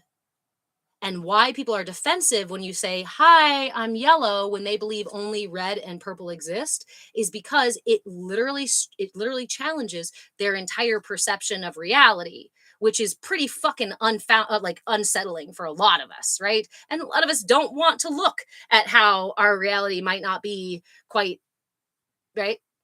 How we might be confused, how we might feel manipulated, because again, that goes back to self-esteem. Yes, people get scared because we're conditioned to be afraid. And we're further even conditioned to be afraid of people who tell us that there's might be something else out there. To this, I call white nosing. White nosing is where the society says, you see this wall, you see this white wall right here, this brick wall. Every person, your whole job in life is to put your nose to that wall and support the wall, okay? The culture, the paradigm, the religion, the whatever it is that they're telling you to hold up, to prop up this idea, right? We need you to stand here with your nose to the wall. And we'll cut out a little block so you can see inside. And inside we'll tell you, see Eden in there? You see retirement in there? You see you can become a billionaire too in there? You can be safe and cared for and all of your needs met, and life will be perfect and wonderful. If you spend your whole life with your nose to the wall, and eventually we'll reward you for being a good little girl or a good little boy. You see, at the wall, there's not room for you guys to be wandering around and playing. We need you to be obedient, and we need you to stay here. And we need you to use your energy and attention to hold that wall up. And then what's even worse is this has been happening for so long, we don't understand. A lot of us don't recognize there's anything else. So when our children are born, we condition them. And when they walk away from the wall, we grab them and they push them back to the wall. And then they wander away again. And we're like, stop misbehaving, come back to the wall and put your nose to the wall like everybody's supposed to do. Think about time out. Literally teaching your child to put their nose to the wall, to support that wall, to support the narrative that they have to uphold to. You're conditioning them, and we do it because we don't know anything else. It's not about guilt. It's not about shame. It's not about looking at yourself and going, oh my God, I fucked up my kid. My parents fucked me up. Fuck them. No, we just acknowledge that, holy shit, we have all been in a system of intentional manipulation since, in my opinion, the beginning of recorded history.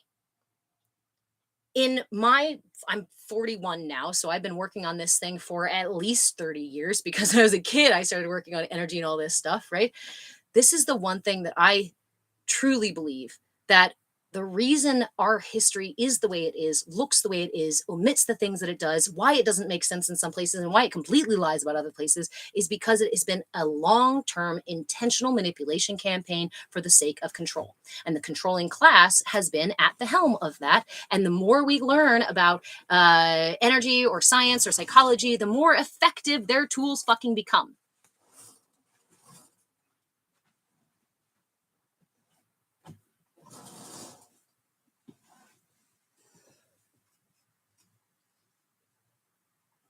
I tried to keep them off a wall. Now they want to look at the wall. So that's the other thing, right? We'll do it to our children, and then we'll do it to our neighbors. If our neighbors, step off the wall, we say, "Don't step off the wall. You'll get us all in trouble," right? You're supposed to do that.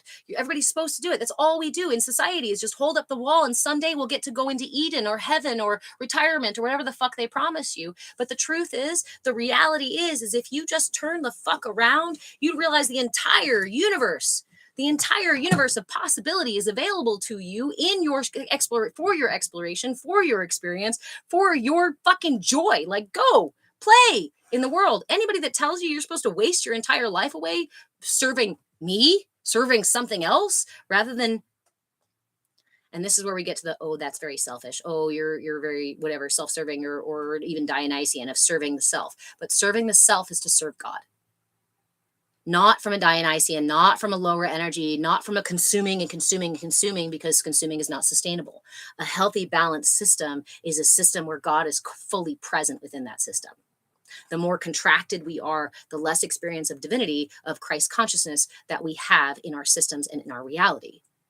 That's what they don't want you to know, too. That's why they crafted the religion and turned it on its head. And instead of saying, look, you are the vessel for source. Source exists in everything, in every atom, every breath, every sunset, every fucking molecule of ether. Source exists. And therefore, that is why you are a drop of the ocean. In the ocean, source exists and breathes and experiences and farts and sleeps with you. But they said, no. You are actually totally disconnected from it. And he made you, he, not she or they, made you to be compliant because you're broken and bad from the very beginning. That's what I want to say. That's what I want to say to the people who have crafted that narrative. If you want to dive into the history of that stuff and how it got to be where it is now and why it's so effective, that is exactly where I start this book. My book's called Energy for Sale, The Energetic Blueprint for Consumer Conditioning. The book is available on the place with the smiley face box. You can also go to my TikTok shop here and find a link. You can also message me if you want a link as well.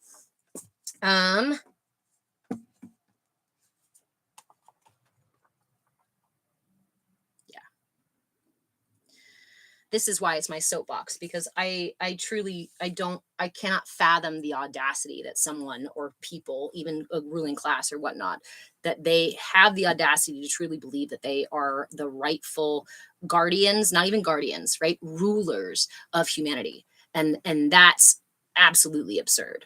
That's absolutely dis-ease. That's absolutely a perpetuating of those things that we call demonic forces. Gabs, you just decided to deep dive into this earlier this week. Yay!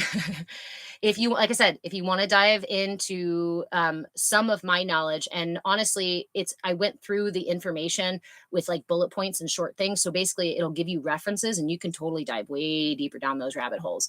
But people like Edward Bernays, it's really important to know who Edward Bernays is, because he was part of why the World War II campaign was so successful.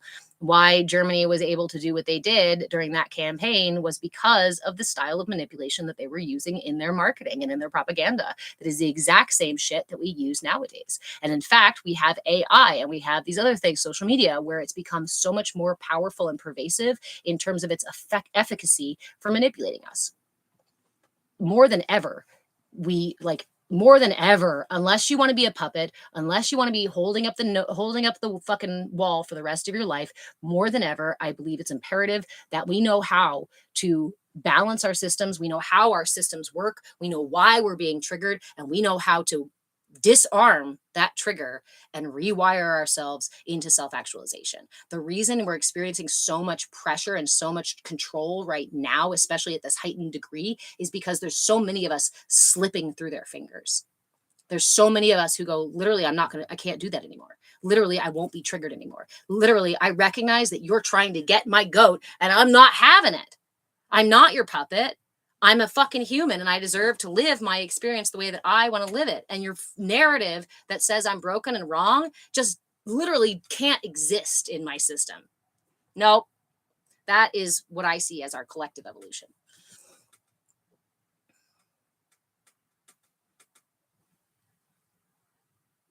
And Alice, so a person with PDA, pathological demand avoidance, as I understand it, that is also a more and more typical of neurospicy, right? Neurodivergent minds and whatever persons. There we go. That to me is what I mean when I say that we are collectively evolving out of the ability to be controlled. Humanity, one of our greatest gifts is curiosity. Curiosity will always, here's another manipulation of the truth. They say curiosity killed the cat because they don't want you to turn away from the wall. Curiosity killed the cat because they don't want you to look. I'm sorry, no, I do not have an ebook of my book just yet, Tracy. I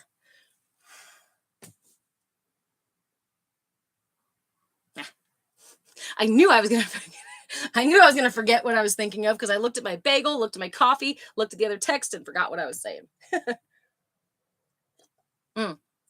Collectively evolving out of it, no longer being able to, that we're slipping through their fingers, that we are literally just evolving out of this place. Curiosity killed the cat. Thank you. That was another manipulation. They say curiosity kills the cat because they don't want you to turn away from the wall, because they don't want you to explore anything else. But the reality, curiosity is what keeps the cat alive. Curiosity is what keeps the cat waking up every day. Curiosity is what gives you your human sense of motivation and purpose and willingness. It's your willingness, which is such a powerful thing that can lead you forward. Can you imagine if you woke up every day with the same joy, curiosity, and willingness as a child? As a taken care of, well child, right? If you were to jump out of bed every morning and be excited to greet the day because the day reflected you so much more fully, reflected your joy, reflected your peace, reflected the love that you know that your system needs, that is the right fuel and the energy for your system that it means that it needs to resonate at. That's what I seek. That's what I seek. Maybe not every morning, but I can, you know what? Look, I'm trying to backpedal on my own, on my own positive thing. Every morning, I set the intention for my process, for my journey, because I want to be in that place where I can wake every morning excited for life.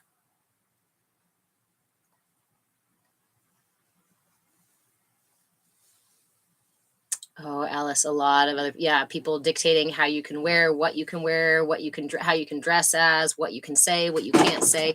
All of that, again, is a manipulation of what your system is intended for. Because think about this. We might say, oh, well, if we're allowed to say or do anything, humans are just going to destroy each other. Not true. Another narrative of a manipulation of psychology so that they can send you the idea that if you're not controlled by a big government or a controlling class, well, then it's just going to be total chaos. Not the fact. We are actually self-ordering, just like the universe is. We are self-ordering. And when we take back our autonomy, there may be some time. There is some time where we're all going to go, wow, woohoo! Just like a child who has been stuck in the car seat for fucking hours. As soon as you let them out, that energy has to be expressed. So the oppression, the compression, the tension that's been in the collective for so long is going to and is currently expressing itself to try to break us the fuck out of where we've been stuck. The universe doesn't get stuck. The universe is not stagnant. It is working on that Fibonacci sequence, always going up and out or down and in. It cannot stay static, but a controlling class would like this to stay static and stuck so they can measure it and harvest from it, right? Just like freaking what's it called? You know, the stuff where you plant the things in rows. Agriculture.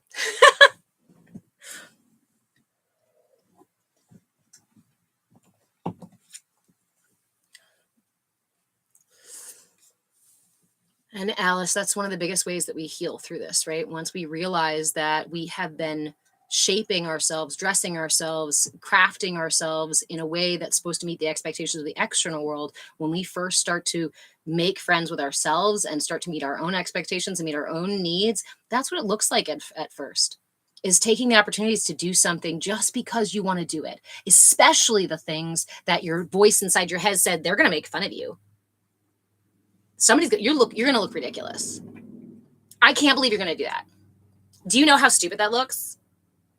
Because these are all the old narratives that keep you stuck in that place of not self-actualizing, place of fear and shame and guilt. So when you hear those, smile at them like you would a bully and just be like, love you. I do me. You do you. See ya.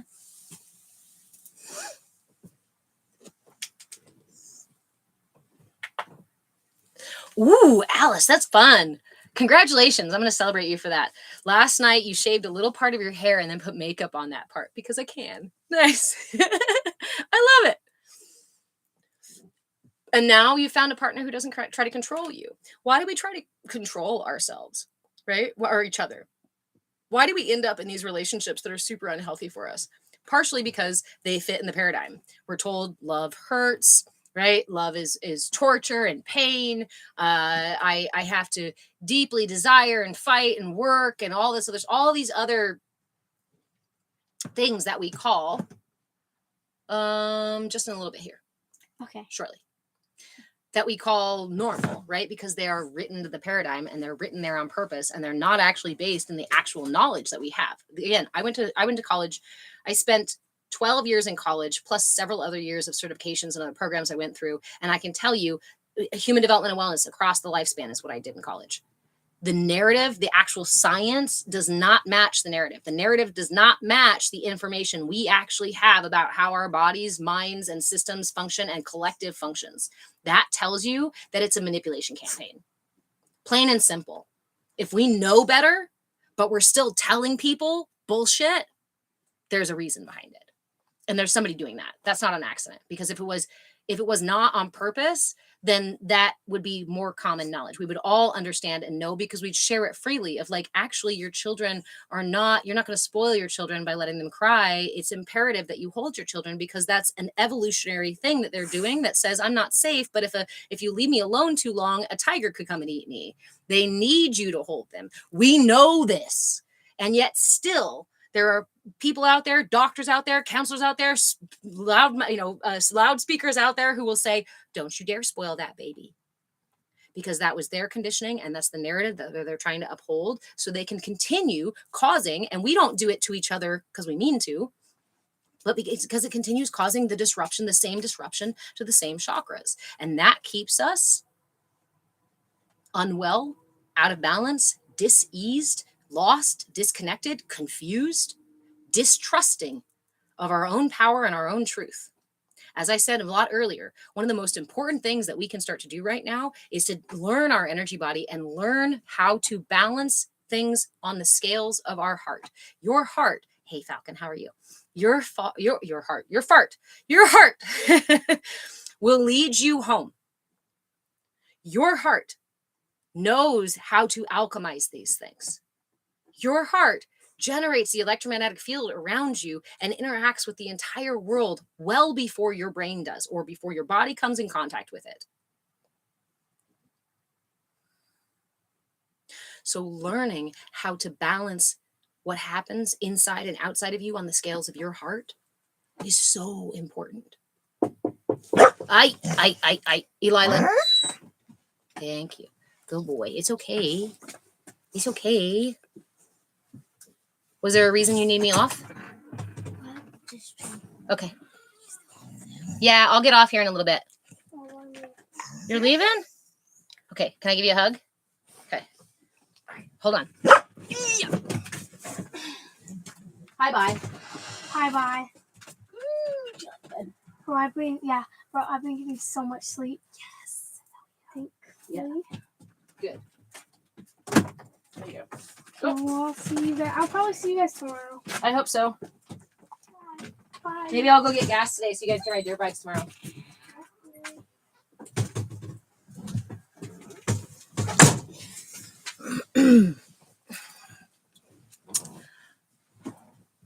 So one of the things that we can do to practice measuring the scales, measuring things on the scales of our heart. Ooh, Alice, you said a secret agenda.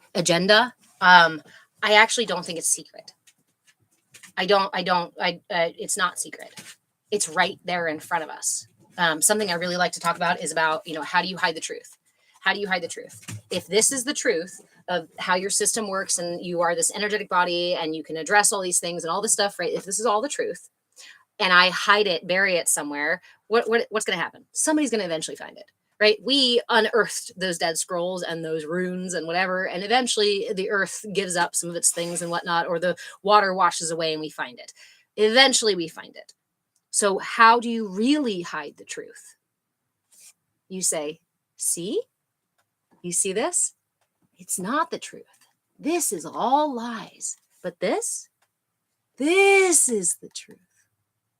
You're meant to be submissive to some narcissistic God and a government or whatever ruling class that echoes that exact energy because you're broken and bad and wrong. Because if the opposite was true, would you submit to other people's arbitrary control? Would you toil and deteriorate your body and your mind just for somebody else's gain? And while you suffer? Would you?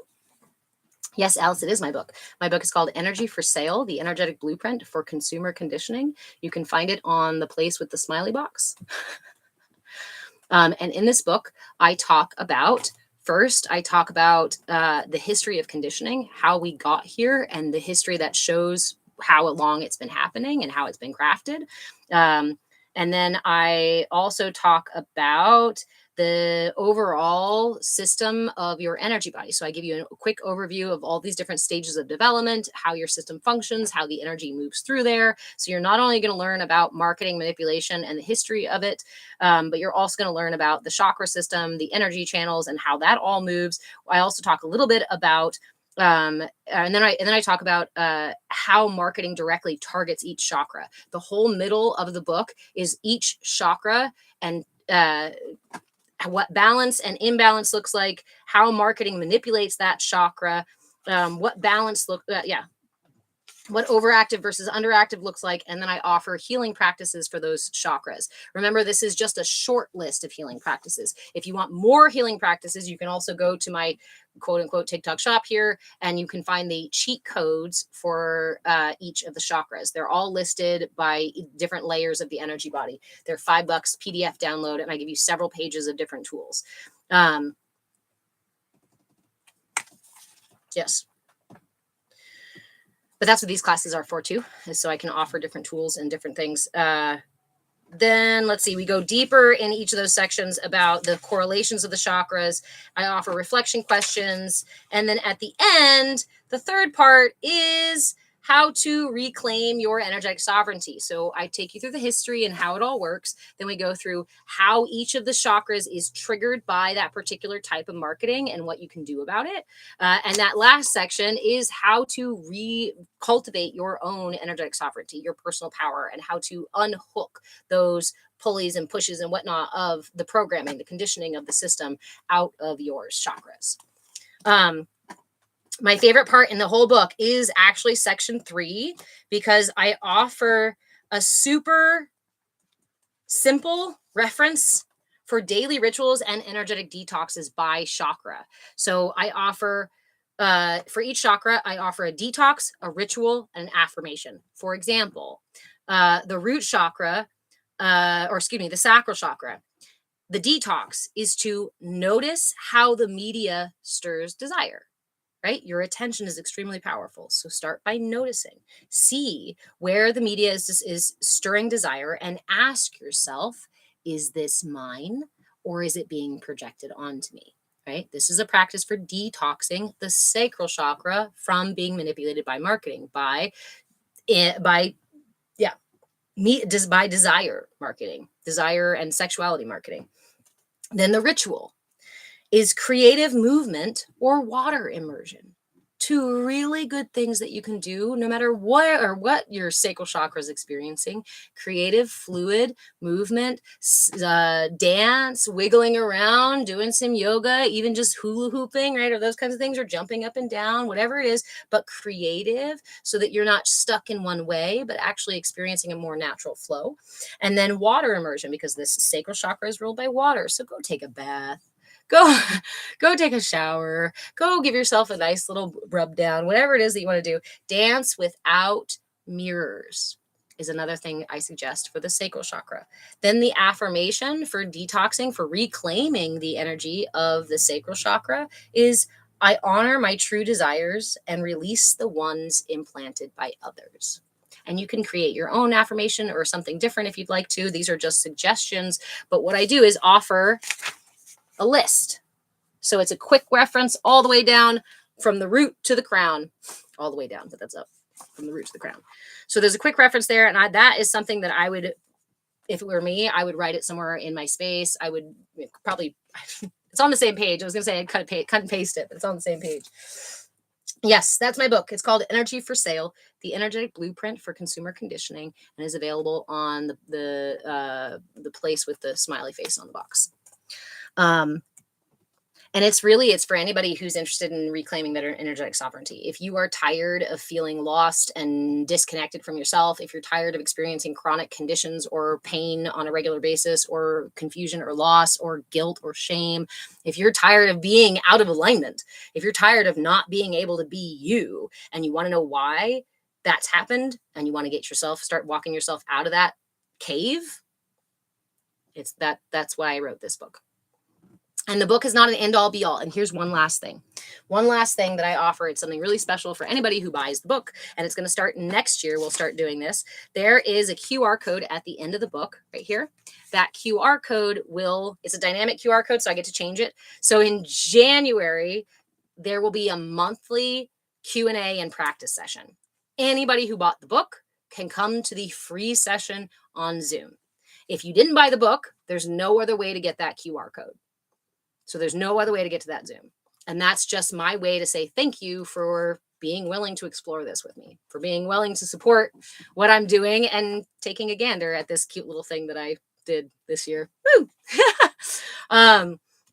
So yeah, those will be monthly sessions where we will practice some various version of detox. And then I will open up the floor, obviously, for questions and inquiries, or if somebody wants to know deeper, because like I said, I only really touch into these topics enough for us to get on the same page. After that, it's these classes, it's private coaching, it's the live Zooms, it's other sort of things that I offer and do that get you into the place of actually aligning your systems. That said, again, I do offer various levels of coaching. If you're interested, it is your memberships, it is your participation and support that keep my lights on, keep my internet on, keep kids' shoes on my kid, and food in my dog's belly. So I appreciate all of you so, so, so much. Yeah. Thank you. Thank you for asking. Oh, that's what I was going to offer. I was going to offer a tool for the scales of the heart. Glad we got back to that one, because that one was important. I wanted to offer that one. The scales of the heart. How do we learn to balance the scales of our, how do we learn to, what's it called? Weigh something on the scales of my heart. How do I learn to weigh something on the scales of my heart? A really good way to practice doing this is to experience your body's natural yes or no. And it's very subtle. Hey, Zach, how are you? It's very subtle. It does take your awareness. It does take some practice. So an example of this would be, I'm sorry, dog. An example of this, you can use this with food. You can use this with books. You can use this. I love you too, Blindly Evolving. You can use this with people. You can use it with anything. But as you start, I encourage you to use it with something you can hold in your hand. For example, let's use my coffee. Let's see, because I didn't test it. I didn't weigh it on the scales of my heart. I let my brain decide whether or not I wanted the coffee today. So we're going to hold the coffee. I encourage you, if you have something with you right now, if you have a supplement, if you have coffee, or if you have something you're drinking or something you're eating, or a book you're reading, whatever it is, I encourage you to put down your phone for a second so you're not holding that, and hold, or your beer, yep, hold the thing that you are sitting with. And I encourage you, if you can do it sitting down or you can do it standing. It'll be more obvious when you're standing, but I'm sitting down. So it's up to you which one you want to do. So hold it in front of you, both hands. Nice, pancakes-y. Hold it, both hands in front of your heart. You're weighing it on the scales of your heart, right? So hold it in front of your heart, close your eyes, and just take a couple deep breaths. As you breathe, feel into your energy center. Feel into the energy and see if you notice, does your body go forward, or does the energy kind of lean back a little bit? Does the energy move to the side? When you close your eyes, does it suddenly feel like you're laying on your side? Have you ever had those energy experiences where you close your eyes and you're like, wow, the world is spinning? That's what I want you to tap into. Close your eyes and just feel for this thing. Oh yeah, totally not great for my system. Totally not great for my system. That's probably why my system was like, no, don't have coffee today.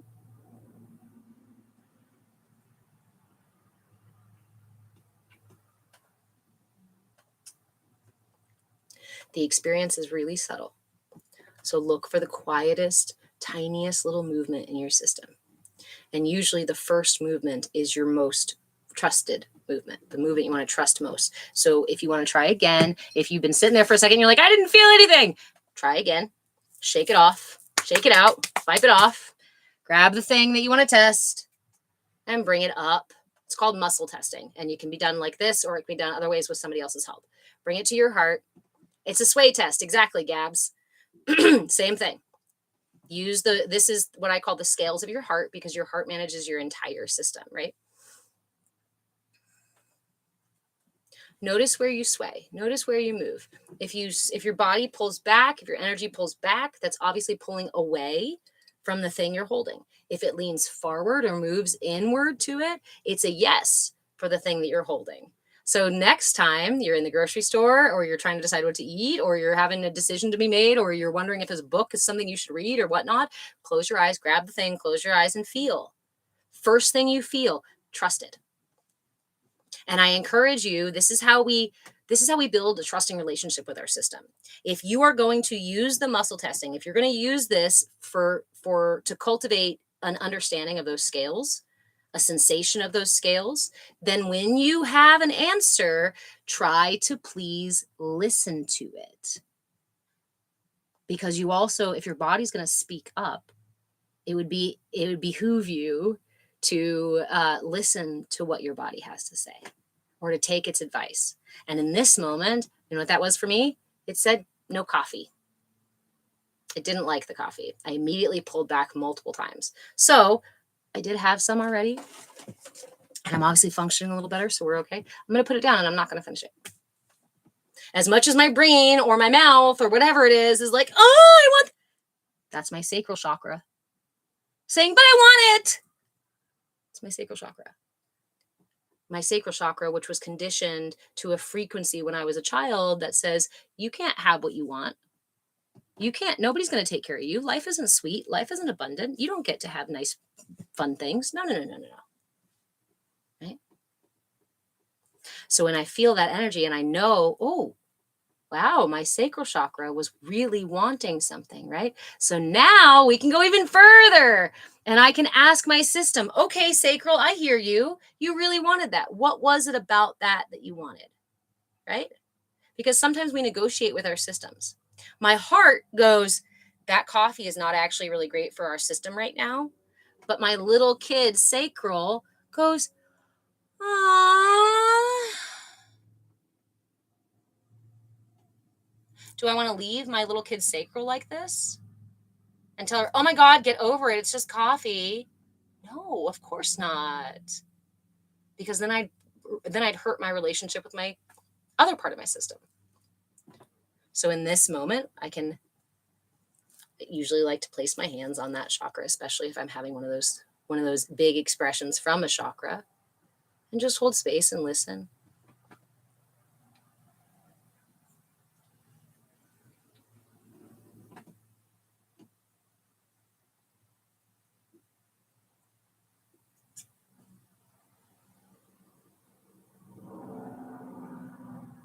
You know, what's funny is I feel my body swaying. There's an internal pendulum, an internal movement that's so subtle. And as soon as I put my hands here, it started to sway a little more and a little more. Just like an invitation to rock, just like a rocking motion. And what helps to soothe the sacral chakra?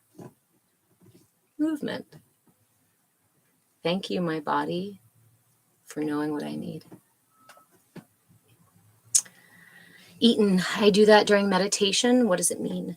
It means whatever you decide it means. Honestly, when we tell stories, it just is whatever story we choose to tell, which is why when something like that happens during meditation, I often like to just say thank you and just assume that it's what my body needs. If you're doing it during meditation,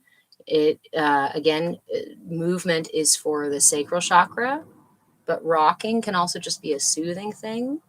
You have it every time. Does it cause you struggle? Does it cause you pain? Does it cause you distraction? Does it distract you? Does it hurt you in any way to do so? If the answer is no, then is it a problem?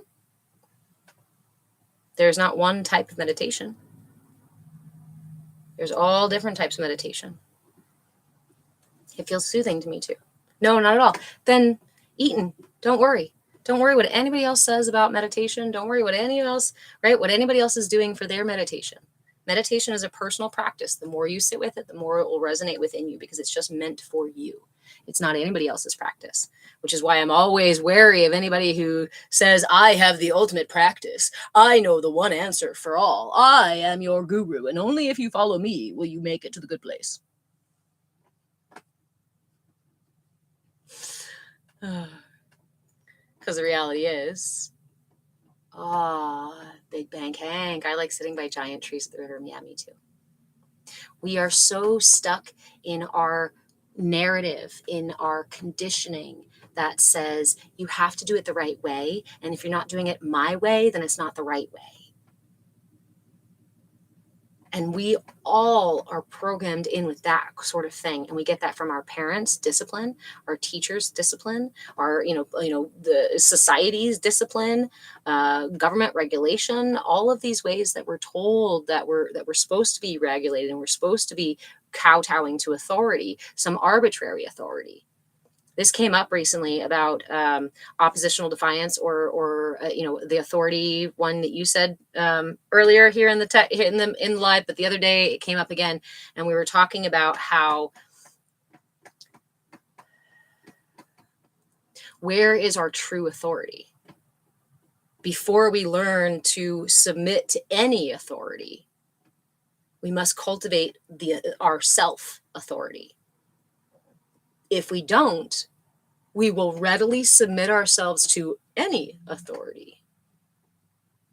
Unless I can weigh it on the scales of my heart and saying, I understand what authority, the experience of being the authority of my system, right, means, what that looks like within myself in a way that's actually helpful and conducive. What if you were the authority, the manager in your system, right? You're the boss, and you're actually cultivating love and friendship and care and ease and peace within your system. Then when you see an authority out there who's doing the opposite, you're going to go, oh, no, I'm not going to follow that. No, I'm not going to follow you. That's right. So when we learn to be the authority that we need, then we can recognize more easily those authorities outside of us who are also pulling that same line, towing that same line. Let's see. Eaton, a couple others say we must sit still, but I hate to hold it back. Thanks for your opinion. Again, there is not one way.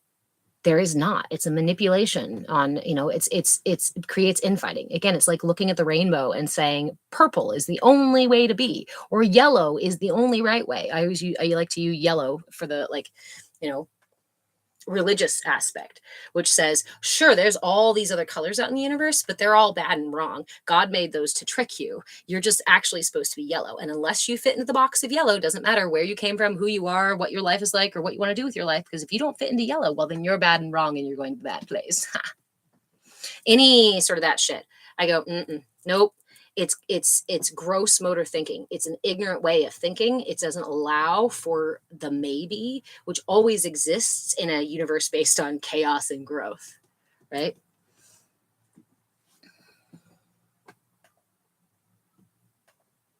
Big Bang King. That's why I never paid attention in school. I liked to pick and choose a lot of stuff in school, and I was very much a voracious learner. I wanted to know so much about the world, and I had a million questions. Again, really heavy throat chakra energy because of my astrology. So it was constant communication and learning and seeking truth. Your throat chakra, it rules the energy of truth in your system and your ability to receive other people's truths as well as actually express your own truth. And so I sought the truth underneath all of these things for a long time.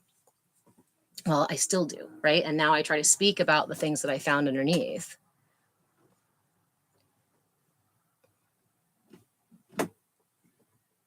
So I was that kid who, the teacher said something about this, and I would say, actually, that's not true. It's like this. Or I read it was like this, right? Questioning my teacher.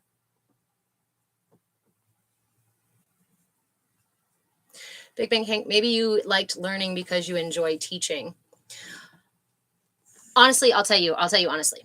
At first, learning was not about teaching.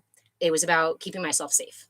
Because if I knew the right information and if I had the right answer, I wouldn't get hurt. I wouldn't get in trouble. I wouldn't get hit, right? I wouldn't if I had the right answer each time. So what I did in my search for safety is I tried to find every fucking right answer out there. And I remember as a very young kid praying and begging God to tell me the right answer. I wanted to be a nun, by the way. That's how I'm very close and driven I was in this capacity, because I thought, okay, God is the ultimate, he'll tell me what to do, right? He's got all the mess. He knows what's going on. He knows the purpose and the why and the where. Okay, just tell me what to do and I promise I'll do it. Just tell me what to do. I promise I'll do it. Just tell me. And so because I never got the direct, just this, that satisfied my child mind, then I kept searching for information. I kept looking for information. And eventually what that turned into was feeding my ego with that information, because I could walk around and go, oh, I know all about that.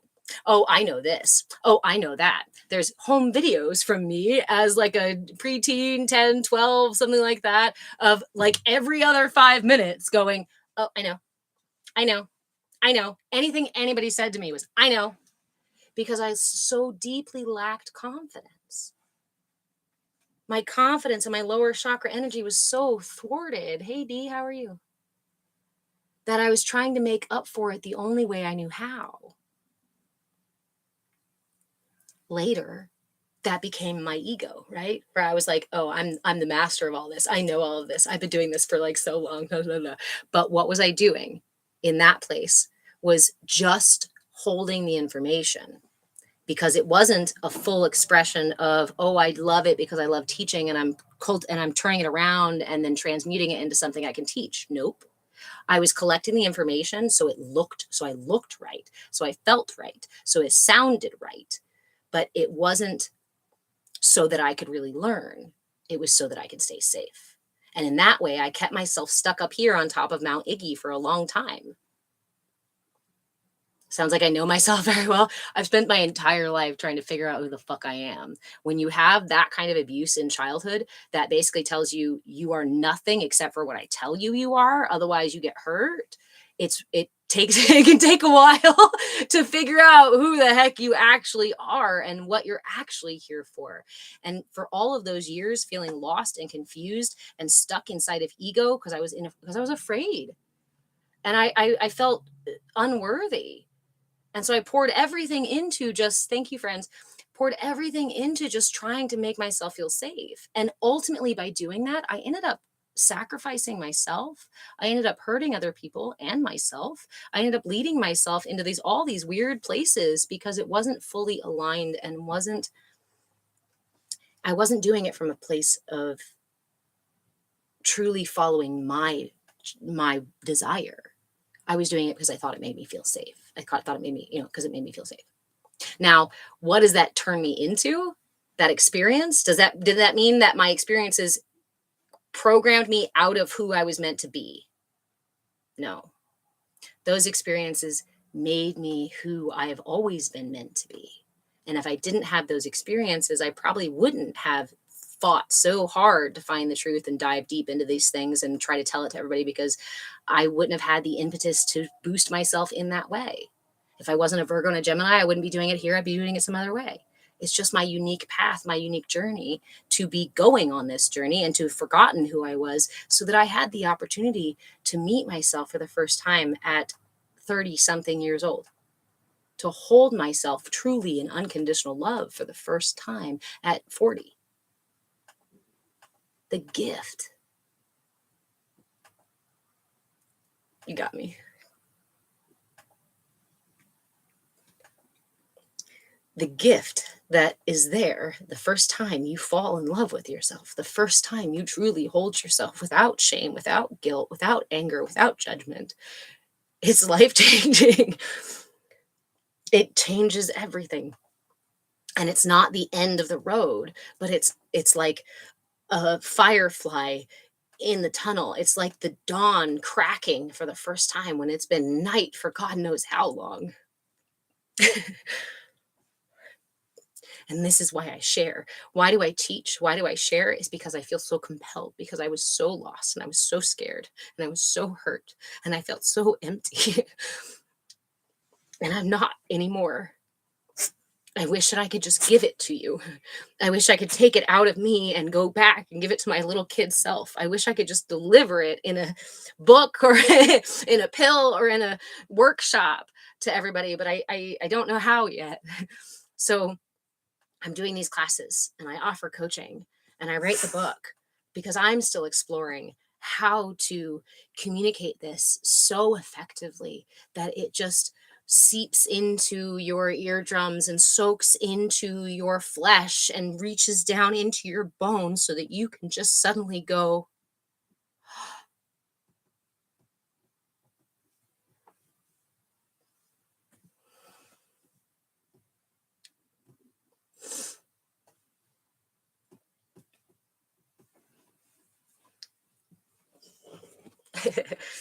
thanks for that.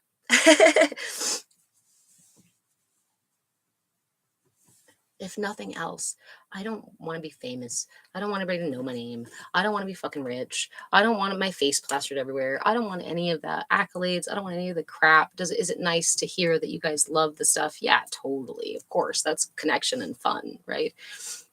I want you to know that you're free to be you and that no one has the right to control you or tell you who you are or who you're not. It's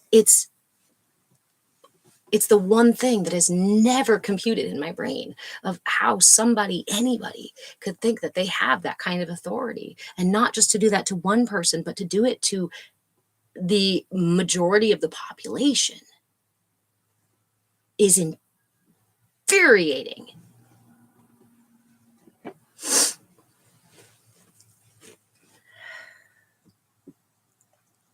So if I can give you a window, if I can give you a spark in the tunnel where you feel lost and alone and no fucking way out, and you're groping for any fucking thing that's going to make you help you feel safe, I hope that I can just be like just a spark, or maybe just the lighthouse at the end of the tunnel, or the lighthouse through the clouds, right? That kind of thing. That's all. Just the inspiration that makes something inside of you, because it's so awful.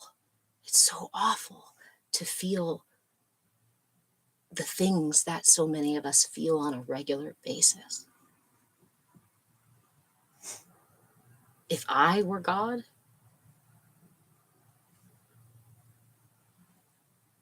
and I saw my children suffering like that, being controlled and manipulated and hurting so deeply, I would fucking do something about it.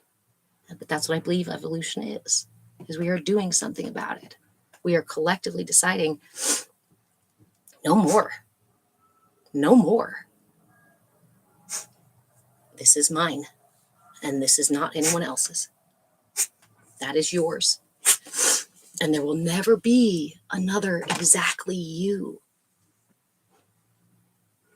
That makes you a miracle. And if you believe yourself anything else, then you've been manipulated and you've been lied to. I'm sorry you were lied to. I was lied to too. And it took so many years to look in the mirror and realize that that's what I am. And that's what we are.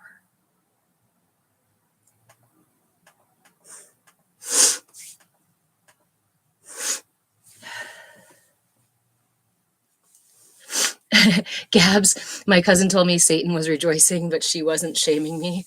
The double speak, right? That comes from those kind of religious narratives that we say, hate the sinner, not this, love the sinner, not the sin, right? Hate the sin, love the sinner kind of deal. It's disingenuous. It's still judgment. And it's still saying you're not adhering to the arbitrary list of rules that we think you should follow. And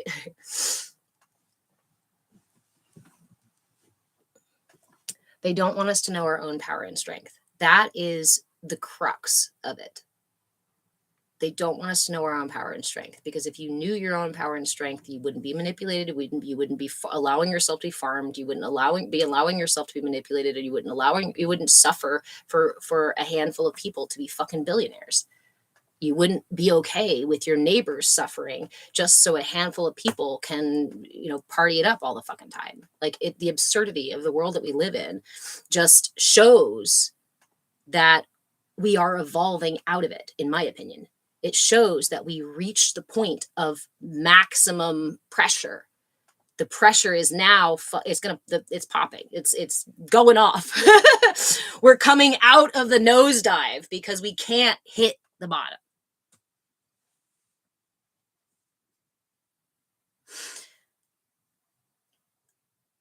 The idea of that they don't want us to come together is so much bigger than they don't want us to just assemble on the street. They don't want us to just get together and talk about stuff, because we as the collective have an extremely powerful, when we come together, it's not just 1 + 1 + 1 + 1, because what happens when 1 and 2 come together? We understand this, right? When we come together in relationships, 1 comes together with the other 1, and what happens is you get 3. Universal math, Fibonacci math, is 1 + 1 is 3, because there's you and me and the relationship that we create inside of it. So the collective, exponentially, we become, yeah. That's why the hippies were doing, and then they stopped them. Yeah. That movement taught them something about how to manipulate us further and keep more control over us. The movement during World War II was an experiment to see how effective those manipulation tactics can be. And so they had poisons into the food too. Keep your body suffering. Again, so you're intended to live like this. This is self-actualized. This is my system. Aligned, clear, open, functioning. This is what you're intended to live at. We'll use some Ayurvedic concepts here, right? This is center. This is balanced. Now, a lot like those old clown punching bags with the sand in the middle, right? If you punch that self-actualized person, they come back up. It's a lot harder to punch them all the way down if they are grounded in center, like those punching bags. If they push you to the point of no return, right? That crux, just like with that punching bag. Once you lay it over, it's down. It's so much harder to get past that point, that crux, that tipping point. And so from before you're fucking born, because they condition your parents too. And then as soon as you're born, what do? They teach your parents to ignore your cries. They teach your parents to ignore your cries. They teach your parents to stick a diaper on you and ignore, so you can ignore your need to eliminate. They teach your parents to feed you on a schedule at exact amounts of ounces. Ignore your body's needs for food and hunger and not. They teach you to put your baby on a schedule for sleeping. Ignore your body's natural rhythms. They teach you when you start to speak or act or do how exactly to speak and act and do. That's the only way you're allowed up, is if you follow my rules and you operate like everybody else. It's fucking exhausting to try to run through life at this angle. And we're not going from here to exhausting ourselves at the end of the day. We're going from here to here, to here, to here, to here, to here, to here, to here, to here. And we're like, why the fuck am I so tired? Why is my body hurting so goddamn bad? Why is everything so much harder than it really fucking should be? Because it's hard as hell to move through life like this. Because your system functions properly like this. I just imagined trying to drink from a cup and fill a cup. Try to fill a cup if it's on its side. How are you going to fill a cup if it's on its side? They tip your cup over and tell you that's normal. That's how you should live. Look, everybody else is doing it. And then they say you have ADD, ADHD, or you need to take some other medication or have a mental illness. And in my, again, what's the best place to hide the truth? Is to tell the people who are more clear and not interested in being controlled that they have mental illness, and tell the people who are way out of alignment and out of balance and operating from dis-ease that they're the ones who should be rewarded. Let's reward the people who are selfish. Let's reward the people who are controlling. Let's reward the people who are expose and elicit our desires and lower chakras energy. Those are the people who deserve the most reward and accolade and money and support and fame and things in our world. It's upside fucking down, because you can't fill a cup that's upside down. You can't self-actualize if you're constantly pouring everything you have out.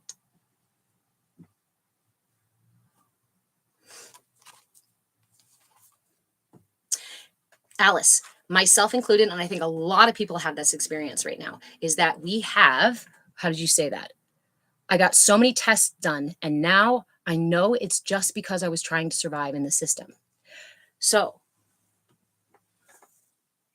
Miranda, had heart surgery. Do you think that could have been healed?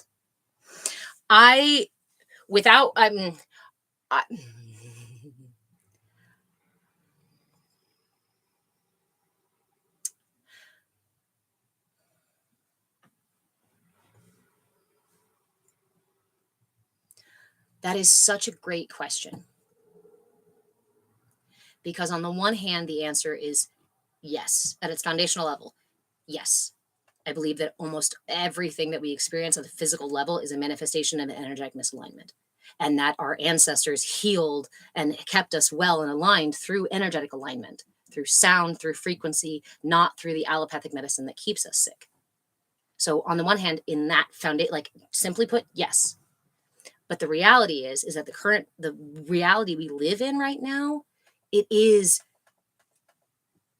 so outside of our reality that it would have been difficult, right? Like it maybe if you were, do you understand what I'm saying?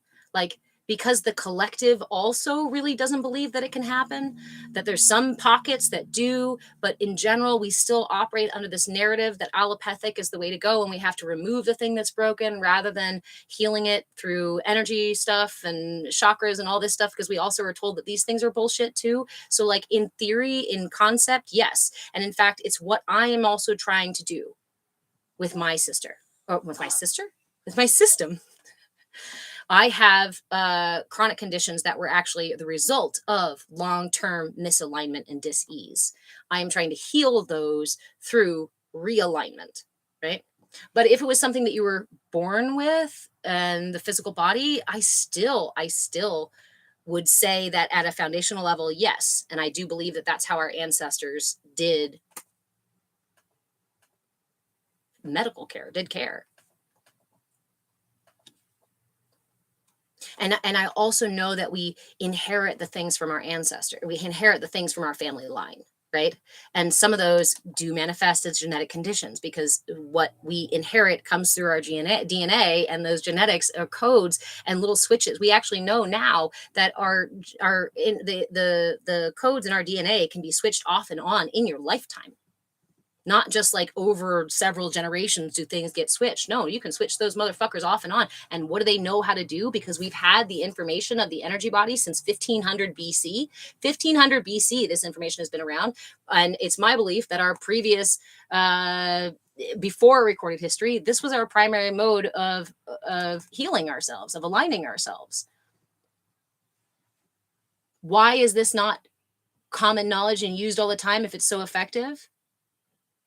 Because it's how you take your power back, because it's exactly how you get your power back, is recognizing that this system is how it works. And so to keep you powerless, they have to take away the only system that leads you to it. Big pharma makes a ton of money. All of it in the West. And so why do you now have a huge campaign? This is one I've been seeing a lot more. Again, I've been studying this since the 90s, right? And more, and it's only recently, only in the last, like maybe since 2020, has it come into my field of vision. Maybe it was there before, but it was chakras are bad. Your energy body's if you do chakra work or whatever, it's opening you up to demons, and you're going to be exposing yourself to negative energy, and you're going to be like, it's bad. It's really, really bad. And it was so funny because, like, again, I've been working with this stuff since I was a kid. I have healed my own body through energy, right? And then now to hear people go, oh, you're just calling in demons. I'm like, no, this is literally how I found my demons and what's the word? Exercised them. I exercised them through this system, and you can too, but they don't want you to know that because they want you to be haunted. It did work for a long time, but it no longer works because the pressure is too much. Your system cannot manage that. Or paint people to look crazy. Exactly. Remember, we're talking about white nosing, right? White nosing and holding that wall up. And the people they call crazy are the people who wander away from the wall and say, no, thank you. I don't want to hold the wall up. I don't want to adhere to the cultural norms of sacrificing my entire life for a handful of people to fucking get rich at my expense. No, thanks. Now they have to go, well, shit, what do we do? Well, we'll call them crazy. Well, that worked for a while, but now it's not working anymore. Well, then they're the bad guys. Then they're demonic. Maybe that's working for some people, maybe not. They have to vilify the people who are finding out the truth, because otherwise it doesn't stay inverted and you can't fill a cup that's upside down.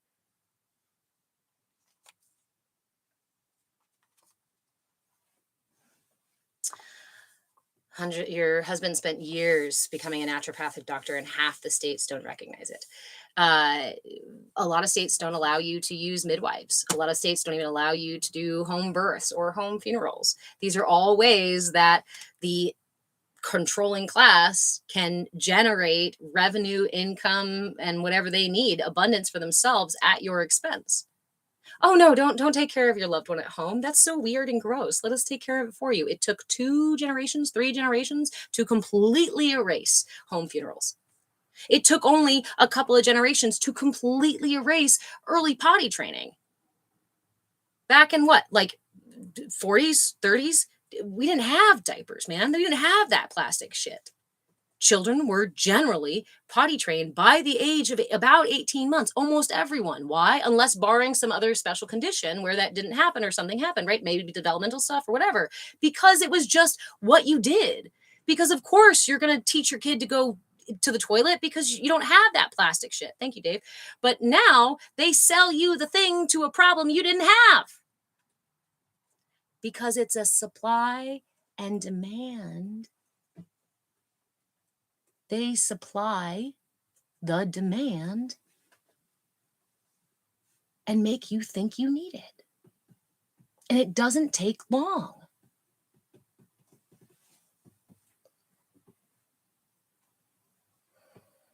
Miranda, it's the patriarchy.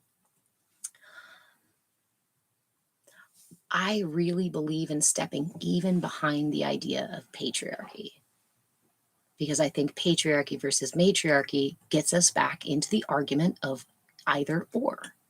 They want us to be stuck in either or, good or bad, patriarchy, matriarchy, Democrat, Republican, conservative, liberal, girl, boy, successful, rich, poor. They want you to be stuck in the either or.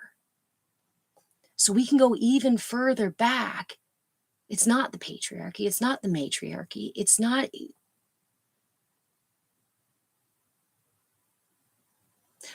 One of the ways that we mislead ourselves is when we start to point fingers, lay blame on someone and say we know exactly who did it and they're in trouble. It also puts our power away. This gives my power away. As soon as I point away, I'm literally sending my power away from my system, right?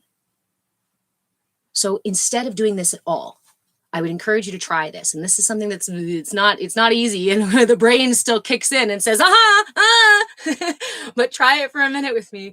And instead of pointing any fingers, let's look at this right now and just say, oh, humans are vessels for source energy. Humans are vessels, regardless of what you think of as source. Humans are vessels for the energy that flows through the entire universe. We have these cool toroidal fields that are generated by our hearts. And we know that if our systems are healthy, vibrant, expanded, and functioning, that we reach self-actualization. And that is a very powerful place to be. That's how we reach enlightenment. That's how we become wiser and more capable and become the very powerful elders from our old stories, right? And we currently live in a world, because I'm not blaming, not pointing fingers. We currently live in a world where that truth has been turned upside down and we've just forgotten who we are. Because the truth is they even want you to say, it's their fault, right? Because then I'm lost in trying to figure out who did it to me. I'm still holding my nose to the wall by still arguing with them about whether or not I like the wall.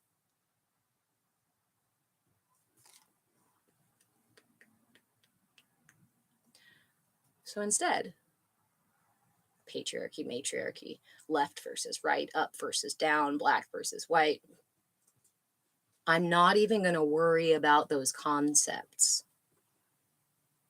because they start to put me back into what? What is either or?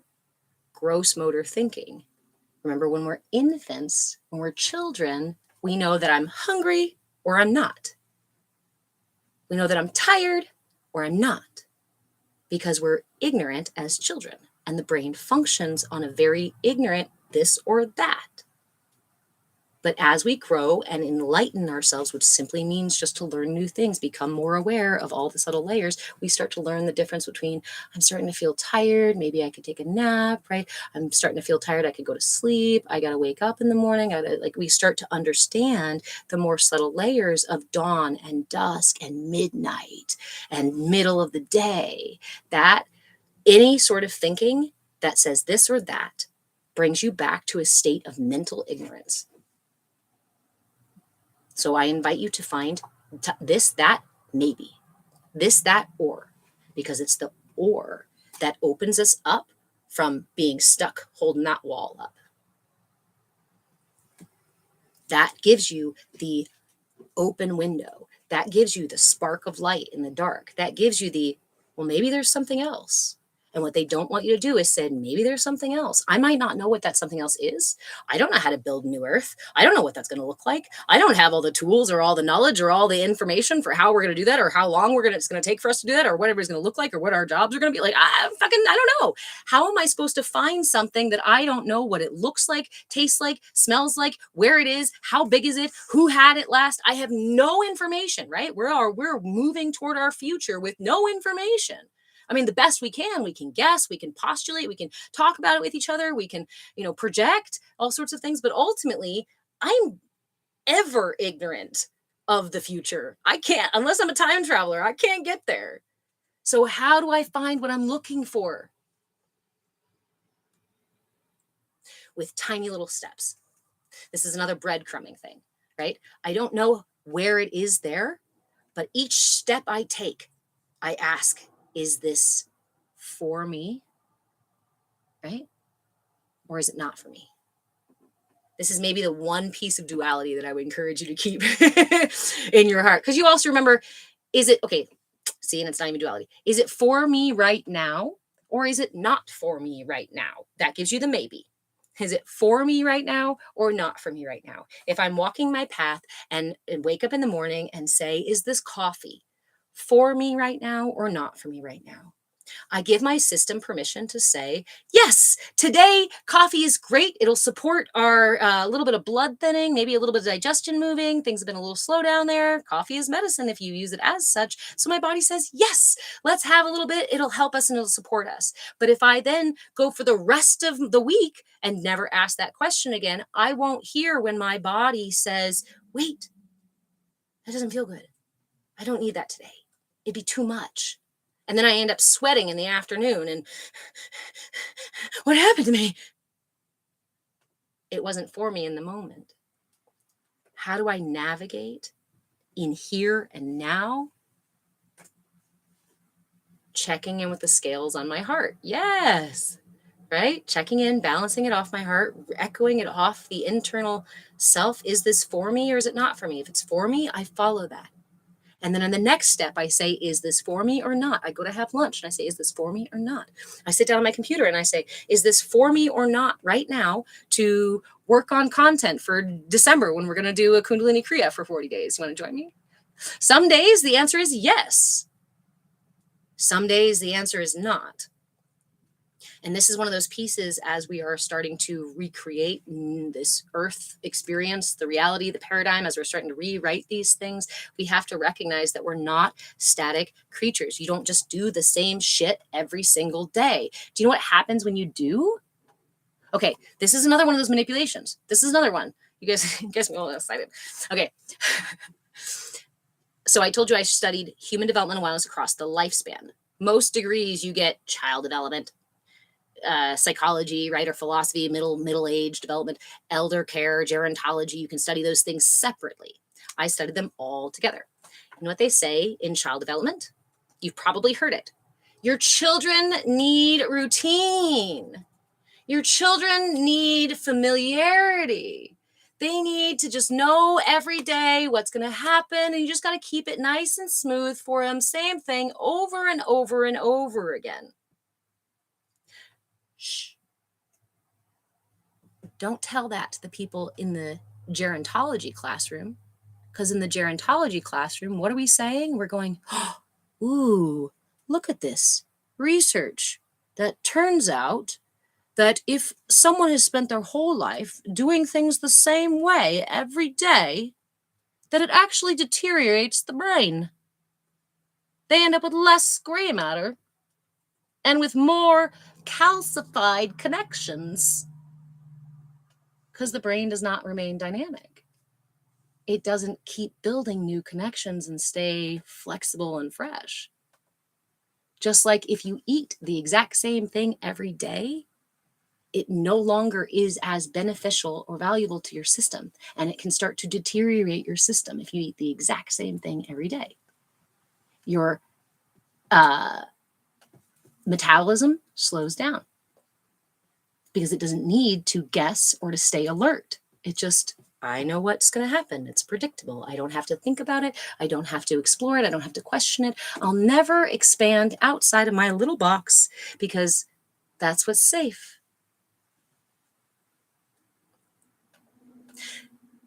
Like we were talking about before, the narrative is manipulating you, is there to manipulate you. Who wrote it? Fuck if I care. Who's perpetuating it right now? Honestly, fuck if I care. What my only concern is my self-actualization, is creating those relationships with myself so I can learn to trust myself, so I can interact with myself in a way that's actually conducive to my self-actualization. No one else can define that for me. Nobody else can discover that for me. Nobody else can make that for me. Nobody else can show it to me. The only way I know if I am truly being me is if the scales in my heart say so. If I can feel it through every fiber in my being, I know you've felt it before. If you've been on this earth for any period of time, I think at some point we've all had that moment where we go, yeah, that's me. And maybe a lot of it was when you were younger. The things you let go of, the things you forgot, the things that were just too childish, because of your conditioning, because that's how they keep you, whoever keeps you, the paradigm keeps you. I'll try to stop saying they because it makes us want to point, right? Keeps you stuck in that box. And when you get older, you've lost parts of yourself now. Can you believe? We know that long-term sameness causes dementia, causes cognitive decline, causes loss of brain tissue, causes calcification. And yet we are still telling parents to do the exact same thing with their children every single day. We know that it's an evolutionary imperative for us to be collective, for us to work together, for our children to recognize when they're safe or not and ask for help and comfort. But instead, we still tell parents, oh, don't spoil that child. You better let them cry it out. We know that if we're disconnected, how many adults are trying to figure out their own circadian rhythm again as they're adults? Why? Because we know it's good for us, because we know it's important to us to cultivate a good rhythm of sleep. But what were you conditioned to forget in childhood? Your rhythm of sleep. How do I know if I'm hungry or not? I'm struggling with food or digestion or these other things. What were you conditioned to forget as a child? Your own connection to your digestive system, to your own connection to your needs. We were conditioned out of them.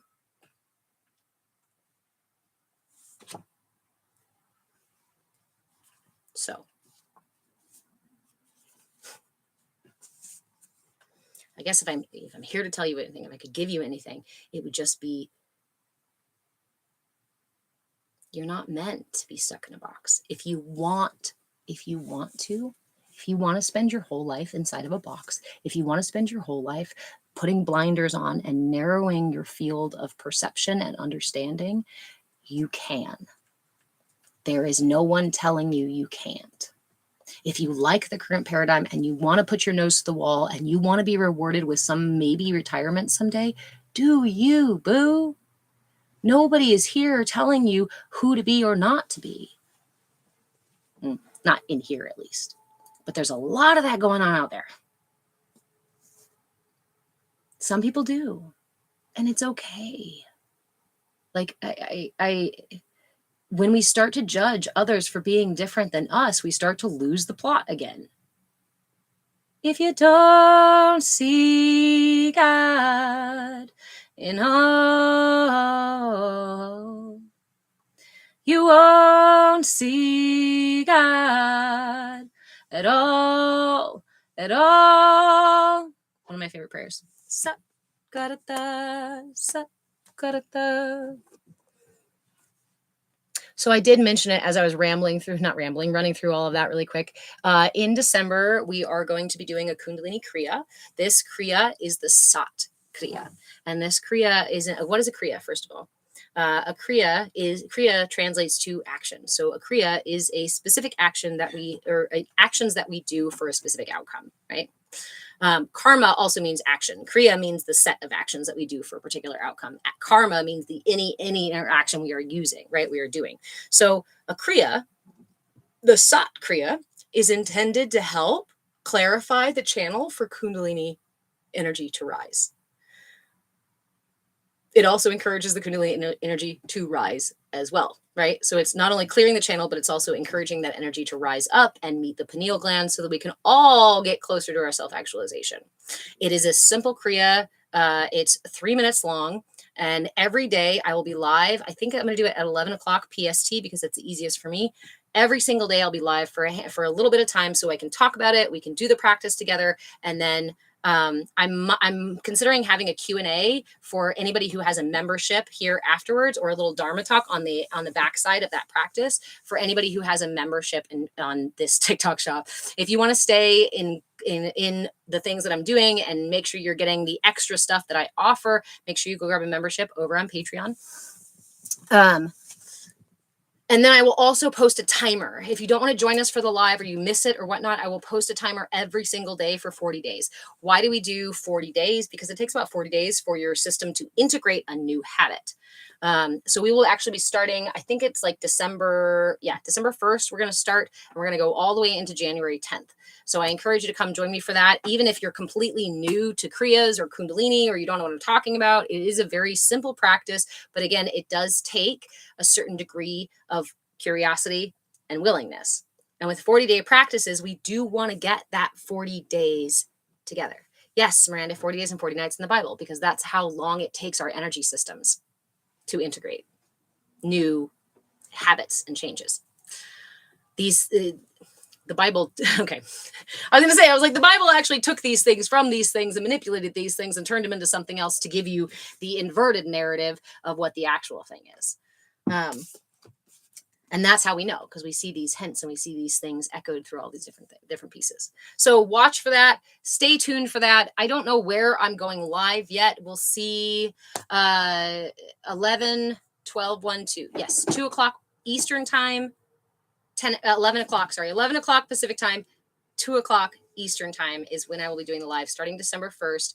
I'm considering going over to Substack to do them because TikTok has been attacking my content. Plus TikTok takes up to 60% of what your creators make. I only make 40% of what I make on here. So I always encourage you to go to this quote unquote TikTok shop, because they don't even let me tell you to go anywhere else because they want all their money from, So go support me over there. Go follow me over there. You can follow me over there for free. I might even just go live here because I have the capacity to do that. And that would allow us to be outside of the realm of social media being like, you can't help them self-actualize. You can't give them the tools that unplug them from the matrix. We need them in the matrix. Was there a question there real quick? Oh, Miranda, thank you. What's the thing on my shoulders? This is it's a posture brace, shoulder brace. Again, I have a chronic condition called neurogenic thoracic outlet syndrome that now has me qualifying for disability for too many years, from too many years of holding my body like this and holding everybody's fucking bullshit like this. So a lot of my practice over the last several years, last 4 or so years of coming back into my energy alignment is noticing the tension in my shoulders. One of the really helpful things that help me, especially when I'm distracted like this, right? Where I'm flowing, talking, jiving, chatting, we're doing other things. This is really helpful because my attention is here and not always here. Sometimes my attention lifts out of my body and we're going on other concepts, right? And you'll see me sometimes regulate and come back into my body. I have a tendency to disassociate because of a lot of previous trauma. So I do little things like this to help me remember it's not tight, so it's not yanking my shoulders back.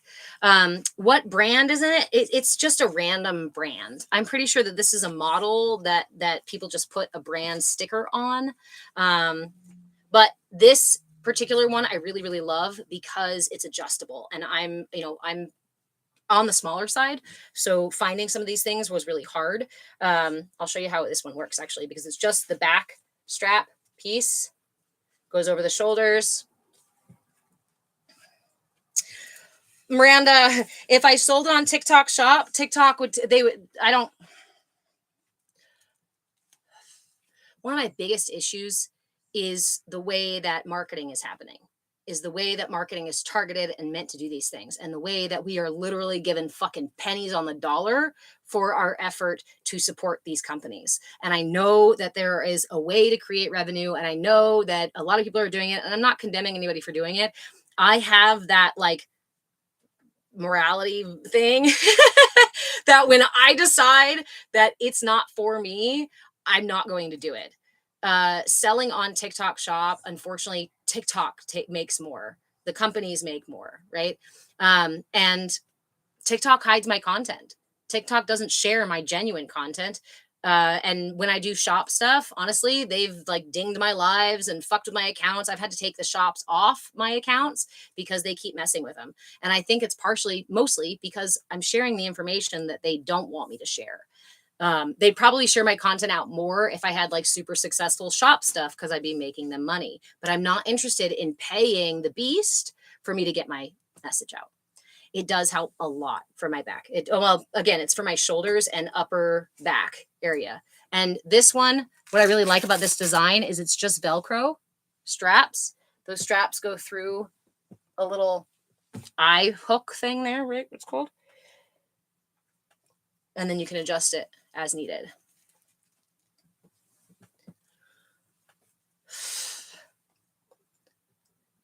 It is comfy, and I've got several of them. Okay. What else are we going to do? So what else are we going to do in terms of TikTok Shop? Honestly, I know that we use TikTok Shop to access everything, but I also believe that if we all took our resources out of TikTok Shop and said, screw you, you're offering this tiny percentage, as I've said before, like your creators, the ones you love, unless they're making tons of money, they're only making 40% of what you send to them through memberships, subscriptions, gifts, any of that stuff. TikTok is taking 60 fucking percent of it. There are other platforms that take far, far less. So if you really want to support somebody, go to the places where they are only getting hit with like a 2% or a 5% tax, or find the marketplaces that are charging 0% of their stuff, of their shop. Yeah. Again, my book is available on the place that has the smiley face on it, not because I like it or support that business or that company. In fact, I absolutely don't, but it was the quickest and easiest way for me to get a book published and print on demand, and the cheapest to you. And to be honest, I actually get a pretty good cut from it. So I worry less about that piece, but in the long run, I'm not going to keep listing books in that place because I don't want to ultimately support that company. And I think that all of us, honestly, if we're going to build new earth, if we're going to truly realign and like get out of this fucking late stage capitalism that fucking supported by this imperialist narrative, blah, blah, blah, blah, blah, blah, blah. If we're going to get out of there, we have to start making that decision for ourselves. And it's like, yes, there's moments where we're going to buy something off of that place because we have to, it's the only place we can get it. But if not, let's go somewhere else. If you love what somebody's doing, ask them, can I send you something directly through Cash App or PayPal or these other places? Or do you have somewhere else where I can buy from you or whatnot that doesn't create that you don't lose so much on it? And if you can, pay them just freaking directly, right? TikTok does not like sending people off their platform at all. They will ding my live and they will give me violations if I tell you. That's why this is in middle school style cursive. And why I have not said the name of this yet, and why I keep saying this place with the smile on the box, because AI will do that, and they've done it several times, and it's happening more and more and more because they want to control what's happening on here. They don't want you to know that they're trying to control what's happening on there. And if we really want to change the narrative, I mean, hopefully you guys have heard about blacking out the system and that happening. There's another round blacking out the system happening between November 25th and December 2nd. Yes, I am going live starting December 1st because in general, I no longer pay my federal taxes. They're not mine to pay. I no longer pay federal taxes. I don't pay rent. I have shafted, Jesus, my life in such a way that I am not paying a lot. I don't pay for a bunch of subscriptions. I don't pay money into a lot of those things. And I found ways around them. So I feel justified in being able to share this gift with you starting December 1st, even though that blackout started. But I would encourage you, especially if you are really entrenched in the current system financially or with any of your other resources, time and attention and things, if you find the time to do so, at least do so for parts of the day, if not for the entire November 25th through December 2nd. And that means no rent, no work, no shopping, no driving, any of the things that we pay into the system that is currently keeping us slaves to the system. If there's any way that you can pull your resources back out of that, do so. And during the time between November 25th up until December 1st, I won't be live on any of these things. We won't be doing any of this stuff for that until December 1st, and we'll start the CAYA, because that's where your power is. Again, why is this whole paradigm doing what it does? Why is this whole narrative like this? Because it's your resources that are being harvested. You are the currency for the controlling class. They don't deal in $20 bills and $100 bills like we do. The controlling class deals in humans as currency, whether it be your attention, whether it be your time, whether it be your physical body, or a variety of other ways that they harvest you. If you don't believe that you should be fodder for their fire, if you don't believe that you should be their currency and traded with like you have a fucking whatever number value on, because you do. The system is set up to give you a number value, and your government takes out loans and does other things because of that. And big businesses just rake in all the cash by taking your resources and your time while you're struggling just to barely feed your fucking whatever.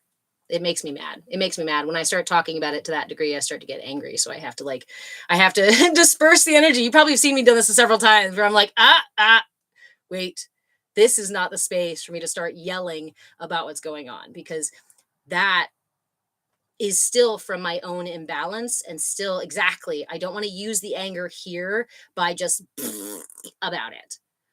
I used that disdain to write this. I use that anger to keep showing up here on social media, even when they keep doing violations, even when I get trolls coming in and try to fuck with shit, right? Even when they won't share my stuff. I don't care.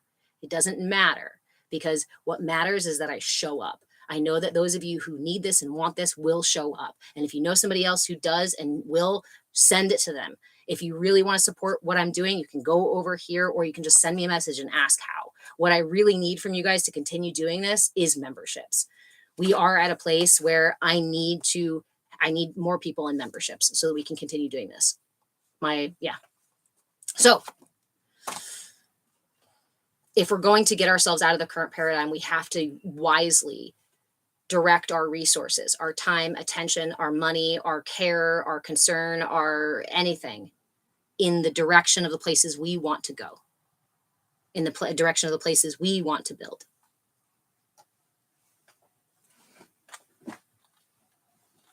Awesome. Thank you, Gabs, for sharing. Twin Mama, it is infuriating, very understandable. This again, if like neurospicy for whatever reason, trauma or not, it's since I was a little girl, I remember this being something that I would literally, I used to, again, I was very religious. I thought I was going to be a nun because some of my earliest experiences through trauma, through violent experiences, I was pulled out of my body and held by energy. I don't know, because it's not something I see clearly. It was the feeling of being held, or the feeling of having hands on my shoulders or an arm around my chest. These really early experiences that the only thing I knew them as was God. There's angels, right? Somebody had to be protecting me, because when my body was being severely hurt, my spirit, my awareness, my attention was being pulled out of there so I didn't have to experience it. And I would sit there and I would pray to Christ, and I'd ask him, how do you do this? How did you do this? How did you show up in a world where people were suffering and they were just being pushed down and kept ignorant, and it was happening to such a great degree that how did you hold it in your heart? That was one of my most frequent prayers as a little girl, was like, how did Christ have the heart to hold this? How do you hold this much suffering and this much pain in your heart without breaking down? And ultimately, Christ at some point did on the cross and asked his Father why he forsake him. You know what I mean? Like at some point it became too much for him to carry. But Christ was not his name, right? Christ is a state of consciousness that he was able to reach. It was the enlightened body. It was the enlightened energy body. It was the recognition that we are interconnected with Source. Source can never forsake us. We can only, in my opinion, forsake ourselves.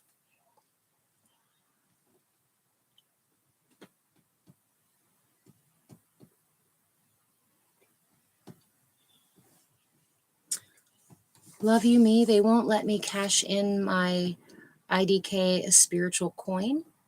They won't stop me every time in the spiritual. What do you mean, friend? Spiritual coin.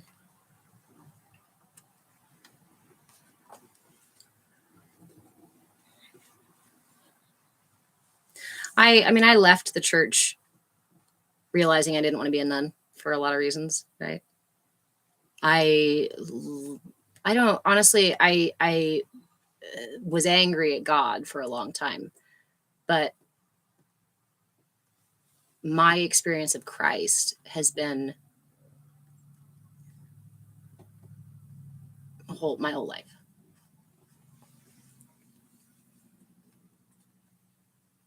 And I just can't fathom it. I just can't understand it. There's not room in my brain for it. There's not space in my heart to conceive of how someone or something can be so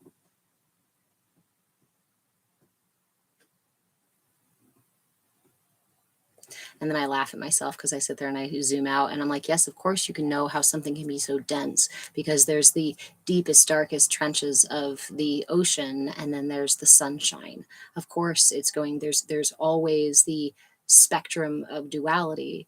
It doesn't make the bottom of the ocean any lighter, any less dense or any less dark to know that the sun exists out there. But maybe it's where we get hope, faith.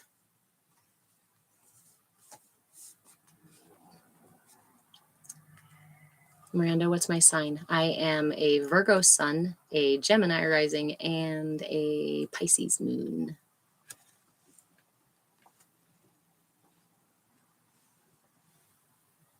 And I really appreciate all of you for hanging out today. I know a lot of you have hung out for several hours, so thank you, thank you, thank you. Remember that I do have replays for all of this year's content are available on the YT. I am Move with Change in all the places that I am. If you don't see Move with Change there, then I'm not on that platform. If you do, give me a follow. It's a new dawn, it's a new day, it's a new life for me. Thanks, Finally Evolving. Alice, I'm so glad that you came in today. Thank you so much, everybody, again. This whole thing was an experiment in authenticity, right? This whole thing was to see if I could operate not with my ego in charge, not with fear in charge, but actually just be vulnerable and real. And it's been an amazing journey for the last 3 years that I've been teaching. And I'm so, I can't express how grateful I am. So if you want to stay connected, give me a follow in all the places, but definitely in this place. If you want my replays, go find me Move with Change on that place, the YT place. If you're over on the YT place and you want to see more of my content, most of it's over on the TT place because TikTok has good features for sharing stuff. But if you want to support the work that I do, if you want to make sure that I can keep offering these free classes, go grab yourself a membership here. Again, I have all different tiers of memberships from the lowest one at $5.55 a month. Then the next, and that's just the seed sower membership. That just says, I love you. Here you go. Here's a little something for the cup every month, right? Then the $11 memberships gets you the rest of all of my replays, not just from this year, but from the last 2 years. Get you all of my other replays. That's so many hours of free classes and information. There's so much from last year. I did 4 times a week, every week last year. So that's a ton that you get for $11 a month. And that includes yoga classes. I had a chair yoga class that was doing for more than a year, and all of that is inside of the $11 membership. Then I have a $22 membership, which is for our CAYA Kinship Circle. And the CAYA Kinship Circle is a little bit of group coaching, kind of check in, offer something up to the circle, and then we do a meditative practice or another kind of practice. Mostly we've been doing dream journeying, where it's a subconscious space where we move into together to do our practices. And it's really powerful, and I really love the group of people we have in there.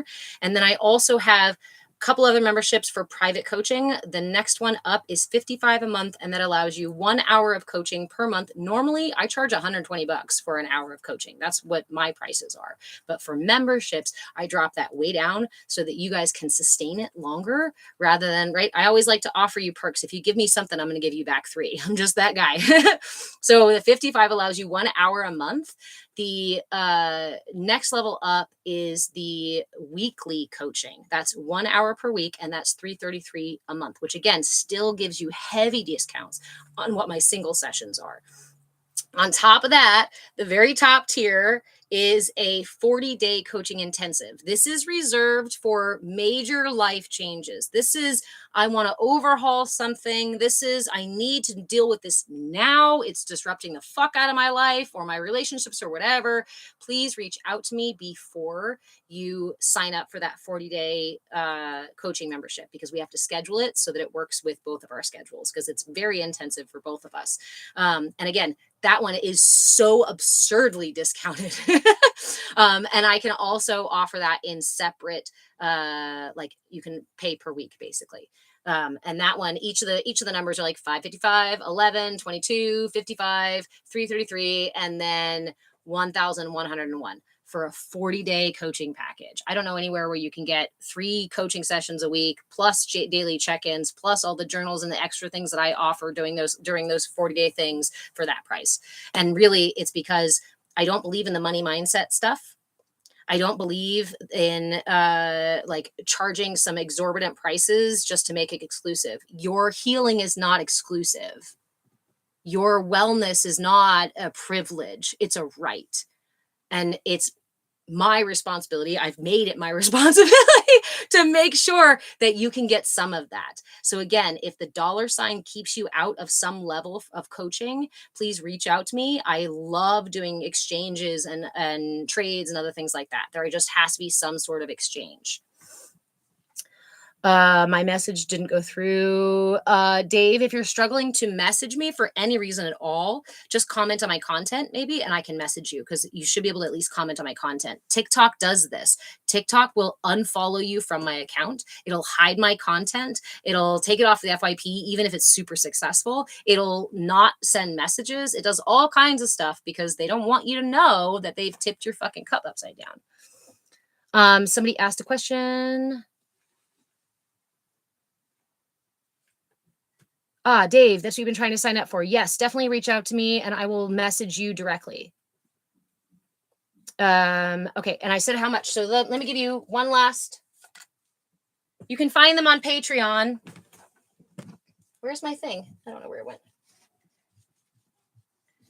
And I'm actually upgrading my coaching packages to be super, like, have all sorts of other cool tools and things integrated right in with them. So,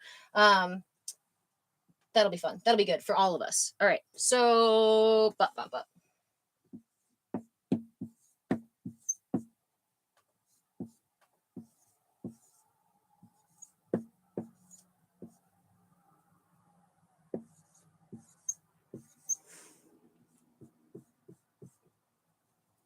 Seed Sower membership monthly. It just says, I love what you're doing and keep it up. 11. And actually, if you're on any level of membership, there will be things that you'll be able to access because you're on any level of membership. And there'll be more of those next year. So any level of member, this is the Seed Sower. Awesome. I want to keep coming to your classes and do things. $11 gives you the replays and access to classes as well. There we go.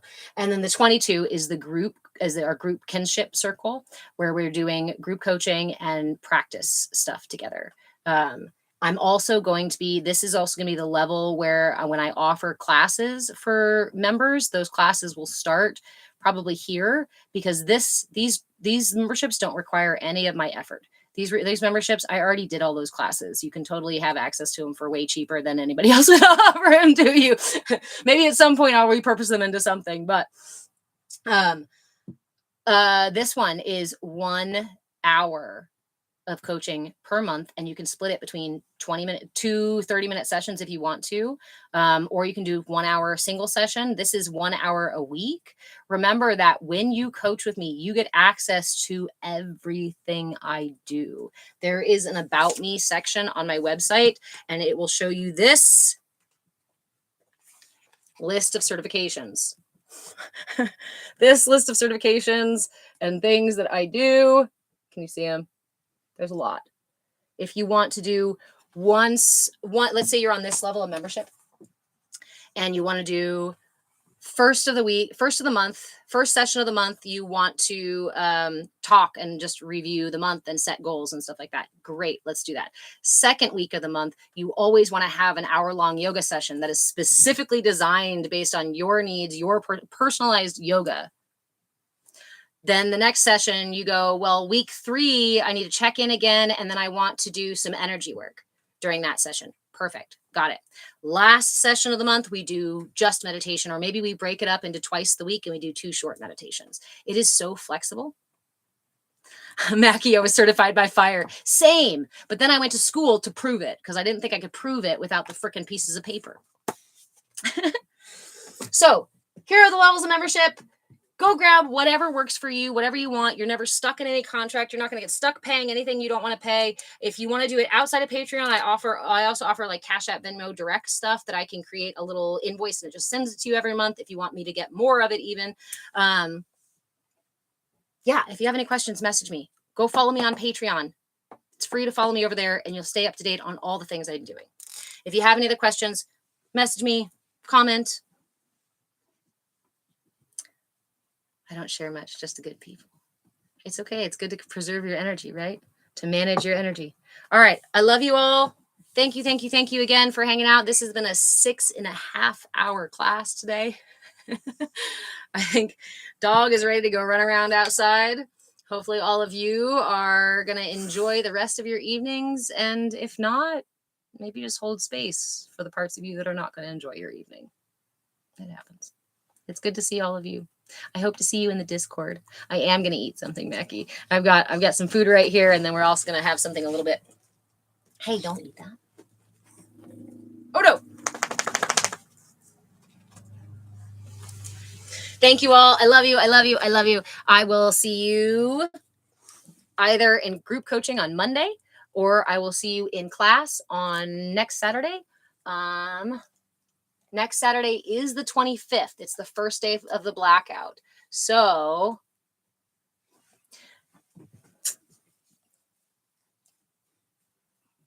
I will try to make a video to let you know whether or not I'm going to be live on Saturday and decide whether or not I want to start that blackout with doing a live. But it might be the good idea, especially as people are not aware of it, to go live and to talk about it and to talk about why it's important to do the blackout and why we pull our resources out of it. So group coaching on Mondays, our kinship circle is at 5:00 Pacific time, 5, 6, 7, 8 Eastern time. It's just our current session. I'm open to doing a second session and splitting our groups between 2, or making it available for, more people if one time doesn't work. So yeah, those things are flexible and can be shifted if need be, based on who we have in there. Okay. I love y'all. I gotta go. I want to go play with this dog. He's been such a good boy all day long. Thank you for hanging out, YouTube. Thank you for all of you hanging out, commenting over on YouTube and lurking over there. I love you too. I'll see you next Saturday.